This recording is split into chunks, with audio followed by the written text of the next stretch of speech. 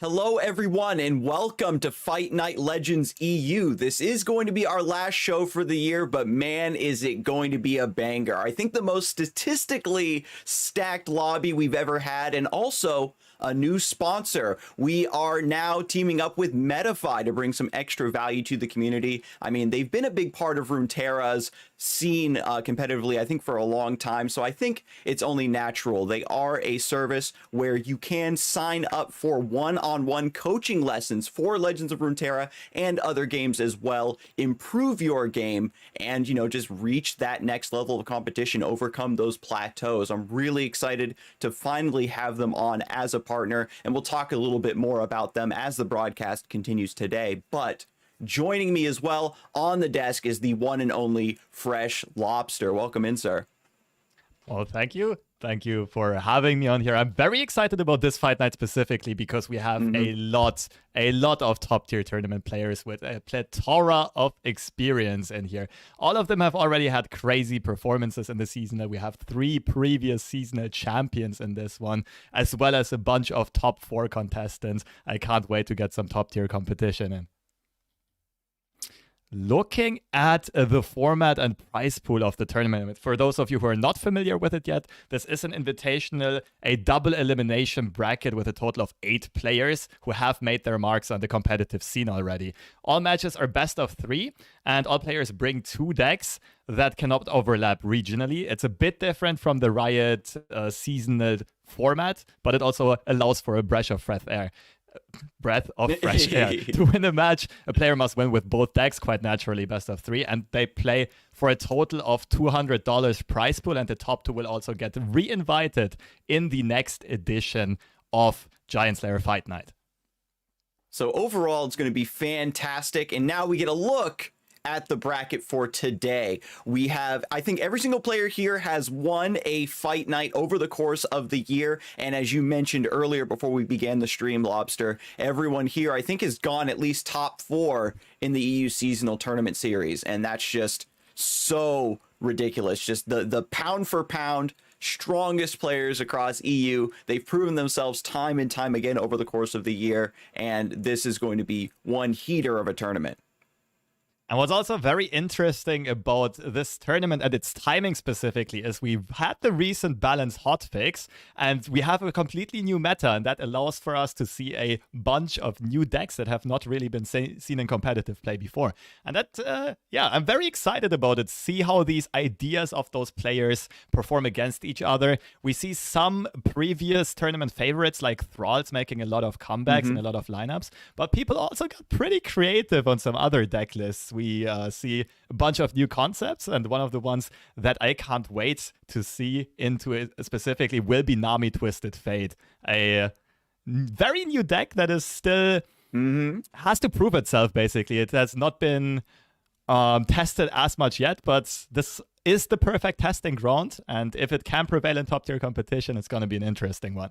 And speaking of top tier competition, we're going to talk about our first match for today. We've got Badge Attack versus Pavlici. Badge Attack, very young player from the Czech Republic, of course, and he is this bracket's Metafy coach.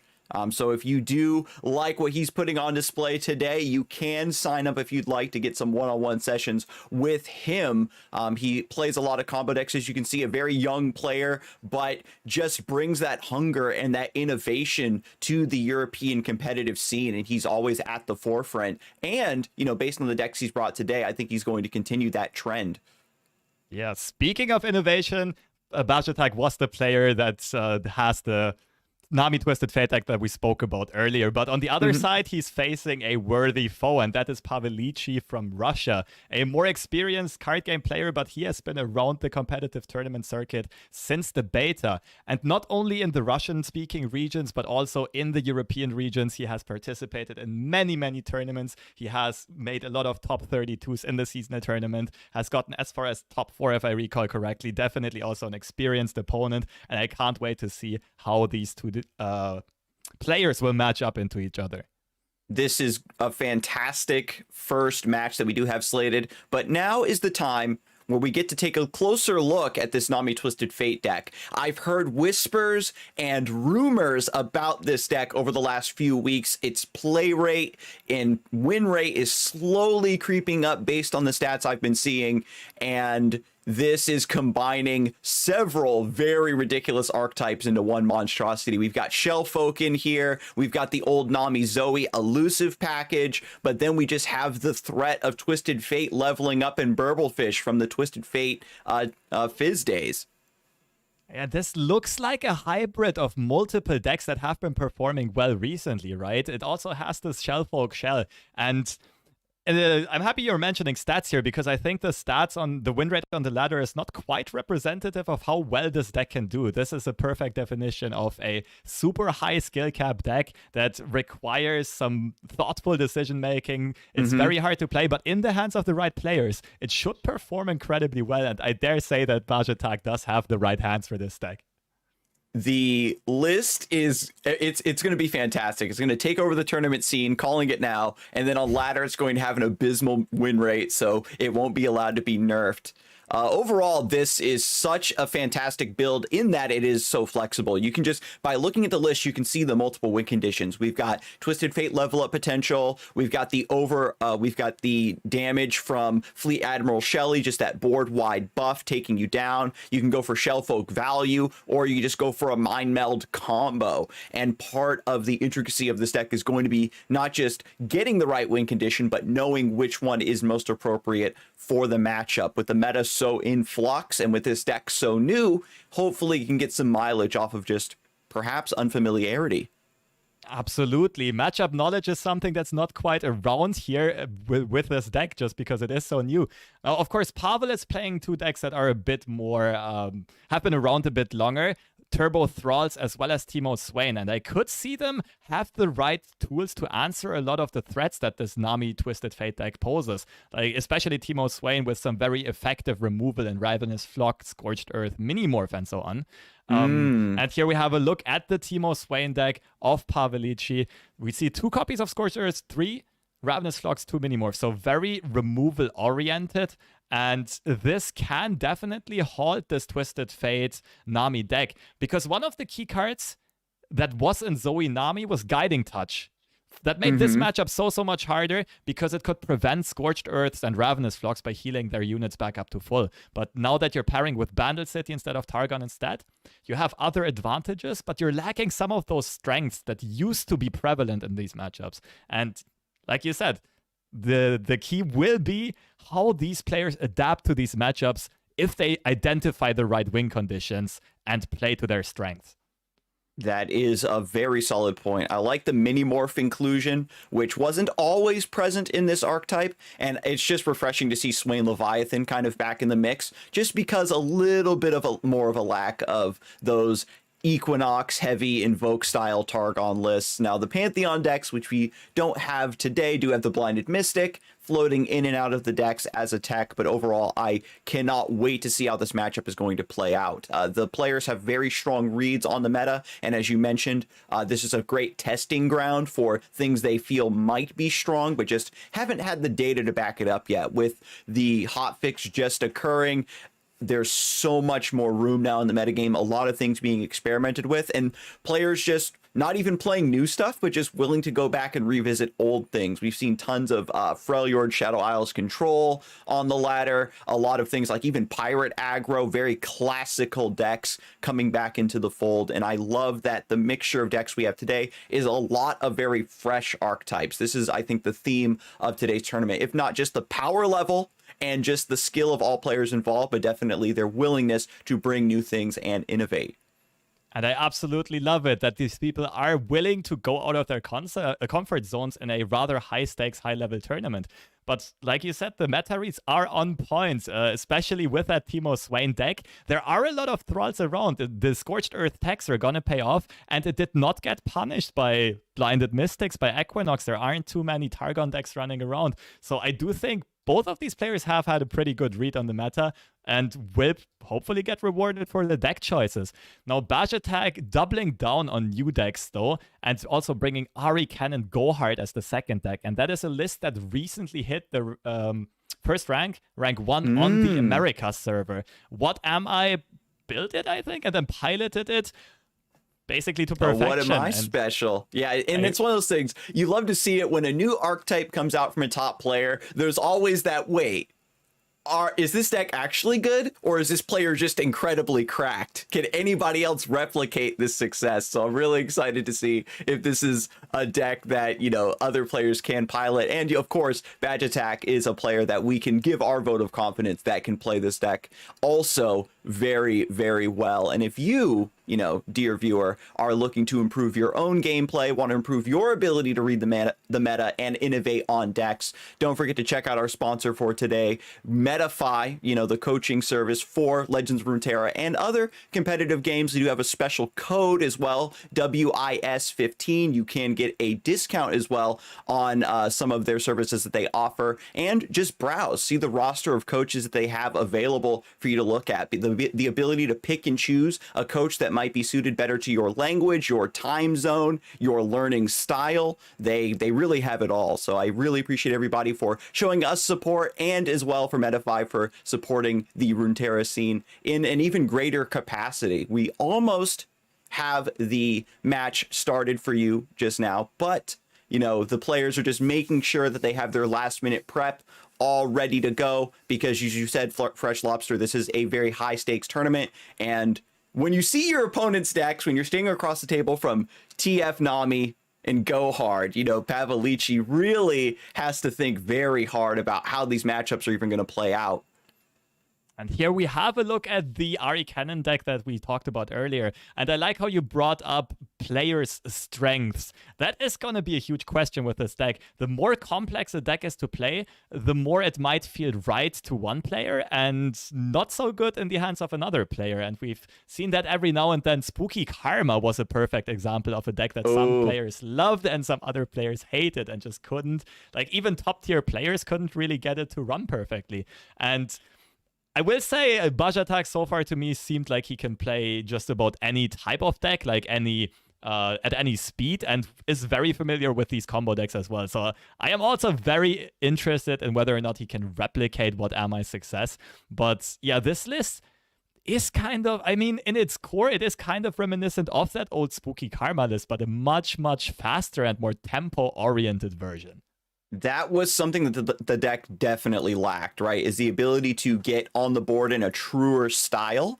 And when you are trying to kick back and play control with Shadow Isles and Ionia, you only have the soft removal of Ionia, where you're only delaying threats with stuns and recalls. And then perhaps your hard removal with Shadow Isles is too expensive or isn't lining up with your opponent's stat lines well, so you can just get caught between a rock and a hard place. And so this one, being able to just directly influence the board through elusives and units and Kennon's Marks of the Storm, I think that the ability to take that proactive stance alongside your late game win condition of the Go Hard makes perfect sense. And the inclusion of Sign and Thousand Tailed, this is the card that draws two when it comes into play, and having just that extra little bit of card draw is going to be fantastic to get out these Go Hards because they're so inexpensive.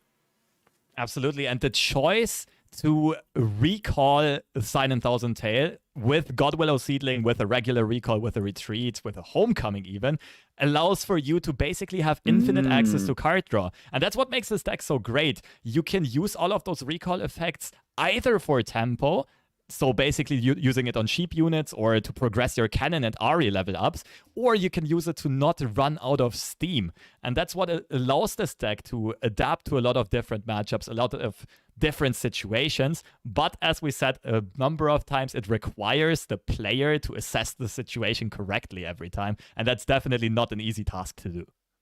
One other point I think we can make about this list as well is the Kinko Wayfinder change. It pulls two different 1-mana units, so you're guaranteed to get a Kennan and a Dancing Droplet, which for the purposes of this deck is actually a huge benefit. Getting the Dancing Droplets into play to begin cycling them and drawing even more cards is a huge boon to this style. And I feel that I don't know if Pack Your Bags is going to be a heavy hitting win condition like we saw in the past, but just having that extra bit of utility, that extra little bit of healing goes an incredibly long way.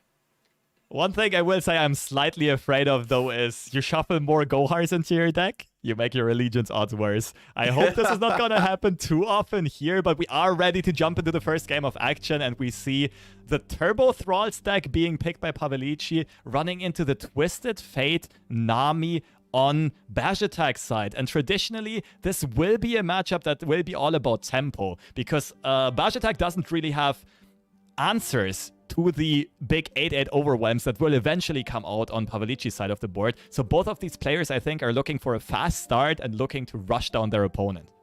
We need to get the Nami into play, and we need her to start buffing up these units so it's resilient versus the Ice Shards and the Avalanches, and just try to keep going wide and hitting from there. Typically, when we see Turbo Thralls, it's very feast or famine, right? They hit the combo. We've already got Thrall on one and a Clockwork Curator, Promising Future Talia in hand. It looks like the pieces are all there, but if you don't get your removal spells, there is a chance that Nami, Twisted Fate get set up in play, and then you've got gold card, red card coming through and helping them defend before they swing for lethal. And as of right now, Bajatak isn't even going, committing for the Nami level up, expending that mana on turn 2, not banking spell mana, rather saying, okay, my odds of drawing Nami are low, I just have to rush down my opponent, try to win through the board, just because Pavlici also already had that good start. And yeah, around turn 6 or 7, this should get very explosive once we see up to 4 Frostguard Thralls popping out of nowhere at the same time. Right, this list cannot disrupt the combo. It's all about Bajatak just trying to find his own win condition and hoping that it's stronger. We've got Twisted Fate now, we've got Nami potentially coming, but a couple gold cards isn't going to do it here when you have so many 8-8s coming through. We've got Promising Future this round, into Talia next round, and everything is coming up perfectly for Pavlici here in game 1. Absolutely. Yeah, Pavlici has basically what we could call the perfect opening for this matchup specifically. Just so that it happens that Bajatak does not have a very aggressive start, Pavlici doesn't need any removal at all. He doesn't have to look for this AoE removal. He just wants to pump out those Thralls as quickly as possible. And Bajatak, on the other hand, could go for a fairly aggressive Twisted Fate level up, but against 1 or 2 Thralls, it would have been enough, but against 4, I don't think 1 gold card per turn will buy you enough time. And it's unfortunate to see because back when TF Fizz was a thing, there was also a lot of Freljord control running around. There was a little bit of Turbo Thralls, but there was a lot of TLC, and so you were still playing against this same style of Blighted Ravine and Avalanche and Ice Shards, but because you had so much card draw in that deck, you didn't mind the AoE so much. You also had Suit Up, which was a great way to sidestep some of the more egregious removal, and this deck is more reliant on Nami specifically to come into play. Now that I see the Shell Folk, that is a reminder that this deck does have a very, very deep toolbox, and maybe Bajatak does find a way to survive against these Thralls and Shellfolk takes over? It would be, it's definitely Bajatak's clearest path to winning, but us knowing Pavlici's hand and him also deciding to play greedily, copying the landmarks that will spawn 2 Thralls each instead of just going for the tempo predict time in a bottle. I like that play a lot, realizing, okay, Bajatak already used his attack, he doesn't really put out a lot of pressure, and therefore Pavlici can elect to be greedy and will be rewarded with it in the very next turn. And yeah, Bajatak is on his way to level up this TF, of course hoping that without protection he's gonna stay alive nonetheless, but it might be too little too late. Let's see how exactly Pavlici decides to play this one out. The attack token does have, is here for Pavlici. There is only 1 time in a bottle, so we can get 2 Thralls here if we like. We can play the Lissandra on top of that. The tough Nexus is really going to make it difficult for Bajatak to actually deal damage. When you look at Shellfolk, the value it generates is massive, and you sort of just win through your overwhelming advantage in terms of cards. You're going to run your opponent down, but when there's the Frozen Thralls just about to hit you for the 8-8 overwhelm, it doesn't really matter how much value you potentially have in hand or on board when you can't protect your Nexus. Absolutely agreed. Bajatak has all the value in the world in hand, but that's not what he needs right now. He needs to keep up with the insane pace that Pavilici is putting out. He needs to keep up with tempo, and therefore Shellfolk over the course of a couple of turns can help you regain that tempo because you get discounted cards and everything. But Pavilici making what I think is the right call here, popping the time on a bottle, going for this attack, already setting Bajatak to a very dangerous amount of Nexus HP. More Frostguard Thralls to come, leveled Lissandra to come soon, free Ice Shard generation. This is looking very dire for Bajatak. Once you get set this low, you have to start worrying about the ice shards and the blighted ravines just finishing you off from there. Talia can maybe even level up soon, and then she's threatening more burn damage. And even if, you know, the Shellfolk starts to pop off, as long as the rest of that burn starts to come through, that's going to be all she wrote. And look at this. Fury of the North also being employed here to deal even more damage, setting Bajatak down to 2 HP. Pavilici knows, I just need to find Blighted Ravine now. We'll see if Shellfolk is enough to overcome this detriment. Into Prank. Ooh, Three Sisters is not too bad of a yoink because it can take out one of your opponent's Frostguard Thralls in the next attack. Bajatak is electing to go for the Rite of Negation instead. Nami is in hand, should also be leveled at this point if I'm not mistaken. And with the attune at least, she will level up. But like, this board you're staring at, I'm not sure if even a level Twisted Fate and a leveled Nami can hold your ground while you're at 2 HP. Ravine gets top decked as well. Oh yeah, and the Ravine. Pavilici set that up beautifully with the Fury of the North. Just saying, okay, I have so many top decks here that can just allow me to win the game, cut off this value. Ironically, we saw the Prank draw the Rite of Negation and then a card from the deck. So, you know, he knows every other card in the hand is a champion, but it's just too little, too late. And this is just something that you see all the time with Thralls, these combo decks. And this is exactly the sort of thing that Thralls wants to punish. Something that's very slow, something that's very value oriented for the late game. And instead you have this massive spike of value in the mid game. Absolutely. Pavilici also just played to his strength correctly, mulliganed correctly, went for the greedy route, and now is in a situation where they basically set up 3 different win conditions. And that is either the attack with the gets eyes on the Blighted Ravine. Can you prank this into unplayability? Well, the thing is, now if you play your own Ravine, Bajatak at least survives for another turn, but it's not even remotely enough to also stop all of those Thralls swinging. And I mean, at the same time, the third win condition that Pavilici set up by setting Bajatak to 2 HP is just playing Lissandra and getting 2 free ice shards, and the game is also over. So there are so many ways, if the game just goes 1 or 2 more turns, for Pavilici to close this out. I love the way they set everything up and looking in a very dominant position here. This is honestly, now that we're seeing like some of the mana being spent, some of the cycling going through, you can see how dangerous Bajatak's list can be. If only 1 or 2 Thralls had come out and Bajatak maybe had a couple more rounds to really abuse this value, I can see the makings of a comeback here. But being set down to 2 so beautifully, Pavlici's already made sure everything has gone according to plan here. And there's a bit of an interesting mind game going on here. Pavilici deciding to not play a card because he wants to keep representing the Blighted Ravine in hand. Because as long as Pavilici keeps 6 mana open, Bajatak also needs to keep 3 mana open for the Blighted Ravine. It's the only way of healing and stopping Pavilici's Blighted Ravine. And therefore, Bajatak cannot expend all of their mana for aggressive purposes here as they maybe would have liked to do. And just some very smart strategic play here on both sides, but Pavilici just snowballing the better opening here. Generating the list, also really fun there.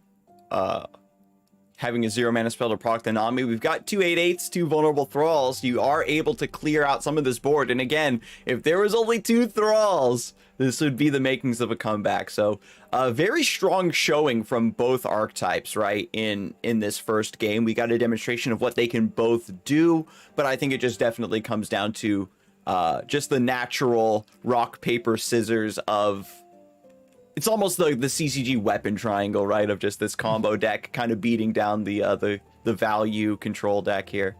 Yeah, that's in the nature of the Thrall stack. You are very willing to go for very polarized matchups if you bring that deck. That means some matchups you are just heavily favored no matter what, and some matchups are really, really poor for you. But this time Pavalici does get rewarded by getting one of the better matchups and also the better start. So far, Bajatak is doing some very good damage mitigation though, taking 2 of the Thralls out, still having 1 high HP blocker on the defensive end in the Twisted Fate, and the other Thrall can tank the gold card. So therefore, there is a little chance that Pavalici might not be able to close out the game in the very next attack. There are still 2 other things to take care of though, and those will be Lyssandra's Ice Shards as well as the Blighted Ravine Nexus damage that are both going to come through eventually.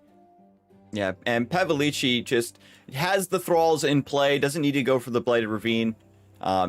There is vision on it in hand, of course, for Badge Attack. If more pranks are generated, maybe you can keep chasing that Blighted Ravine up the curve. Stress defense. Stress defense. Great find here. That will take down one, or rather temporarily take out one of those Frostguard Thralls. Nonetheless, the question is it too little too late? Because Bajatak doesn't have a lot of time left to work with, and especially not a lot of Nexus HP left to work with. The Twisted Fate does level up here. Of course, the 2 weakest unit gets stunned by the Eye of the Rahorak. And as of right now, there is a possibility of Bajatak fending off this attack. Yeah, we've got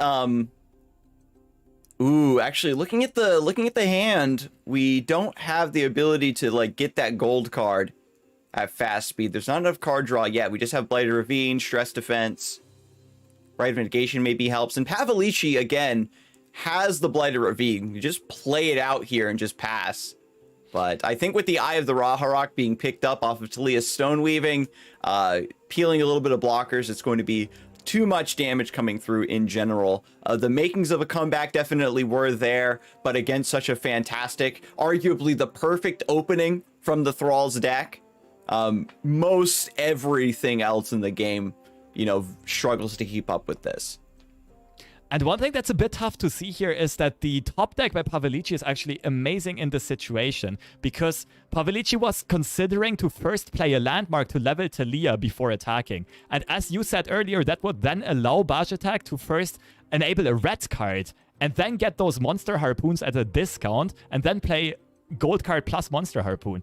And therefore, Pavalici would have preferred to open attack, but of course this open attack is much stronger now that Talia is leveled and an additional threat that might close out the game.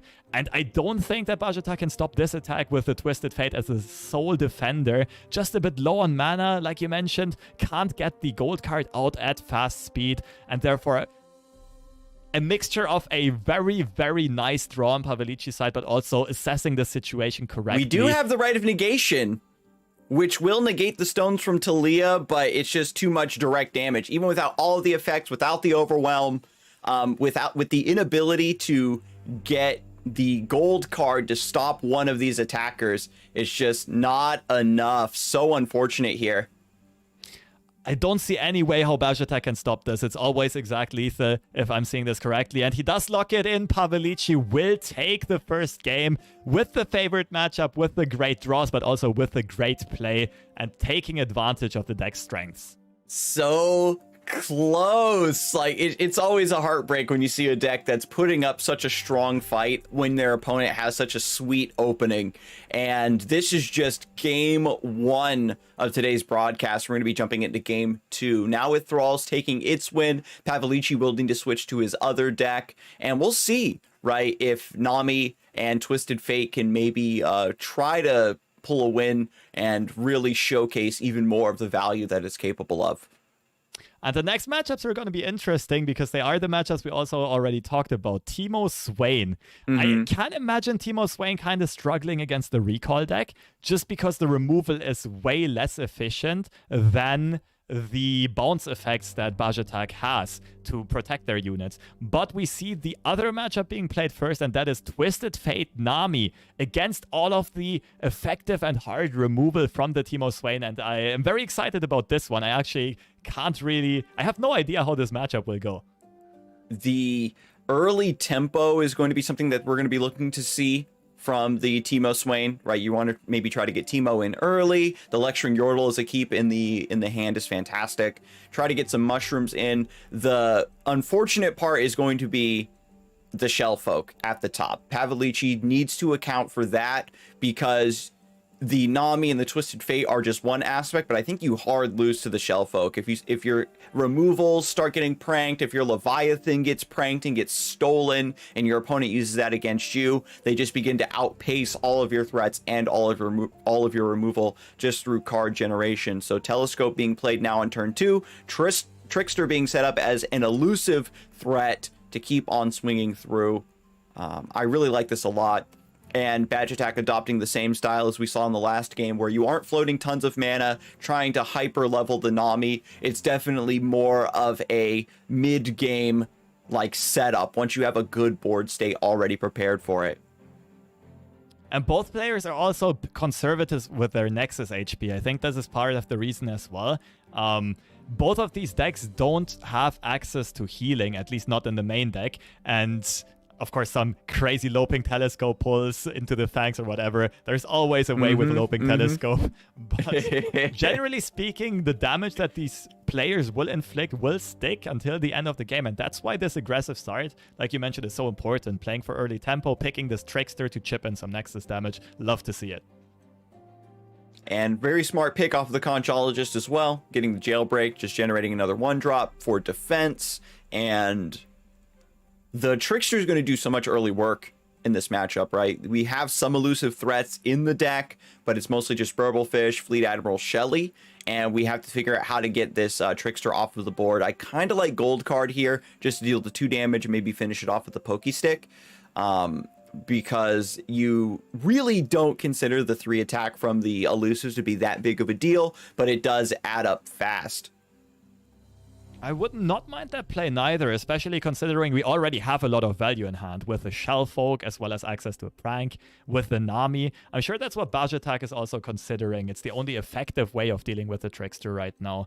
It's also mana efficient. The only thing that you are probably not super happy about is that it does not really progress the Nami level up, but there's just no real way for you to do it this turn anyway. I think if you're Badge Attack, you're fine with holding on a bit on the Nami. She'll get her job done eventually. But first of all, making sure that you don't take too much early chip damage. And yeah, we saw the consideration there, where Badge Attack was thinking, how greedy can I be? You know, how much burn, how much damage does this matchup actually contain? And I think that this is, again, as you said, the smart choice. Lecturing Yordle going to come down. Massive stat line to be difficult to deal with. We did see, of course, that Badge Attack does have the Monster Harpoons in the list to kind of help out. But one important thing to note is this deck is not running Mini Morph. So dealing with the Leviathan is also going to be a pretty tall order. It's going to come down to just value, card generation versus just pure threats from Pavilici here. The interesting thing is, will Pavilici have the right removal for Badge Attack's engines? And by engines, I mean Nami and Shellfolk, because if they survive for a turn or two, beyond the turn that they are played, they just generate so much value and tempo simultaneously that the game can quickly snowball out of control. And as of right now, Pavilici neither has a Ravenous Flock, nor a Scorched Earth, nor multiple Swains for Swain's Ravenous Flock. And therefore, the Shellfolk that can already come down next turn... Ascendant's Rise! Well, that's not the epic card that you want to see.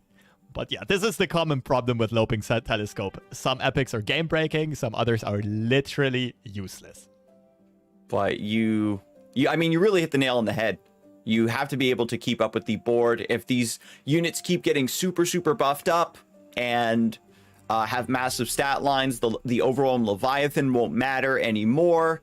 Then you're just value trading your opponent down. If Twisted Fate gets bluffed once or twice, then you can't kill him before he levels up, and then that continuous value you get from blue card, red card, gold card is just going to also win you the game. You can see how, again, this Nami Twisted Fate has several win conditions that all converge to this point towards the late game. I do think in this matchup you can't really build on Twisted Fate being a win condition though with his puny 2 HP pool. There are just so many threats on Pavlici's sides. Poison darts, pokey sticks, lecturing Yordle will usually take care of him on his own. Death's Hands. Yeah, Twisted Fate will usually not see 9 cards be drawn. But the other 2 cards are a lot sturdier, and that is Nami and Curious Shellfolk, especially if some buffs hit the Shellfolk. You have Nami as a potential buffer, as well as Fleet Admiral Shelly as a potential buffing tool. And yeah, so far Bajatak does have 2 of those engines in hand. Pavlici does not have the right removal in hand, though. And still a fantastic defense being put up here in the early mid game. Normally, you feel really bad about the poison darts helping control the board, but Bajatak is just perfectly fine with conserving the HP and just perhaps even passing here. Floating the mana, working towards that Nami level up. The poison dart goes on your Nexus, but that's really about it. Yeah, I really do like the Otterpus here, though, because next turn you want to go Shellfolk into Prank, into Trinket Trade, and then the game basically starts spiraling out of control. We see the Poison Dart take care of the Otterpus here, but that's not the reason why you played him. It was just the sacrificial lamp to get the purpose done of creating a Prank in hand. And I think now we will see the Shellfolk take over, because Pavlici still does not have an effective answer. And if they use 3 mana to draw potential removal, they don't have enough mana left to remove the Shellfolk. So beautiful setup here for Bajatak. After seeing all the board trades go through, you just know that you can play the Shellfolk here and it's going to be relatively safe. Next round, Nami gets to come down, and then if any removal does hit the stack, you have the ability to just buff everything in response to it, the way she used to do before she was nerfed slightly back in the day. But Pavlici did get the Ravenous Flock, but that 6 HP is still so massive for Curious Shellfolk. Pavlici being exactly 1 mana off of being able to remove the Shellfolk. Death Sand and Ravenous Flock would get it done. And now Bajatak might be able to drop the Nami, and basically what's going to happen is the first action does go to Pavlici. And I'm very curious to see if he decides to now, or at the start of next turn, damage the Shellfolk immediately to set up a Ravenous Flock before anything can get out of control. In order to do so, you would have to play the Death Sand now, because what happens otherwise is, if Pavlici waits here, they play the Death Sand next turn as the first action, then Bajatak can play the Nami in response. Then Pavlici plays Ravenous Flock, but Bajatak can play a gazillion spells and buff the Shellfolk back up to a gazillion health. And then Ravenous Flock is not enough. Let's see what exactly happens here. Bajatak highlighting the Nami level up for us. It almost seems like this is exactly the setup that he's going to try to go for. The consideration here as well is, do I want to save my pranks for Nami? Do I just want to cash them in now to start getting some combos and duplication, building up some resources? And Bajatak is just doing the best of both worlds, right? You get a little bit of duplication from the Otterpus, but then you're just making sure that you attune enough for your Nami to get her down next round. Now the pranks are coming through, disrupting the removal, protecting this Shellfolk even further. Arachnoid Sentry is kind of nice, getting more units in play for Nami to buff and just stopping the stuns. This means that Pavlici now needs to open attack, can see that the Arachnoid Sentry has been stolen. I'll be honest, I'm a bit surprised that we saw the Poison Dart instead of the Death Sand, because it doesn't really effectively set up the removal. All right, now we see the Ravenous Flock come out. I suppose Pavlici does want to open up with the Death Sand then. Try to go for the mana-efficient route, but might get punished here by the Shellfolk still being surviving a bit longer and maybe getting buffed up by this Nami in the very near future. Ooh, so cashing in the prank. Now that the removal's coming through on the Curious Shellfolk, Bajatak wants to get as much value out of it as possible before Pavlici's able to take it down. And stealing a Hidden Pathways is absolutely massive. You reset the discount for your opponents back up to 5 mana, and then you get one that's discounted even further for extra card draw and value. Another burst speed spell for Nami. Yeah, the synergy with Nami is the key here. Is absolutely insane. the speed as well, because Pavilici might try to get rid of the Shellfolk, and Nami wants, of course, fast speed or burst speed spells to keep the board healthy, to buff all of those small units from the incoming removal. But now it's very interesting to see how Pavilici will try to set this up, because you could open up with a Death Sand, but it doesn't feel good. It is a bit mana inefficient. You've also already invested the Poison Dart earlier on. Instead, yeah, this is a bit more of the greedy way here, going for the Poison Dart generation, but it also allows exactly this. Yeah, so Badge Attack gets to trade away both of the smaller units and play the Nami. Now all of the buffs are going to go on to Shellfolk to save it from the removal that Pavilici wanted to set up with that attack in the first place. The Death Sand will not be enough, and even the Death Sand in combination with the Poison Dart, like, Badge Attack could go for pathways into Shakedown, and the Shellfolk will have 4 HP, and there should not be any way for Pavilici to contest it this turn, which means it can keep doing its thing, just keep on generating value, generating tempo. We see the Death Sand come out. Oh, Badge Attack actually considering to sacrifice it, saying the Shellfolk has done enough, and I have another one in hand. Letting that go through, setting up for the next. That also makes a lot of sense. Like, why keep a 1 HP damage Shellfolk when I can play a 6 HP healthy one? That's fair. And because of all the pranks that have gone through, you can see your opponent just has card draw, a couple spiders, no big threats yet, low chance of Leviathan. Won't be able to play it until next turn. Without a Swain in play, without Swain leveled up, Badge Attack has a couple rounds of just free reign under no pressure. Here comes Shellfolk number 2, and a couple pranks still more in hand. The couple pranks as well as the top deck trinket trade. That's exactly what you want to see in this situation. You have the Shellfolk as well as the Nami, which both benefit like crazy from this trinket trade. And if you find another cheap spell for 1 mana or 2 mana, you'll duplicate it. You'll get more cheap buffs, and the board will snowball out of control within this turn or next turn. So Conchologist comes down. Finds the Culling Strike.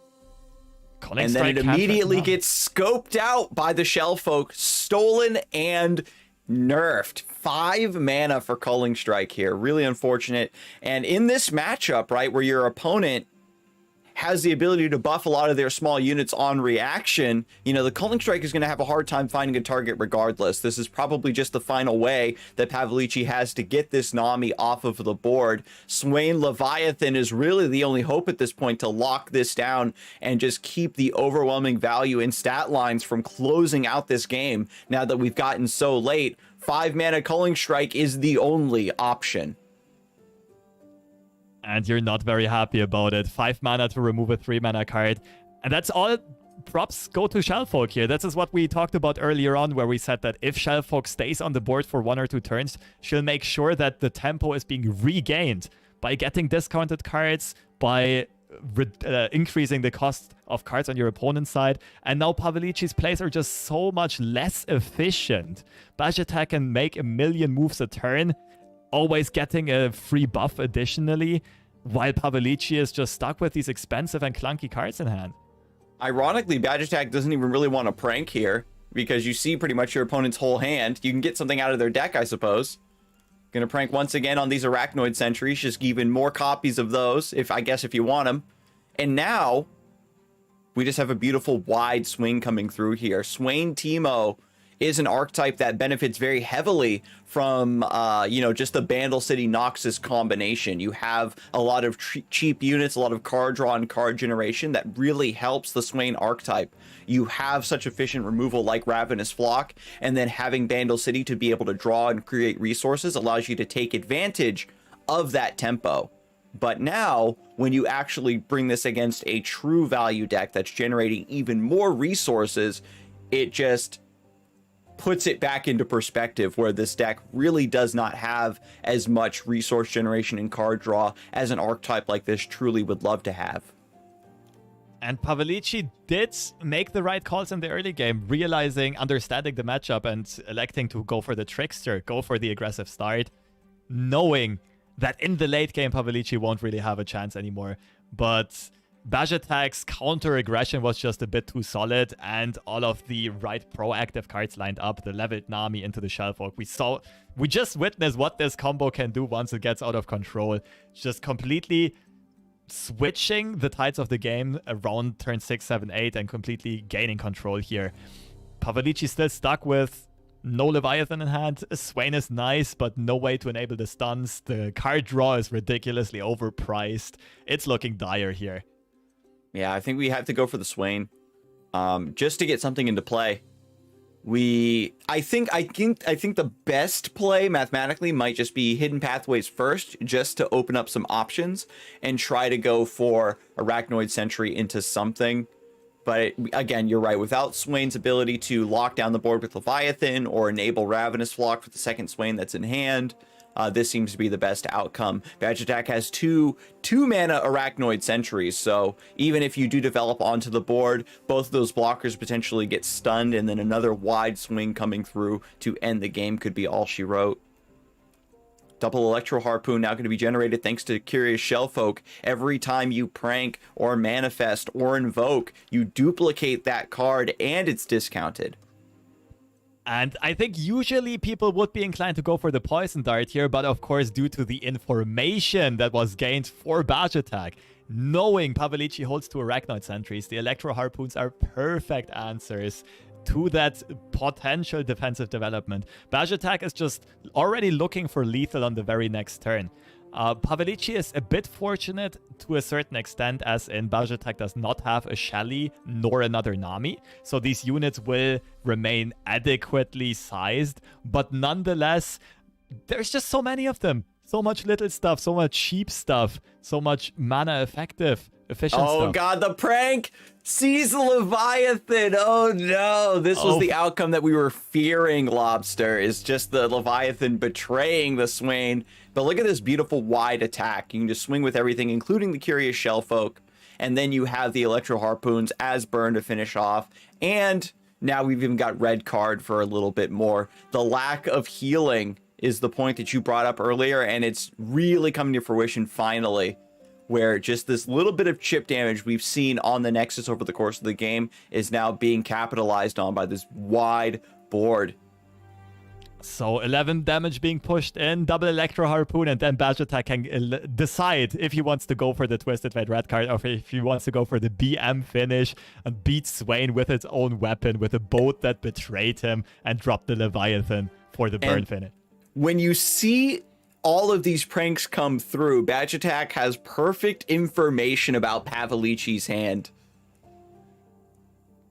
That's like an aspect of prank that's often undervalued, especially on lower levels of play. Like the strategic value of knowing, of being able to estimate what your opponent's plans are and what they can do and cannot do is so huge in like this high level of play. And Bajatak was just making great use out of it by picking those Electro Harpoons, by realizing what lines of defense Pavalici has. And yeah, just going for the Twisted Fate now and setting up the much, much safer route, of course, with the double Electro Harpoon. And there's nothing that Pavalici can do about it. We are just really seeing the power of Bajatak's ability to read the metagame. After the hotfix nerf, the Bandle city like Poppy Piles disappeared, and so there's not a lot of pressure right now overall in the metagame. And after a hotfix or any sort of change to the metagame, players will sometimes revert back to aggressive game plans, or with so much value and experimentation being opened up in the meta, these slower lists are perfectly preyed upon by the Curious Shellfolk lists. So we really got to see it pop off there in game 2. And now we'll see the most interesting matchup, I would almost dare say, and that is Ken and Ari against Timo Swain. At least for me, it's very interesting because I've never seen it, and I've never seen anything similar to it. Because Timo Swain against Nami decks has been around, like Zoe Nami, but really a tempo recall deck that hasn't really existed before, at least not in competitive play. And let's see how well the Go Hard pile can hold up against the pressure of, well, a crazy Admiral and a giant boat. When we get into the first game, we can see the cannon starting off turn 1. We also have the recall. It's a cheap way to sidestep this removal. And that's going to be key, right? When you can just recall your unit so that Death's Hand or Ravenous Flock doesn't resolve, you're also massively delaying the Swain level up. And then you can never, and this was something we saw previously, trying to set up Swain and Leviathan on the board at the same time versus a deck that has like Homecoming and all of these things is going to be incredibly difficult. So Pavilici needs to do a lot of work with just the rest of the units in the deck here for the early mid game. But one thing to mention here is that outside of Homecoming, there's no effective removal or badge attack against Leviathans or against Swains. Like, the cannons are very good at removing or managing a board full of small units because of the 2 damage stunts that you continuously get. But against the unit with 7 or 8 HP, it does take a long time to chip that down. Nonetheless, both players with a decent start, but Bash Attack really, like, not going for the go hard, not finding that, but access to cannon as well as Wayfinder, as well as some recall effects and protection. This cannon might level pretty quickly and might pop off like crazy. The nightmare scenario of having like 2 cannons in constant rotation, so you have those lightning rushes, shuffling more cannons into the deck to get pulled back into play with Kinko Wayfinder. Definitely we're seeing the makings of it here early on. So now we've got Pokestick. Gonna go on to the Shadow Assassin. And Badge Attack is perfectly able to take that. It already drew a card. Your Kennen is still alive. You've got Ari waiting in the wings to recall. So I'm glad that, you know, if you have to pick, the Shadow Assassin from Pavilici's perspective is still probably the best opportunity. You want to take that chip damage off of the board, and you're just hoping, well, I can deal with Kennen perhaps a little bit later. Maybe right before he levels up, get him off of the board. We'll see how Badge Attack makes use of the Ari on this turn. Badge Attack did connect the nice combo in hand, and that is Ari as well as Dancing Droplet. That is one of the very effective ways to keep generating value if you attack with Ari on the left side and then put the Dancing Droplet to the right of her. Most of the time your opponent won't have elusive blockers, so Ari will strike a blocker first and then go into a free spot and strike the Nexus. So deal a total of 4 damage while recalling the Droplet to draw you a card. It's such an effective combo to chip a bit of damage while not running out of steam, but Badge Attack instead electing to put out even more pressure, a faster play with a Kinko Wayfinder here, getting a second cannon that can take care of the Conchologist through Mark of the Storm, as well as the Droplet that we spoke about earlier. And now, because we know the Poison Dart is in hand, Badge Attack is just flooding the board with potentially strong targets, right? Do you want to take out the Dancing Droplet to continue to control my elusive chip damage, deny my card draw potentially, or do you want to take down the second Kennen to tone down my ability to just naturally attack you and get these in rotation for Mark of the Storm? You have the removal, but it's just no good targets for it. And whichever one you choose, there is still the recall waiting in hand. Absolutely, but one interesting thing to note here is Badge Attack already knew the Lecturing Yordle was on Pavilici's side. So Badge Attack can only protect one of the 2 cannons. So he was playing the Wayfinder while willingly sacrificing one of the 2 cannons. I'm not sure if he's going to go for the recall or the Twin Disciplines, but there's no way to protect both from 2 poison darts. And that's one thing that I really liked about Pavilici's mulligan, realizing how incredibly important the Lecturing Yordle will be in the mid-game, keeping it, and with the attack token on turn 4, making perfect use after having banked 2 spell mana to spam these poison darts. And so here comes the recall. You get to sidestep the Poison Dart and also draw another card. We have both cannons in play still. I like that Badge Attack is going to, again, just threaten the second cannon. There's not a second recall, and you're just trying to keep the Marks of the Storm under control. Now with the attack token, Badge Attack does have access to the Ari. And Pavilici is out of pings right now. Does main deck 2 Poison Darts, does main deck 3 Pokesticks and 3 Death's Hand. None in hand right now though, which means it's gonna be a bit tough to stop this little Ari Dancing Droplet combo if Badge Attack should elect to go for it. Stun coming in on the Ari though, that's one way to stop her. No Ravenous Flock follow-up, unfortunately, though. Yeah, just trying again to stop that value, slow down the cycling of the cannons and the dancing droplets that are going to level him up. Once the cannon levels, it becomes very difficult to effectively keep a board in play. And if your early mid-game board-based pressure is negated and you're then forced to flee to the high end of your deck and try to get Swain Leviathan set up, it's just not going to be a good outcome for you. We've got Go Hard #1 finally being drawn. And we'll see if Badge Attack wants to cycle these in. You talked about it earlier, Lobster, that having multiple Go Hards in your deck does throw off allegiance odds. And it remains to be seen if Badge Attack wants to recall and replay Kinko Wayfinder, or if getting this first one, getting that second cannon, and these droplets in play is enough. Might be, but Badge Attack will also soon have to worry about some threats that might come out of Pavlichi. I'm almost a bit surprised to not see the Swain development here, because there's no effective fearsome blocker in Badge Attack's deck, really, except for a leveled up cannon. But even with that one, you don't really want to block. And Pavlichi instead deciding to go for Conchologist, probably looking for removal, only finding Sharpened Resolve instead, though. And yeah, I'll be honest, I'm a bit surprised.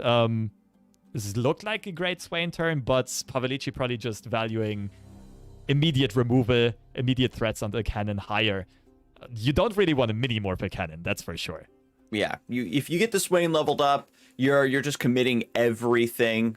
And even if there was like maybe a homecoming to bounce the Swain into an open attack, it's not really that devastating for you, in my opinion, because Pavlichi is still very healthy. Badge Attack, we've seen this consistently where you have a lot of dangerous things that your deck can do later on, but in terms of the early tempo potential of this Kennen Ari list, both players have done a fantastic job of defending themselves. Sharpened Resolve going to come through here to protect the Lecturing Yordle. We need this continuous value.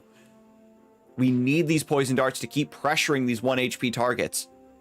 I like the play a lot on both sides, because both players are realizing how much of a key card this Lecturing Yordle is by just continuously generating that removal. Puff caps are also, like, it should be mentioned that they can be very, very devastating in this matchup. Badge Attack's deck draws a lot. But, on the other hand, Go Hard is also a soft counter to Puff caps. So just a little side dynamic on this matchup. As of right now, Pavlichi, of course, has the Puff Cap lead before Badge Attack starts shuffling these Go Hards. Probably gonna... I'm gonna be curious to see if it targets Cannon again or if Droplet gets targeted. If you target the Droplet, you're feeding into your opponents kind of what they want to do. Because they just sidestep the removal, but then they're also drawing another card like we saw the last round. So with Pavlichi now going towards a direct burn on the Nexus plan, I like the shifting of gears here. Lecturing Yordle has been alive for several rounds, is generating a lot of value. Kennen finally leveling up thanks to all the dancing droplets coming into play. And so now the elusive win condition, this elusive chip damage is ready to go. Ari is not close to leveling up yet. No Godwillow Seedlings coming through, but she will begin to continue cycling with the dancing droplet in response in this next level up. And Badge Attack has access to a lot of draw, even though it doesn't seem evident at first sight. But Charm as well as Homecoming on the droplets will be 2 cards drawn, as well as the top deck that is going to come out here. He does go for the Go Hard first, though. Apparently wants to find the second one to get rid of this Yordle finally. Again, just admitting and realizing how scary this Yordle is for this matchup. And Badge Attack in a rare position here, running pretty low on cards, and this might tempt Pavlichi to finally take that risk of trying to get the Swain set up, especially with Leviathan potentially coming down next round. I really like that potential here. Just get it down before the Homecoming is in hand, however, but I think you just need to force it from this point. I wonder what the reasoning is here to not open attack. I feel like it could get punished pretty hard by things like the Stun Spider onto Ari. But Badge Attack will have a lot of access to draw here, especially if they do decide to go for Ari's Charm, as well as the Ari attack, recalling a Droplet. Potentially, maybe just wanting to see how Pavlichi develops defensively and then keep Homecoming open. Taking care of that Yordle First things first, though. And Pavilici now also in an interesting situation. Do I Shape and Resolve and keep Yordle alive but at low HP? Or do I keep Sharpened Resolve, rather, to threaten a block on the cannon? Or maybe even the Ahri? Yeah, so there it is. Sharpened Resolve comes through. And when it comes to Kennen, this is the scenario that you hate to be stuck in, right? Where you can't block because you give your opponent that second Mark of the Storm. So Charm comes through on the Teemo, allowing you to pull it to the side so your elusive still swing through. Card draw gives you another Go Hard in hand. And now we start to see how this deck comes together. We've got this incredible draw engine thanks to Ahri, Dancing Droplet, and Thousand Tailed at the top end. Beautiful amount of damage coming through. Mark of the Storm sets up to threaten this Lecturing Yordle even further. If you can recall this Kennen one more time. I think Pavilici is... This is going to be interesting. Like, you could play Swain here to play Leviathan next turn. It's perfectly on curve. But as soon as you do play the Swain, you would allow your opponent to play Homecoming. Going for the double droplet into Go Hard instead. Again, wanting to draw Go Hard again to get rid of that Yordle finally. And also, very important to note here, keeping the Homecoming for the Leviathan. Bash Attack knows that if Pavilici plays Leviathan, they have 0 mana left and they can't stop the Homecoming. Yeah, so it's an enormous commitment here. Without Swain being leveled up, you can just block with the Kennen if you want to.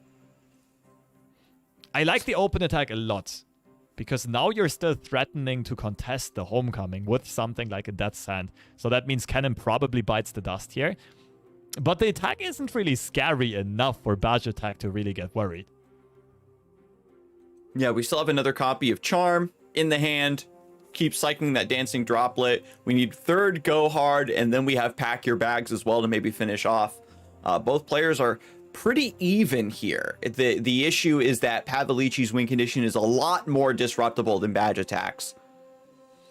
And what I find interesting as well, while the game state might be somewhat even, the dynamic of the decks that these two players are playing. Badge Attack, again, with a deck that has access to a lot of cheaper stuff, a lot more inputs per turn, a lot more actions and decisions per turn, but also all of those cheap actions overall do more than the clunky moves on Pavel's side. And Pavilici not going for the Leviathan, acknowledging the threat of the Homecoming most likely, and instead trying to get rid of the Ahri here. And Badge Attack thinking like, okay, Deny is very scuffed in this matchup no matter how you spin it. Like, it only hits 3 mana spells or lower. Do I now deny the Poison Dart, or do I try to contest the Scorched Earths and Ravenous Flux that will follow? I mean, you do have the second Ahri in hand.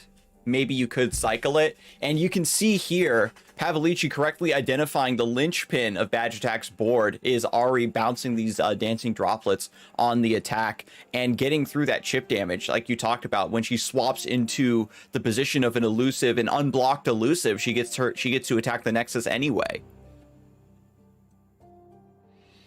Going for the charm just to cycle. Badge Attack's considering it, but... But then you're giving up your Ahri, if there is removal for this Ahri indeed.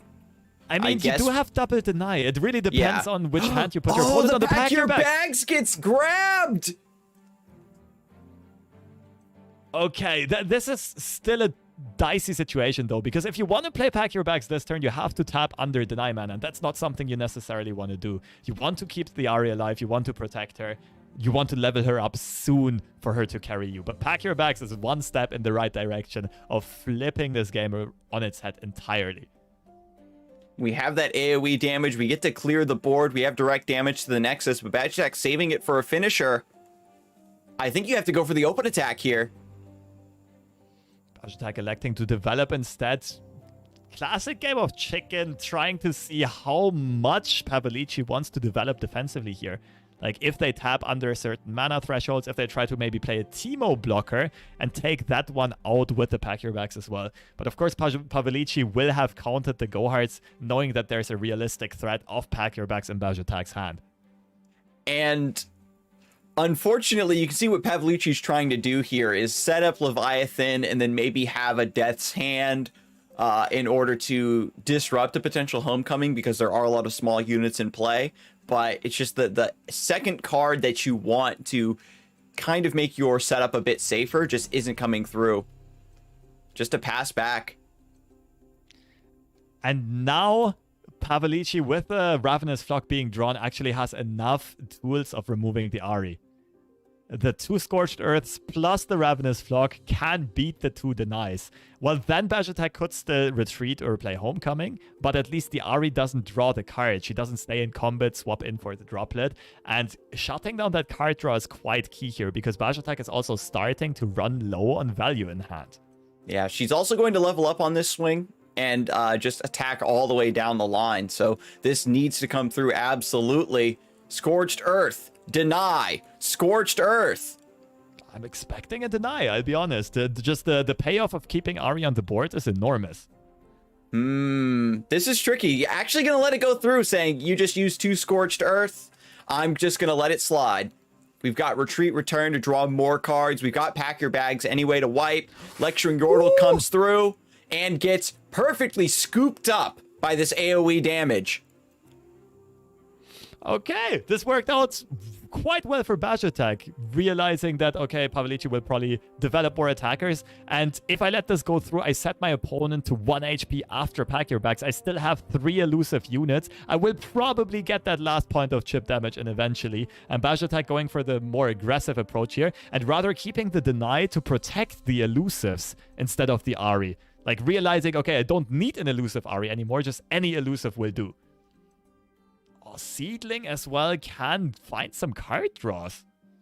And again, you still can't go for Leviathan. Now you don't have anything to back it up. If you play it, it gets boosted back to your hand. It's just you win, you lose anyway. Loping Telescope has to find Trickster here or Equinox. Something needs to happen. A miracle needs to happen in order to stop this elusive damage. Pavlichi considering the tenor of terror, trying to flip the switch and go for a very aggressive attack instead. Basically hoping that Bajatek is forced to block with the elusives, because that's basically as effective as finding removal for them. But it looks like Pavel is hovering Swain here instead. Gonna be interesting to see how both players navigate this. Yeah, because unfortunately, the mana just doesn't add up. If you play the Swain, it gets bounced. You don't have another threat that you can pivot to. And it just goes for the Leviathan. That's not going to be enough. Homecoming comes through. Gets that big threat out of the way. No extra damage coming through. And that is going to be game 3 going to Bajatek. Teemo Swain not able to cut it here. And Bajatek will be advancing in the bracket. And I think the key here was just the mana efficiency of Bajatek's deck after all. All of those small actions, all of the 1 mana and 0 mana things that this deck can do. And for every threat that Bajatek puts up, Pavlichi had to invest a 2 mana card like Pokestick, or a 3 mana card like Death Sand, or a 3 mana card like Scorched Earth to try to contest that. And over time, it just wasn't enough to keep up. Bajatek grinding out the victory here, but also very smart in acknowledging, okay, my opponent's deck doesn't have healing. This is like, the attack is fine. I can sacrifice the Ahri here. The elusives will chip down my opponent. I don't need more than I currently have. Yeah, it was honestly really impressive to see, with Lecturing Yordles being such a huge part of the equation, so many poison darts being thrown around, that there still seem to be so many cannons and dancing droplets in play regardless. But a fantastic set nonetheless. We'll take a look now at the bracket and see how the rest of the round 1 games went. Den taking down our last week's champion Pinus, and moving on to face Gamebreaker, who also took down Broken Ball. Bajatek now taking on Sir Donald for the next round. Already, look at this. Broken Ball and Pinus actually seem to have already played. I don't know if that's an error or not, but a little bit impatient there. I did say that Broken Ball is a pretty hungry player. I mean, Broken Ball might just be on a speedrun, and he is playing 2 very, very fast decks. An Ahri Cannon with a Rally tech, as well as Lulu, Jinx, Bandle City. So buffing up those Flame Chompers and basically just trying to run people down. So it makes perfect sense. We had 2 control matchups here. They do take some time sometimes. And Broken Ball was just running people over. Well, we always have the one aggressive wildcard player here at Fight Night, and so we'll be back from this short break with some more action. Stay tuned.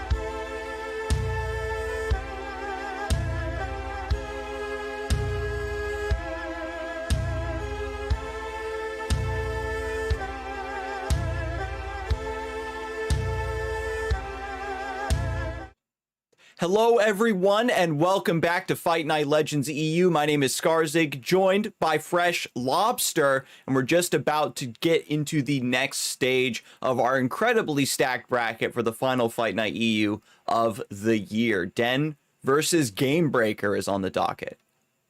That's a very interesting one. Den was the first seasonal champion of Europe, kind of a legend in the lore community here. And Gamebreaker coming from Yu-Gi-Oh!, one of the most accomplished players of all time there. So two players with a lot of card game experience, then a former Hearthstone professional, as far as I know. And both players have made their marks on the ladder. Both players have innovated decks like crazy. Den was actually one of the first to play Fizz Nami back in the days with a Bandit City Splash. So some inspiration of the deck that Bajatek is playing definitely goes back to him. But yeah, both of these players just bringing a lot of skills to the table, as well as some old decks, some new decks, and some creativity. And speaking of creativity, we're going to take a look at Ken and Ari. Now, this archetype here being brought by Gamebreaker, we've seen several permutations of this, right? Like, even with the Ken and Ezreal stuff that was going on before the hotfix, Ken and Ari was still finding a lot of wiggle room, a lot of play in the mix, and we just saw a Go Hard variant of this being brought by Bajatek. But this one is opting for one single copy of Golden Aegis in order to have that rally, and is much more focused on the elusive game plan. What do you think about this one? I totally understand it, like not wanting to ruin your allegiance odds too much, but at the same time wanting to give your opponent something to permanently think about.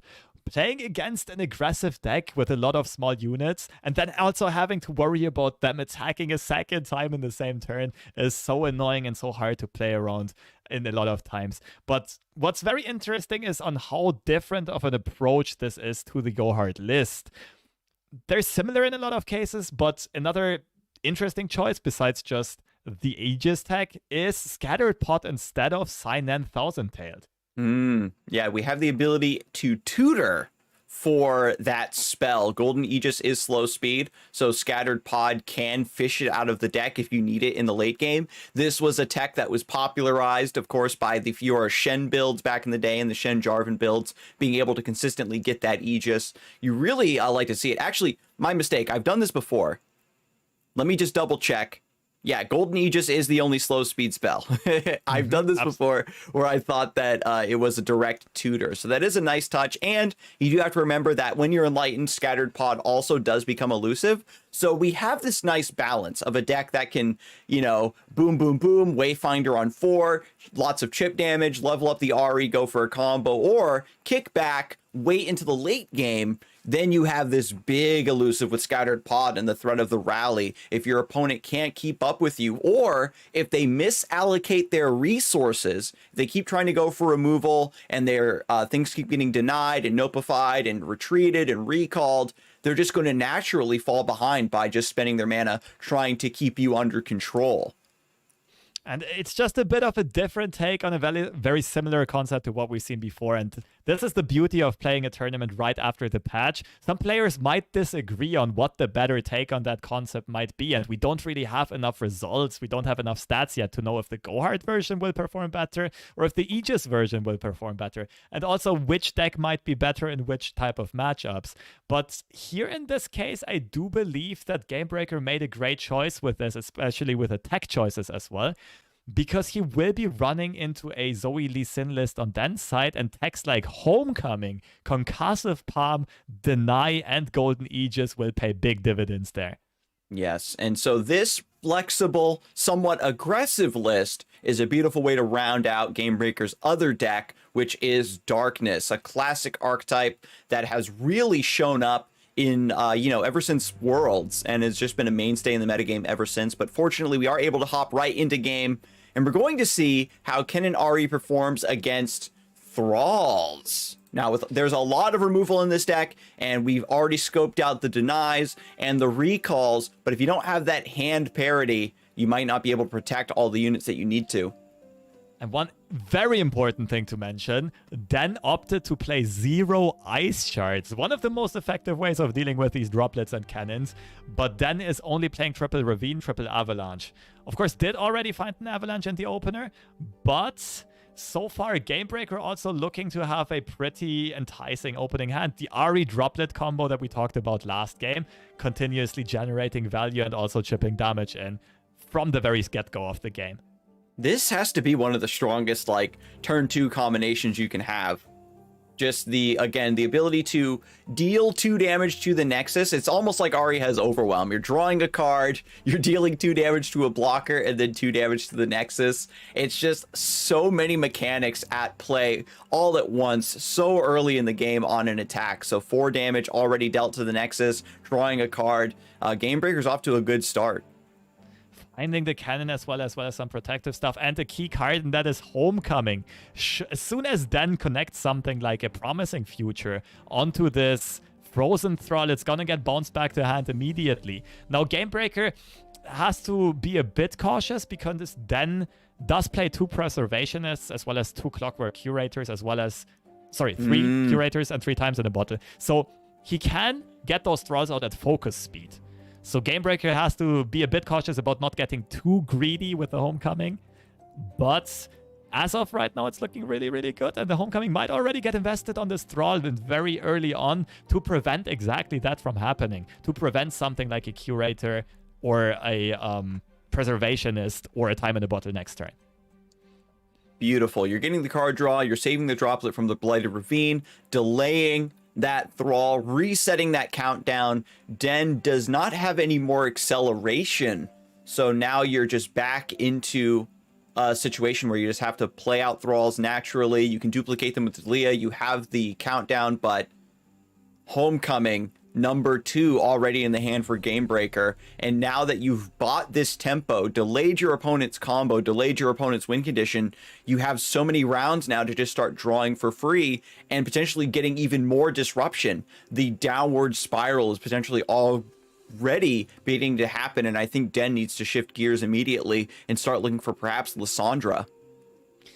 But does Lissandra really help when she's not leveled? The biggest problem with Den's hand right now is that all of the countdown acceleration got negated by that Homecoming, and Den does not have access to any more countdown acceleration. So it's gonna take forever for those Thralls to come out.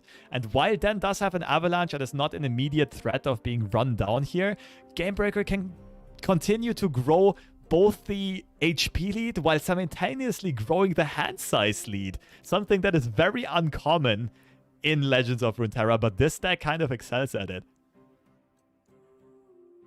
Still plenty of mana open as well. Den wants to go for the Avalanche here. Try to wipe out this Ahri, stop this draw and damage chain from continuing, but still too much mana open for a potential deny. Has to end the round.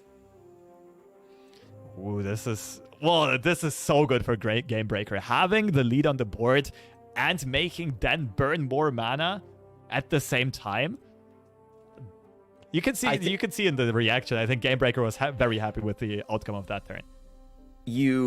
It's such a horrible situation to be in where you can't take such a big risk because your opponent has so much mana up to disrupt that. But then also, the longer you wait for the situation to maybe get a little bit better for you, it just increases the chances they're going to draw into that disruption anyway, getting the deny for the Avalanche. And I think Den is, what he's trying to do is pretend he's having a lot of respect, maybe a lot of fear, but is secretly just trying to keep Gamebreaker from developing and trying to accelerate the Thralls. Every time that a turn ends, we get closer to this 8-8. And if you can get 2 Thralls into play, maybe make it so that Homecoming on 1 Thrall allows you to set up against the second Thrall, maybe for a duplication on the Talia, we could be in a fantastic spot. There is 3 copies of Homecoming in Gamebreaker's deck, so just a few more obstacles to overcome. That was actually a great point. Every time the turn ends, Den also gets the advantage of maybe finally finding something like a Clockwork Curator or a Preservationist to get those landmarks rolling. So I think both people were actually kind of happy from their own perspective with playing this slowly. Now, one funny little thing to mention was the retreat earlier on was used to basically heal up Ahri. It was kind of mana inefficient, though. It's a 4 mana investment, and I'm not sure if that was intended, but the return got milled because the hand was full.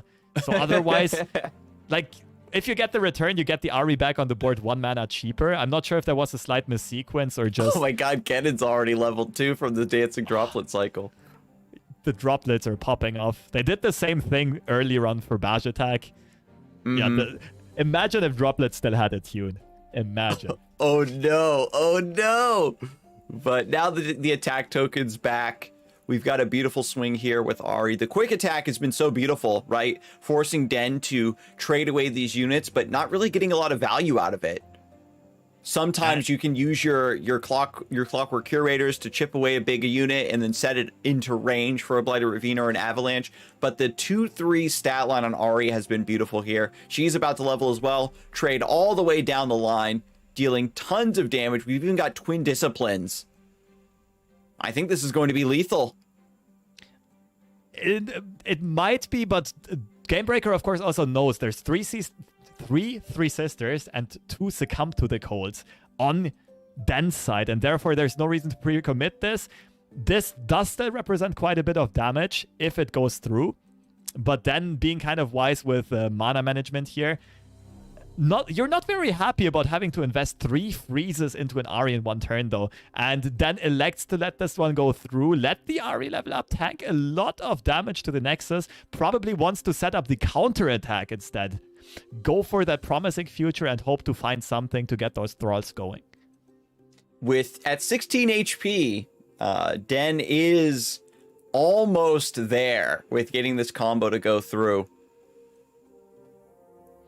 Yeah, Den might have just realized in that moment that their only chance of winning is the very next attack. Like, there's no way to stop, like, especially if that additional Succumb to the Cold gets invested, there's no way to stop another attack from this crazy Ahri board, especially if, like, Rally comes out, Cannon comes out. But, no, you did actually say it correctly early on. I forgot about the Golden Aegis in Gamebreaker's hand. Oh, no! The Golden Aegis. I wasn't even looking at it. Doesn't even go for the Rally. Says, I'm just going to swing in, because if you spend all that mana, you don't have the like the deny or anything like that. So just continuously keeping up deny mana has kept Den from even attempting the avalanche. So Gamebreaker decided to not go for the Aegis after all, but there's also no reason to risk anything or commit anything, because you do have the Concussive Palm, you have 2 Homecomings, there's no way that Den realistically threatens to touch your Nexus here, and Gamebreaker can just play this down cautiously without really having to risk anything at any point. Yeah, still so much HP to work with. Even has Lightning Rush for the Cannon for lethal. You can just threaten so many different ways. And we've seen this time and time again, where players just have lethal in so many different ways that they prefer to save like their true finisher card as for the moment where they're kind of forced into it. So just Godwillow Seedling gets Lightning Rush, beautiful finisher there, and just I think what really made that game was just the early Homecoming. After the resources were invested into that first Thrall, throwing off that mid-game spike of getting that 8/8 and controlling the board, it allowed Gamebreaker to just sit back and just draw and cycle and level up the Ahri and the Cannon simultaneously. Completely ridiculous. Absolutely agreed. There was a lot going on in that game. It was not only the early Homecoming, but also then not having any follow-up, having had invested all of the countdown acceleration into that first landmark. And yeah, that's just a blowout, especially if the Dancing Droplet simultaneously draws a card, progresses both champions level ups. That Droplet into Homecoming can be such a nasty combo. Double Frozen Thrall coming out this time around, and that's something that you're very much not happy to see if you're the Darkness deck. Oh no, yes, this is such a heavy brick. No catalyzer in the early game to get this Darkness stacked up to try to answer these Thralls. In this matchup, we really get to see how powerful that the Thrall deck is. Again, when you're against something that's like very slow, something that's trying to build up this long-term late game value, you just punish them so hard for not being able to pressure you properly on board. That's exactly why we called Turbo Thralls polarized earlier on. Some matchups are just incredibly tough to win. The last games was an example of this. And this matchup is incredibly easy to win. You just need some of the right cards in the early game. And we do see the promising future into Preservationist opportunity here. So as soon as turn 6, most likely, this board is going to get out of control. Veigar is going to do his best to counteract, to put a little bit of counter pressure onto the board, but I don't see this being enough to keep up with that many Thralls coming out soon. Yeah, there's the catalyzer just a little bit late. You'd want this to ideally hit right on turn 2, get 2 or 3 reps into the Veigar. Having Darkness at being +3 or +4 really helps a lot for keeping this under control. Stress Defense allows you to survive against 1 Thrall, but we have the potential for 3 hitting this round or next. And Preservationist. Yeah, I absolutely agree. Your Darkness needs to be enormous to contest these Thralls. You either need something like a Senna to be able to bust out fast speed Darknesses, pair them up with other removal spells, or your Darkness literally needs to deal like 7 or 8 damage to contest Frostguard Thralls. Otherwise, they will hit your Nexus for a lot of damage, and there's not much you can do about it as the Darkness deck. And there's no Clockwork Curator or other small unit that you can just hit with the Darkness in order to get some level up progress on Veigar. There perhaps is a world where you get Veigar leveled up and you're able to just hit the Nexus alongside Senna and Ishtali Sentinel to get a burst lethal. But from this position, it's very dire. Next round, Gamebreaker does maybe get to develop, and then Den will just go for the Preservationist, have the 8/8s ready to go at the start of the next round for an open attack. It looks like Den is really contemplating whether or not to invest the Lissandra here, or how to strategize getting those Frostguard Thralls out. As of right now, Den will spawn them at the start of their next attack turn, which makes perfect sense. Ooh, actually trading away the conch. I think I would have liked the rep on the catalyzer. But Gamebreaker just getting a read here that with that at countdown 1, you have a nice open attack to connect with the Nexus here, and then attack with the Vhagar too. This is a lot of damage coming through in the early mid game. Den is about to explode with these Thralls coming out, but is this enough? Avalanche will take care of these little madmen on Gamebreaker's side. Nonetheless, the Darkness will already be at 7, so one of the Thralls can be taken out by Darkness plus Vilefeast if Senna does get played here. And the other one could, for example, be Stress Defense. So out of nowhere with the back-to-back Twisted Catalyzer draws, it almost seems like Gamebreaker has found a bunch of answers here. But the Talia, of course, comes out. The Preservarium will count down to 0. There will be space to get 4 Frostguard Thralls. And while Gamebreaker can maybe take care of 2 of them, 4 is probably a bit too much to handle. Yes, we've got the Senna here. We have no Stilted Rope Maker to discount the Darkness. Gamebreaker just thinking about, how much mana do I have to work with next round. We've got bonus damage coming through from the Talia as well, alongside the 24 overwhelm damage from the Thralls. And so just getting another blocker here. The Spiderling will probably stand in the way of Talia, make sure that not all of those rocks and so on hit the Nexus. I don't think you can stop 2 of those Thralls from hitting you, though. Like, you can't really sacrifice one of your champions here. I'm going to be curious to see. We do have Dawning Shadow. That's one option. I mean, Darkness is at 7, but now that we already invested the Vilefeast to get a blocker, we, of course, can't permanently remove the Thrall. Yeah, Dawning Shadow might be the only play here, to be quite honest.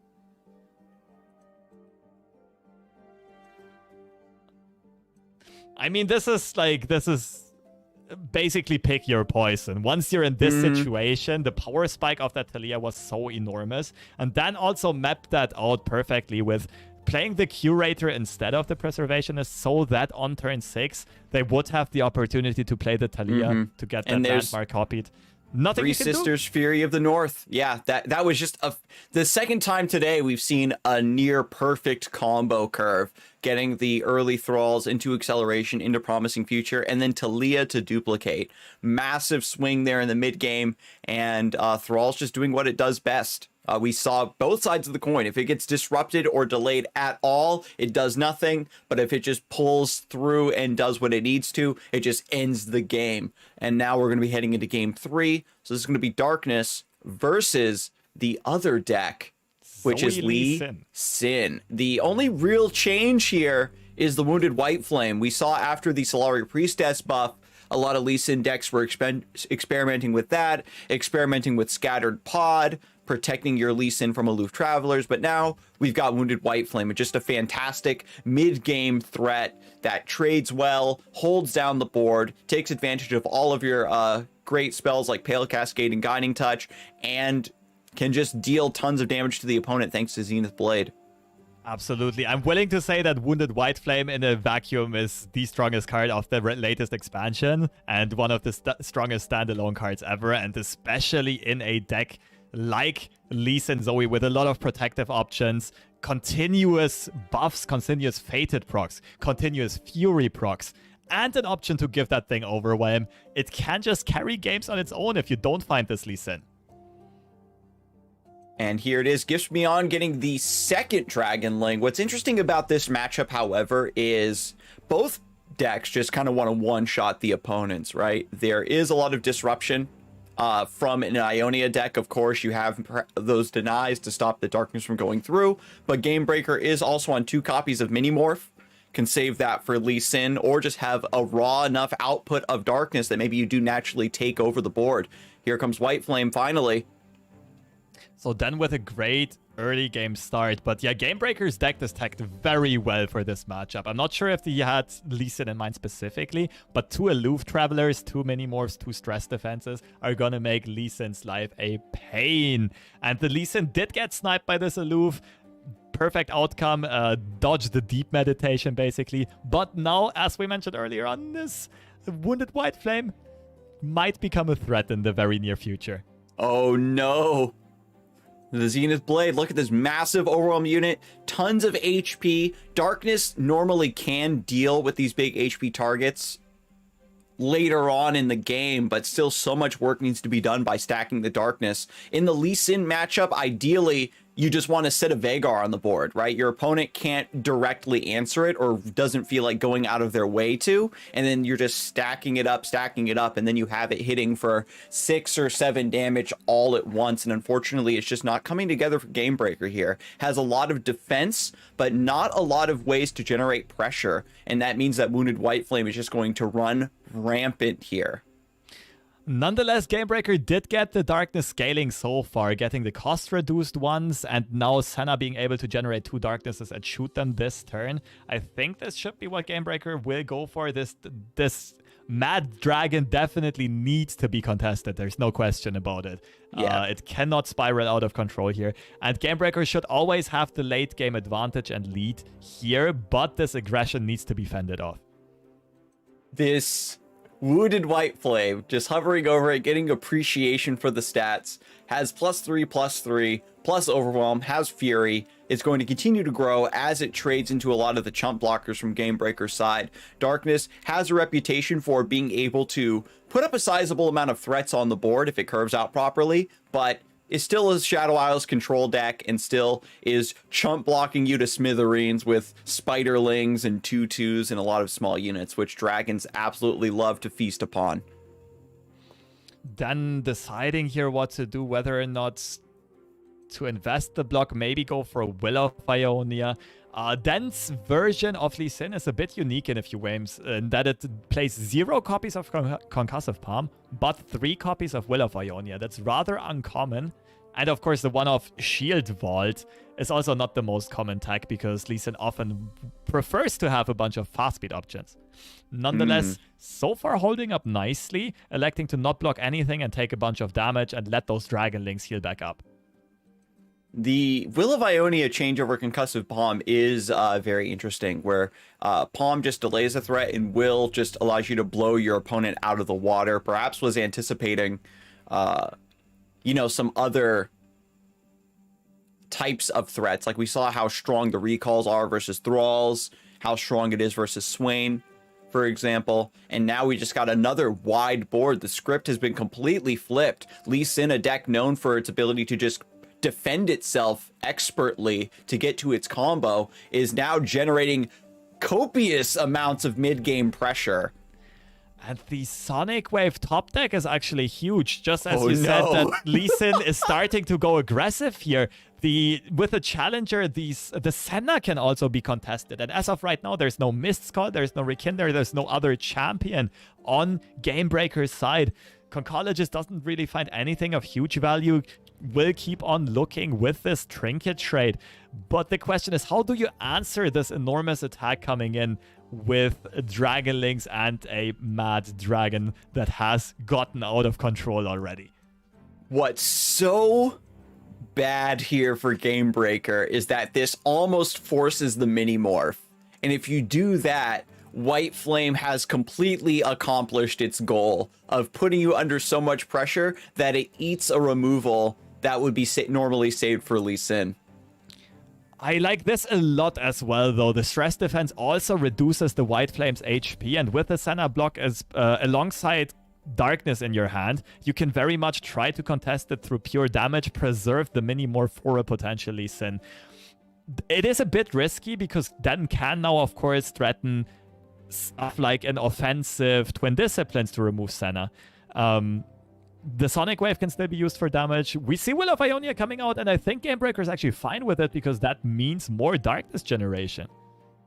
Yeah, you just get to replay the Senna, get that extra suite of removal cooking, but it's just that, you're only removing like Eye of the Dragon, Dragonlings. We still have not dealt with the Wounded White Flame. This is probably one of the first times we're ever going to see stress defense actually reduce a unit's HP. Well, it's gone back up to 8. Fated is online again. And this White Flame is not going anywhere in the near future. But at this point, I do think Gamebreaker can start to get more and more of a lead that then probably doesn't hold Lee Sin in hand. Maybe not this turn necessarily, but over the course of the next few turns. Nonetheless, Gamebreaker is still keeping that mini-morph for as long as necessary and trying to remove the White Flame through more conventional ways. We have Shield Vault here as well to stun the Senna, prevent that next darkness being generated on the attack. Instead, just goes for the Gifts from Beyond. Now, this is interesting. You don't... Like, Crescendum is useless here. What do you go for? Is that Infernum? Yes, goes for the Infernum. That way you have more ways to set up for maybe a second White Flame that potentially comes out. The Zenith Blade maybe goes on to Eye of the Dragon to reinforce that, and you still have a way to give Overwhelm to Lee Sin when that finally comes through. Then getting the cycling going, while at the same time growing the White Flame further and further. The Senna attack comes through. I'll be honest, it's a bit of a risky attack, knowing that Dan still has access to Twin Disciplines, to Guiding Touch, to Pecos Gates, but... I'm not sure if Gamebreaker miscalculated there. By his facial expression, it looked a bit like he might have misjudged. Maybe thought he'd also have mana for Vile Feast or something of the likes. And we'll see if Den even wants to commit the resources to protect the White Flame. Maybe it's done enough. But I think it's your darkness. Yeah, I see. Yeah. You know that Gamebreaker has to put the darkness on the stack first for the quick attack to matter. And so you get to respond to it. I love that pass back. And then Fury, 10-3, very healthy. Yeah, it's not looking like it's going to go anywhere in the near future. And also this trade makes it represent more Nexus damage on the next attack. It's getting closer and closer to potentially already finding lethal. I mean, we can go for... Like, on paper, we could represent lethal here. We Shield Vault, we go with the Sonic Waves, Resonating Strikes, Infernums. It's a very big investment. I don't think that Den is going to go for it, but just the threat of this White Flame, of this 3-drop, is just lingering throughout this whole game. And what's so cool, too, is Gamebreaker has put tons of darkness to work of trying to contest this White Flame, but because they are removal spells that you're generating, you aren't really giving up a lot of real cards, and so the card advantage is still pretty even on both sides. It's just that in terms of board control, in terms of board presence, the White Flame is just too big. It's absorbed so many balls of darkness and just keeps on trucking. Even a stress defense. Dan might actually be going for lethal here with the Will of Ionia, removing the Conchologist for extra damage, forces out the mini-morph. Gamebreaker isn't happy about this, but Den, honestly, right now also isn't happy about this, because Den has not found another Lee Sin nor another White Flame so far and needs to cycle through the deck to find an additional carry here. And Gamebreaker does not have Vhagar, right? Den's missing his kind of finisher win condition, and so is Gamebreaker. We got the darkness stacked up to a decent amount thanks to the catalyzers from earlier. But now we definitely need Vhagar to come through to keep stacking this up. Oh, another White Flame gets drawn on Den's side. So not the best draw. You're still very much looking for a Lee Sin, but it's an intermediary carry here. It can easily keep you in the game. It might even represent a win condition on your own side in the near future. You see Gamebreaker not being too happy about this, but as of right now, Gamebreaker's hand is stacked with removal. There's so many sources of dealing damage that I think Gamebreaker might be able to deal with the White Flame much more effectively this time around. And so here's the third Zenith Blade being put onto the wounded White Flame. Because the Infernum was grabbed, you are able to spend this next source of Overwhelm. And so Gamebreaker now working on keeping the board under control, contesting the second Eye of the Dragon, sending some damage to the Nexus. But I think enough darkness has connected that Vhagar is leveled up if he ever can be drawn. That definitely should be the case. One thing to note about Gamebreaker's deck is there's a reason why he's not finding Vhagar, and that is the tech choices that he made. He play 0 hidden pathways. He instead went for Aloof Travelers, which of course draw less cards in total, and went for more copies of Withering Wail, of Mistskull, and so on. And therefore, just the consistency of drawing into Veigar is a bit lower, and might be getting a bit punished by the deck building choices, but at the same time we also remember the Aloof was totally worth it. It did discard the Lee Sin.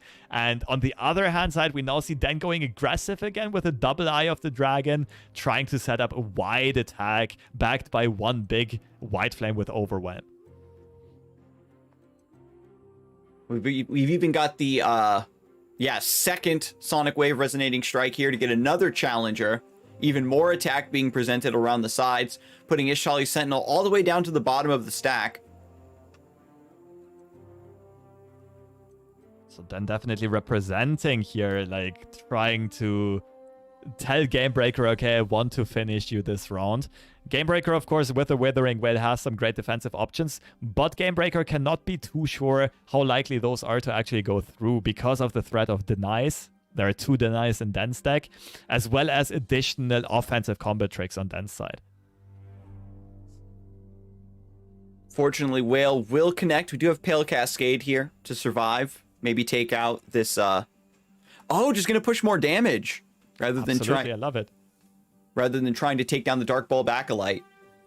You can see the shifting, right? Lee Sin has been a deck that has the ability to rotate around different win conditions, depending on the conditions, depending on the matchup, depending on what your card draw is like. And Wounded White Flame is the carry for this game. Sometimes it's Lee, sometimes it's Zoe, but Wounded White Flame, number 2, doing tons of work here. And now Den just shifting into a position of my next swing will be lethal, especially with the Overwhelm and Will of Ionia potentially working in tandem.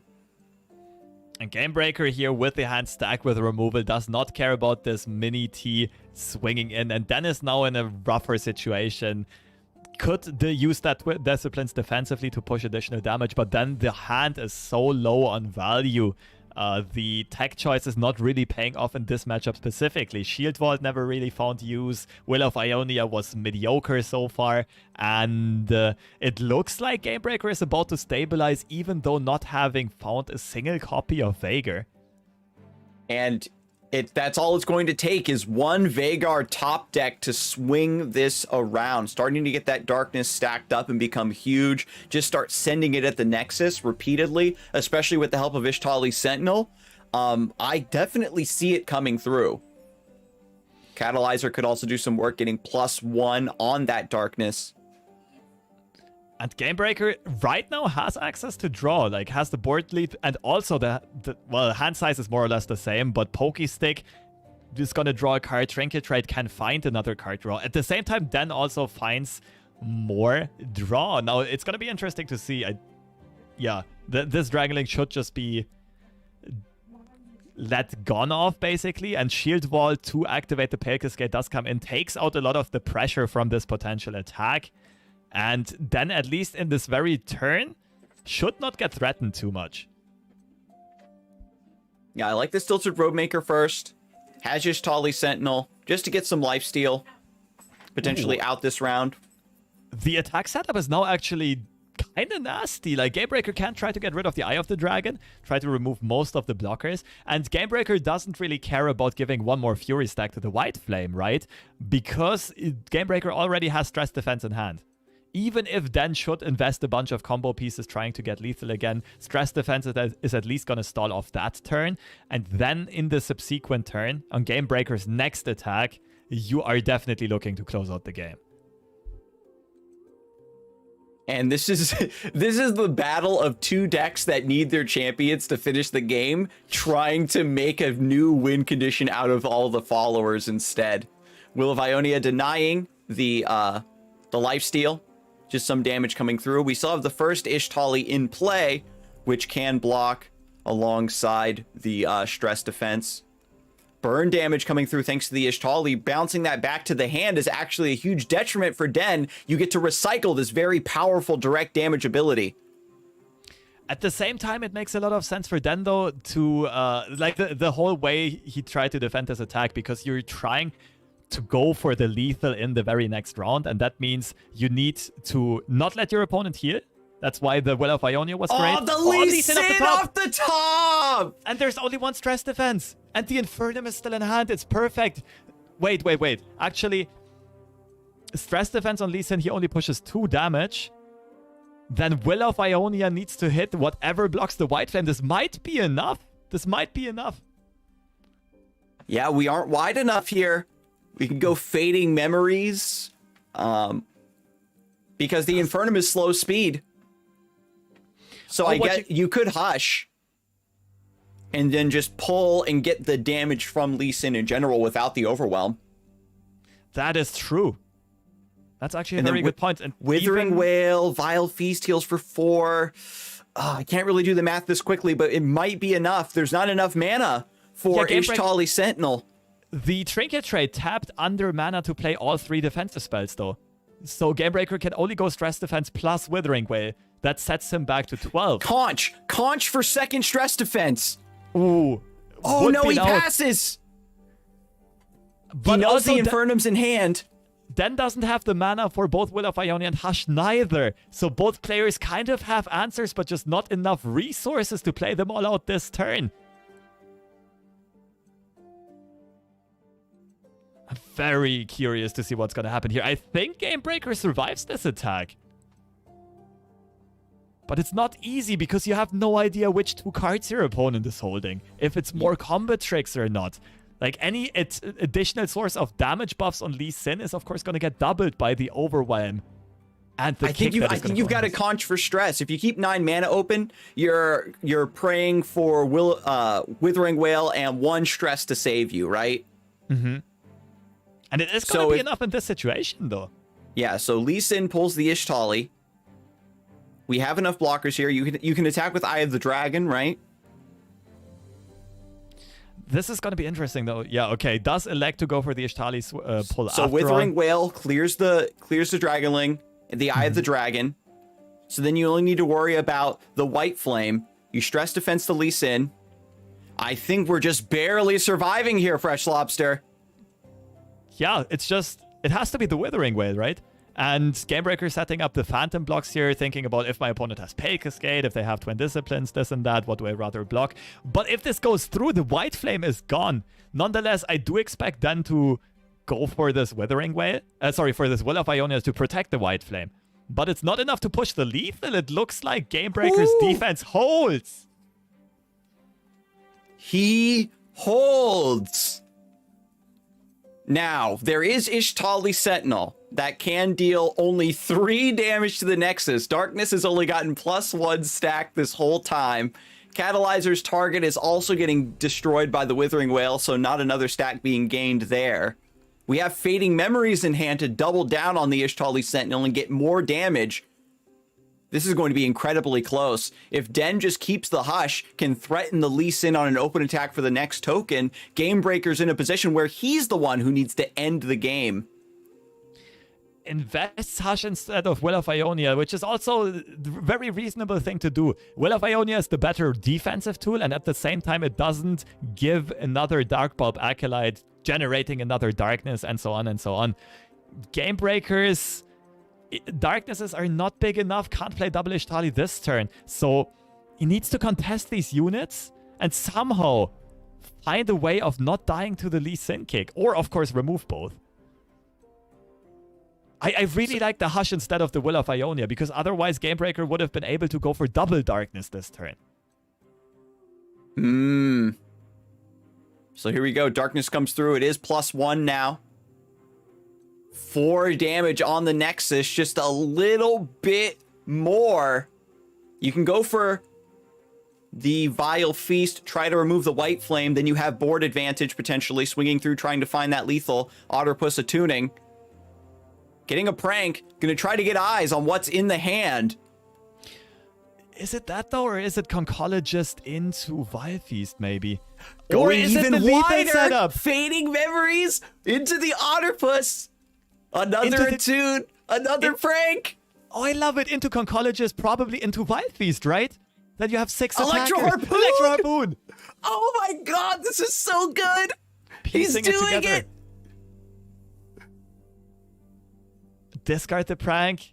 get rid of the White Flame, and there's not much Den can do about it. What's your best defense here? He can Will of Ionia his White Flame and then replay it, but then you're still not wide enough. Gamebreaker has the second prank, will be able to find out that the final card is Zoe if it does come to that, but this is going to be lethal. There it is. There's nothing to be done about the Electro Harpoon also dealing 2 damage to the Nexus. If you bounce the target, it still does the damage. You're right. You can't fizzle it.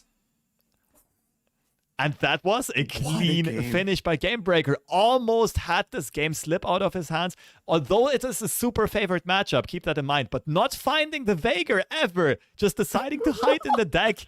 Never getting the Darkness rolling. Darkness was stacked up to 4 damage that game. How many individual copies of Darkness were cast? The Wounded White Flame tanked like 12 damage worth. The Veigar was probably already leveled 3 times in deck, but it doesn't matter if he doesn't show up. And Gamebreaker is still finding the right strategies and the right place to survive with a slither of health, to basically read the opponent's hand correctly, playing around some combo tricks, and then making that comeback, switching to aggression all of a sudden, just with an attack of random small stuff, finding an Electro Harpoon for a very unconventional finish. Yeah, so that was an excellent end to that set. We're going to take a look at the other parts of the bracket, see how those other games went through.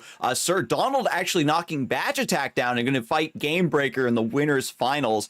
Broken Ball and Badge Attack is going to be a heavy-hitting game in the bottom bracket, and Den and Pavalici still fighting to stay alive. Just more strong, incredibly stacked matches to come, and I'm just still reeling from that final Darkness game. Seriously, I love to see that deck be played, and if you viewers want to learn how to play Darkness that effectively, don't forget to check out our sponsor Metafy. Find a Runeterra coach for yourself, and hopefully you can achieve such amazing greatness as winning without Veigar. But we will see more hot Runeterra action when we get back from this break, so stay tuned.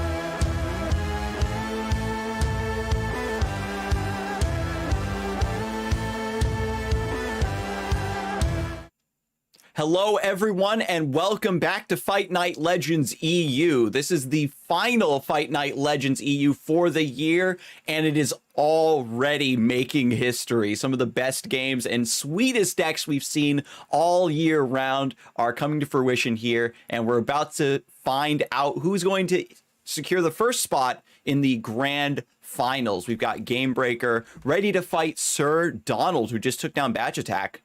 Sir Donald coming from Spain. I have to fill in for Panda and bring the Spanish bias to the stream. So Sir Donald representing Spain, a very experienced player and has been just a force to be reckoned with. A player that has been participating in tournaments, high-level play for a very long time, but I think very recently has really started to break out and become wider known in the scene.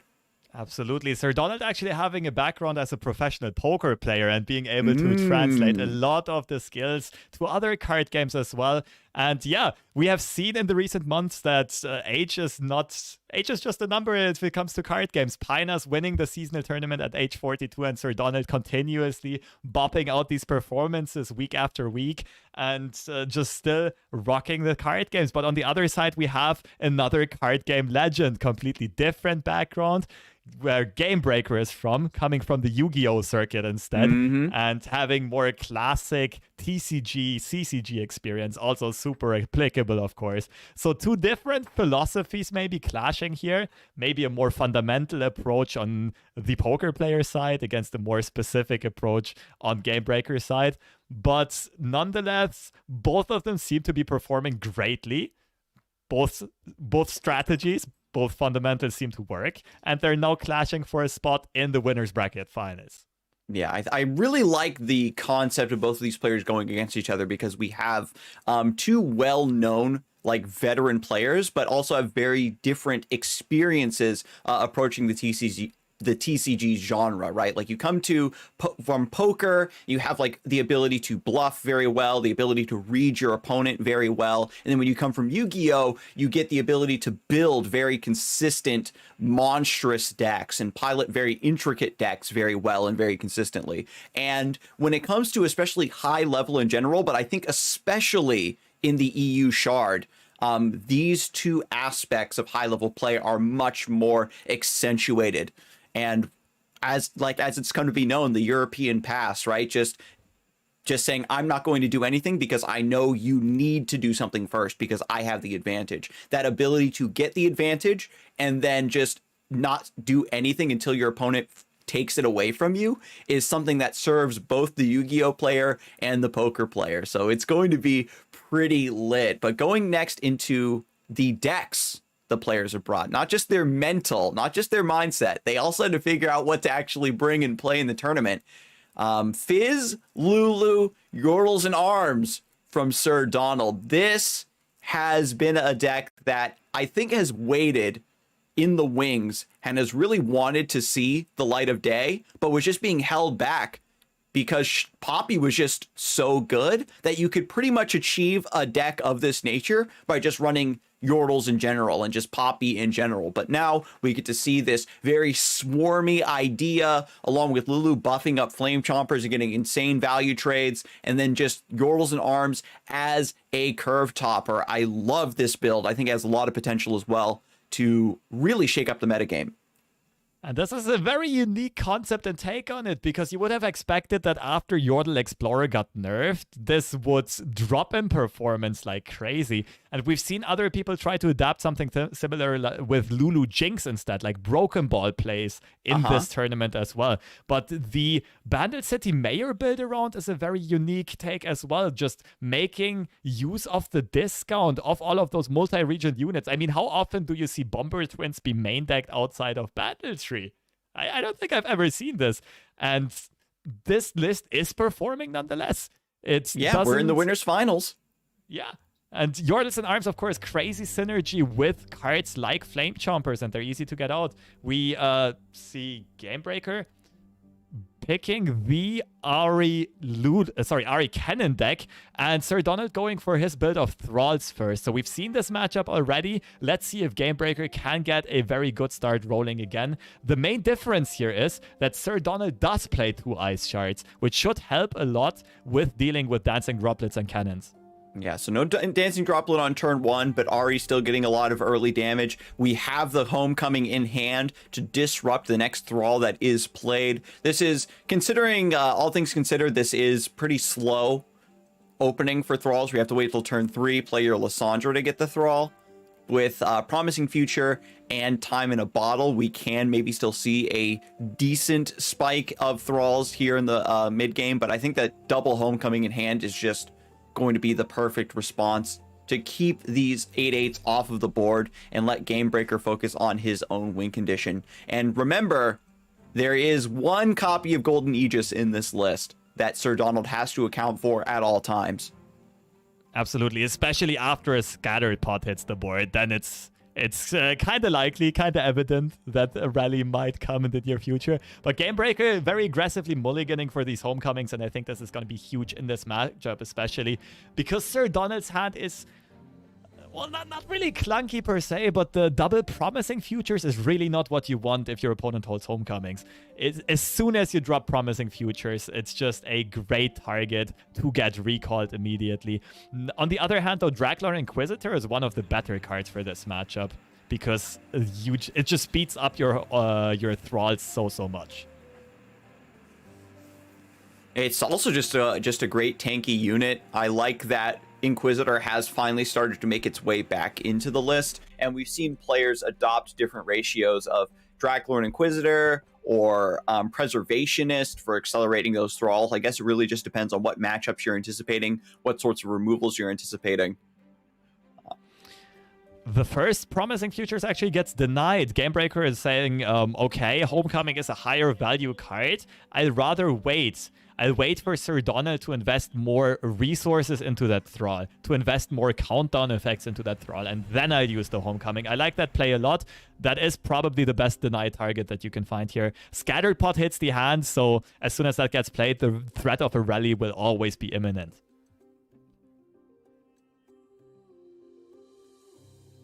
And so with Scattered Pod now coming down, you don't even necessarily need to fish for Golden Aegis as well. You could just go for Fast or Burst, get Twin Discipline, try to go from there.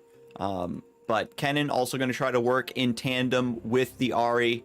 Thanks to Draklor and Inquisitor hitting the board, if Gamebreaker does tap down, Sir Donald maybe can do Time in a Bottle and get at least 1/8/8 into play. If you force the Homecoming just onto an 8/8, but then you're able to keep a Frozen Thrall in play that can hit Promising Future, Talia, etc., then it could be sort of a red herring scenario where your opponent uses their key removal card on the wrong target.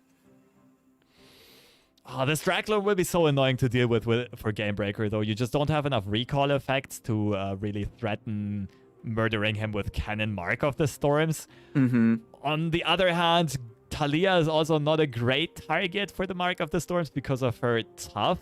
She's innately very durable against those low damage repeated pings.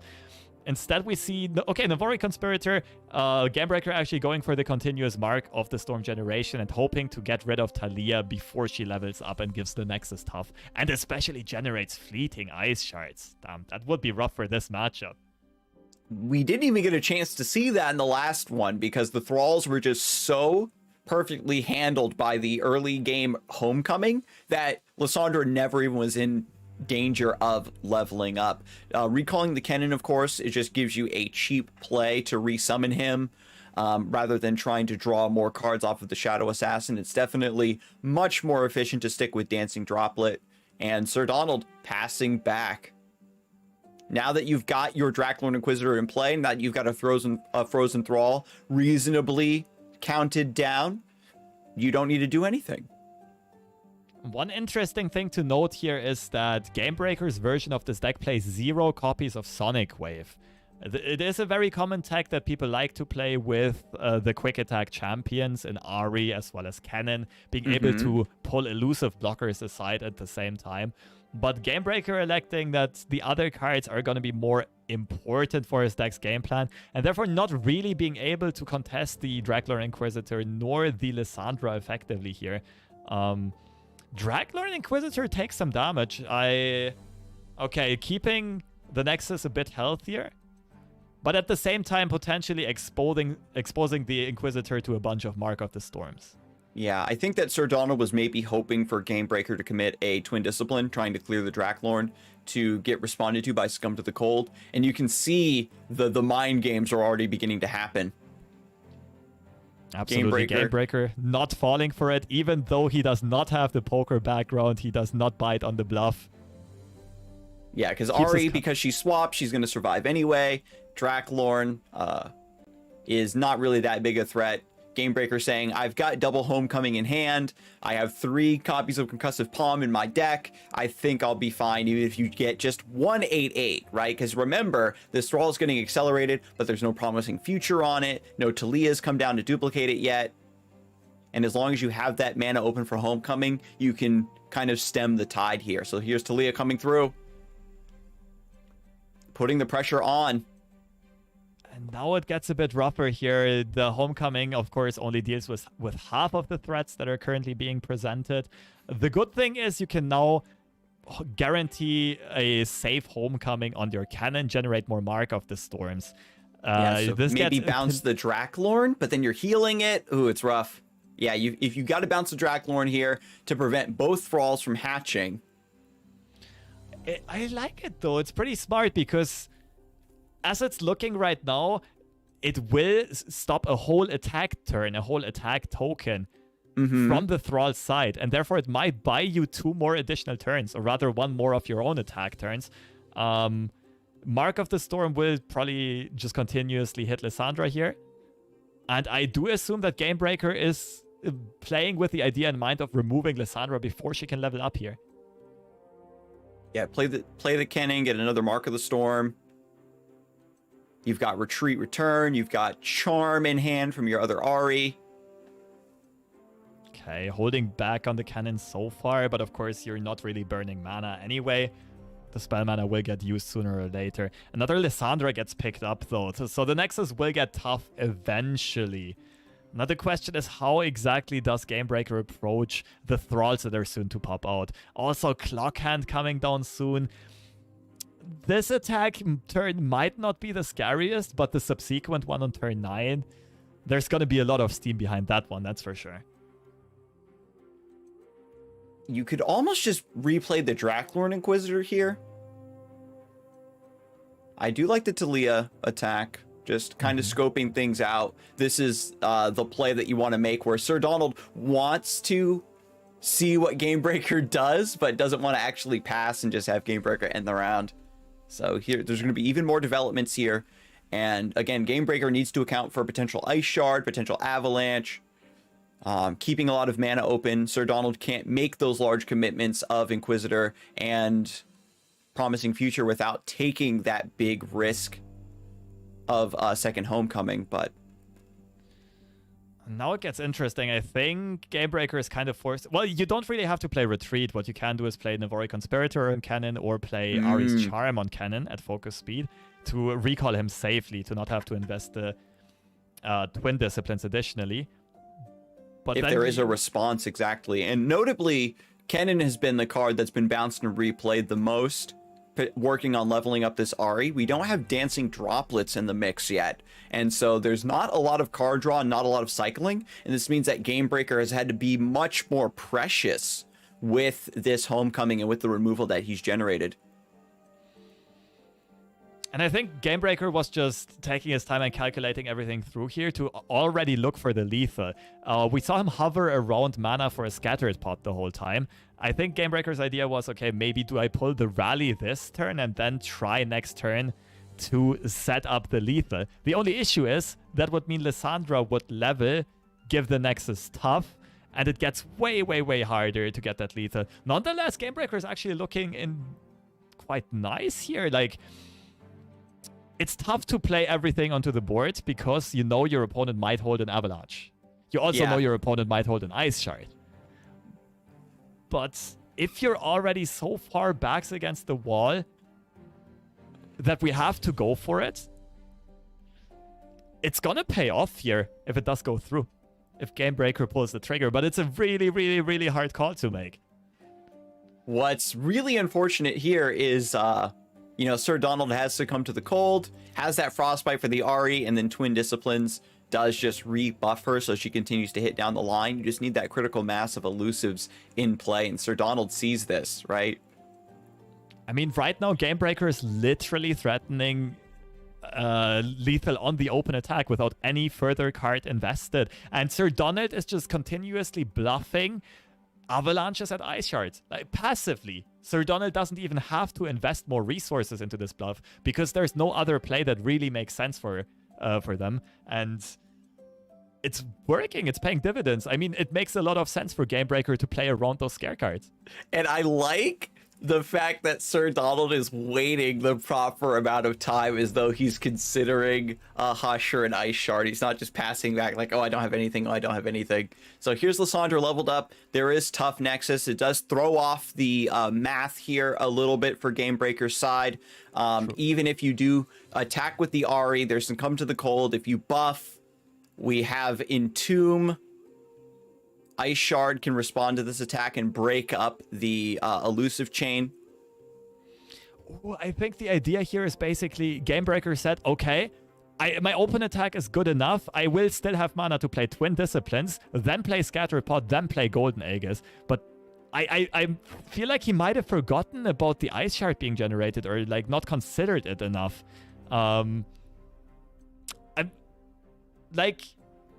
Gamebreaker had the opportunity last round to play Cannon, get rid of the Lissandra before she levels, and Sir Donald only had 2 unit mana left. There was no threat of redeveloping a Lissandra. And I don't know if I'm reading Gamebreaker's body language correctly here, but it looks like he's a bit unsatisfied with his own play. Might have actually forgotten about that Ice Shard. Yeah, he tunnel visioned maybe too hard on the threat of Avalanche and Ice Shard and lost sight of the plan of his deck of disrupting Sir Donald's board setups and win conditions. And now you're in a very tough situation because after those 2 little elusive units are gone, you can now play Twin Disciplines to save one of them. But then you get super hard punished by any type of freeze on Sir Donald's side. Mm-hmm. And so Kennen does hit the board. We've got another Mark of the Storm. This won't clear the Lissandra, but it's just another spell that you have at your disposal. Maybe get it set up on the Thrall. Well, you can't really generate more stuns next turn, though, to stop the attack. I think you have to go for the lethal this turn. Maybe with like the homecoming span, Twin Disciplines defensively, maybe Gamebreaker could fend off one attack. But sometimes offense is the best defense, and I think this is a classic scenario of that type of situation. And now that Sir Donald has managed to very skillfully navigate this early mid game, get 2 Thralls in play, it means that, the one homecoming and things of that nature aren't going to be as big of an issue for him. I think what Gamebreaker might need to do is start cycling this Dancing Droplet, actually. Try to draw some cards, try to get Concussive Palm. I mean, Gamebreaker can still try to go for the lethal, if I'm not mistaken, because of the Ahri passive. Once she's leveled, all the recalled units, of course, cost 0. So maybe there's a way of removing Lissandra while at the same time rallying with Scatterpot. If you play Scatterpot right now, of course, you're not making use of Attune mana. But there's also no effective way. Otherwise, yeah, you can't really do anything else, because otherwise, if you play any other spell, you tap out of mana for a rally. Yeah, and so Gamebreaker has kind of forced himself into a position where he needs to go in on this rally play to try to close out, try to bring this game back from the brink, but Sir Donald has all the answers. 12 mana to work with. 11, pardon me. And the patience just paying off. No, 12. Goodness, I can't add. That's how ridiculous it is. It is 11. I'm completely losing my ability to count. I mean, that's just the length of Sir Donald's mind game. Exactly. The patience is paying off big time, and it's affected me. He's hit me with some sort of genjutsu. Gamebreaker didn't calculate the tough nexus and the thralls popping out, and then I somehow couldn't calculate 8 plus 3. It's definitely genjutsu, FreshLobster. It's the poker bluffs. It's the mind games. They're throwing us off. Wait, I thought Ace was the best card. It's like, no, it's only one. It's Lissandra. Well, the Lissandra is definitely doing her job at carrying this game, though. Single-handedly, well, not single-handedly, alongside her fellow companion, her worthy companion in DragLore Inquisitor, did generate enough resources defensively with the Tough Nexus as well as the Fleeting Ice Shard to completely negate this big combo turn that Gamebreaker was trying to set up. And I don't really see a way for Gamebreaker. Like, I don't see a way for him to close out the game. While at the same time, it's going to be tough to stop this attack that's going to be coming in. Mm-hmm. Because you only have enough mana for Golden Aegis. So you don't have Twin Disciplines to play against a Frostbite. Sir Donald still has the Entomb in hand. Another promising future coming out, just making use of mana. This will allow Gamebreaker to, well, allow. He just plays the Mark of the Storm on the Thrall, not that it really does a lot here. I think Sir Donald is just open attacking no matter what anyway. Yeah, so here comes the open attack. No concussive palm for Gamebreaker. Again, the fact that Kennen was just kind of getting passively bounced and replayed in order to level up the champions. We didn't have that really ridiculous card draw engine with the Dancing Droplet coming through like we saw. It means that we're just short on resources here. We have Homecoming to stop one Thrall. You'll have to target the Scattered Pod. But the issue is, Sir Donald actually has access to 2 Entombs. And 2 does shut down Homecoming. The unit does not get recalled anymore. And yeah, the second Entomb can be used to push additional overwhelm damage, or Three Sisters can be used to turn into a Fury of the North. I don't see how Gamebreaker can stop this attack from being a lethal attack. Yeah, because you're taking 8 damage regardless from this one Thrall, and the second connects clean. And then you still have 0 mana Ice Shard.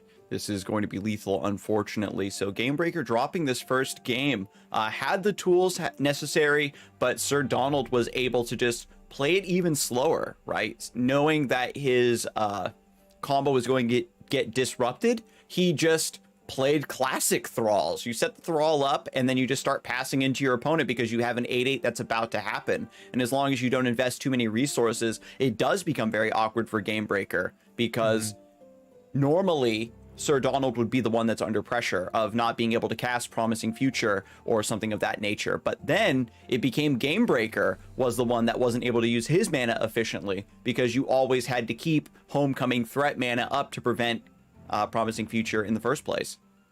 And I mean, I can't really blame Gamebreaker here, because you know your opponent plays 3 Avalanches and 2 Ice Shards, and they will be looking for exactly those cards in the mulligan. The likelihood of them having found something by turn 6 or 7, whenever it was, is super damn high. And it would be a blowout if they do avalanche your board after you play Kennen. So I get it, but maybe Gamebreaker was already in such a precarious and tough situation that he was forced to go all in. That he didn't really have another shot at winning, and maybe should have just put the pedal to the metal and say, okay, if you have it, you have it. If you don't, I win. Sometimes it comes down to this. It can sometimes be the best play, but it's really tough to determine when it's the best play. Yeah, well said. I like the Homecoming here as well, because if there is a response like an Entomb or something to keep this Thrall, then your Scattered Pod remains in play to block some of this damage. Oh, so only you're one at Entomb 4. committed. Yeah, Sir Donald doesn't want to go too deep with trying to commit for lethal this round, because you have the Blighted Ravine in hand, because you have another Lissandra, because you have these Ice Shards anyway. I think that Sir Donald is very confident that he'll be able to just end the game in the next couple rounds through just burn damage, and doesn't need these Thralls to finish off. And this has been the theme we've seen. Whenever Thralls pops off, they have like some turns of just, okay, there's 24 overwhelm damage coming at you, But the opponent can survive that, typically with a few points of HP, and then you're just within range of the rest of their chip damage. Yeah, Sir Donald might have also been respecting concussive palms here. I don't think we saw one yet. Gamebreaker does play That's 3 correct. in the main deck. So the No passive draws. bluffing, the passive bluffing goes both ways, right? Both players respecting the potential punishments on the opponent's side. Also, deny would have been a pretty big punish. Now, it does give Gamebreaker the opportunity, though, to set up another attack. Well, yeah, next turn, basically, he's still gonna live. We might see double Ice Shard come in, and Ravine does threaten lethal, but only at the end of the turn. So Gamebreaker actually has the opportunity to get one more attack turn in, backed by a Golden Aegis. And with the hand that Gamebreaker has, with 2 level champions, with a Twin Disciplines and a Kinku Wayfinder, maybe there's something to be done here. Maybe there's something to be gotten here. Wayfinder pulls another cannon out of the deck. We do have mana for Ahri as well. Ice Shard takes out the 1/1. Pass. Sir Donald passing again. Gives up the fleeting card. Was hoping Gamebreaker would develop one more thing. I'll be honest, I'm not 100% sure what the idea there is. Like, Gamebreaker was down to 3 mana. And I guess Sir Donald is electing to finish the game through the next attack and not through Nexus burn damage by playing the Ice Shards and Blighted Ravines. Avalanche is gonna take a whole chunk of the board out on Gamebreaker's side here, though. Retreat to save the droplet, realizing, okay, I really, really need card draw right now. An Ice Shard to deny that. Twin Discipline has to be cashed in order to save the droplet, just to draw one more card. Also, the elusive is just vital here to ensure that Ahri can hit multiple times. That is currently Gamebreaker's win condition. Shadow Assassin can get popped back onto the board with a return, though. This might actually be a very good pickup. The only issue is succumb to the cold on Sir Donald's side. Yeah, giving up the Twin Discipline to save the droplet means you cannot fight against that frostbite anymore. So we need return onto the Shadow Assassin to draw, I believe, the 3rd and final Twin Discipline in the deck. Absolutely agreed. You would have perfect mana to play it as well. That might be your best bet at this point. Goes for the droplet instead. I assume Gamebreaker at this point is just saying, okay, I can only win if you don't have Ifris in hand. So I just try to set up a big swing. And it makes a lot of sense. I mean, you can replay the droplets for 0 mana, then they can hit again on the Aegis turn. Yeah, you're drawing more cards even after the freeze here. But the Succumb to the Cold will just shut down this attack entirely. Ahri does not attack strike. If I'm not mistaken, she won't even swap positions and recall in this scenario. Oh, that's right. When she's frostbitten, yeah, she just won't strike at all. And then the dancing droplets at 1 attack don't damage the Nexus at all. Absolutely true. And this all comes down to the fact that Twin Disciplines was cashed in because Gamebreaker needed the card draw. Without saving the droplet, we don't get the Shadow Assassin. We lose out on even more card draw. And now we have no mana for the rally.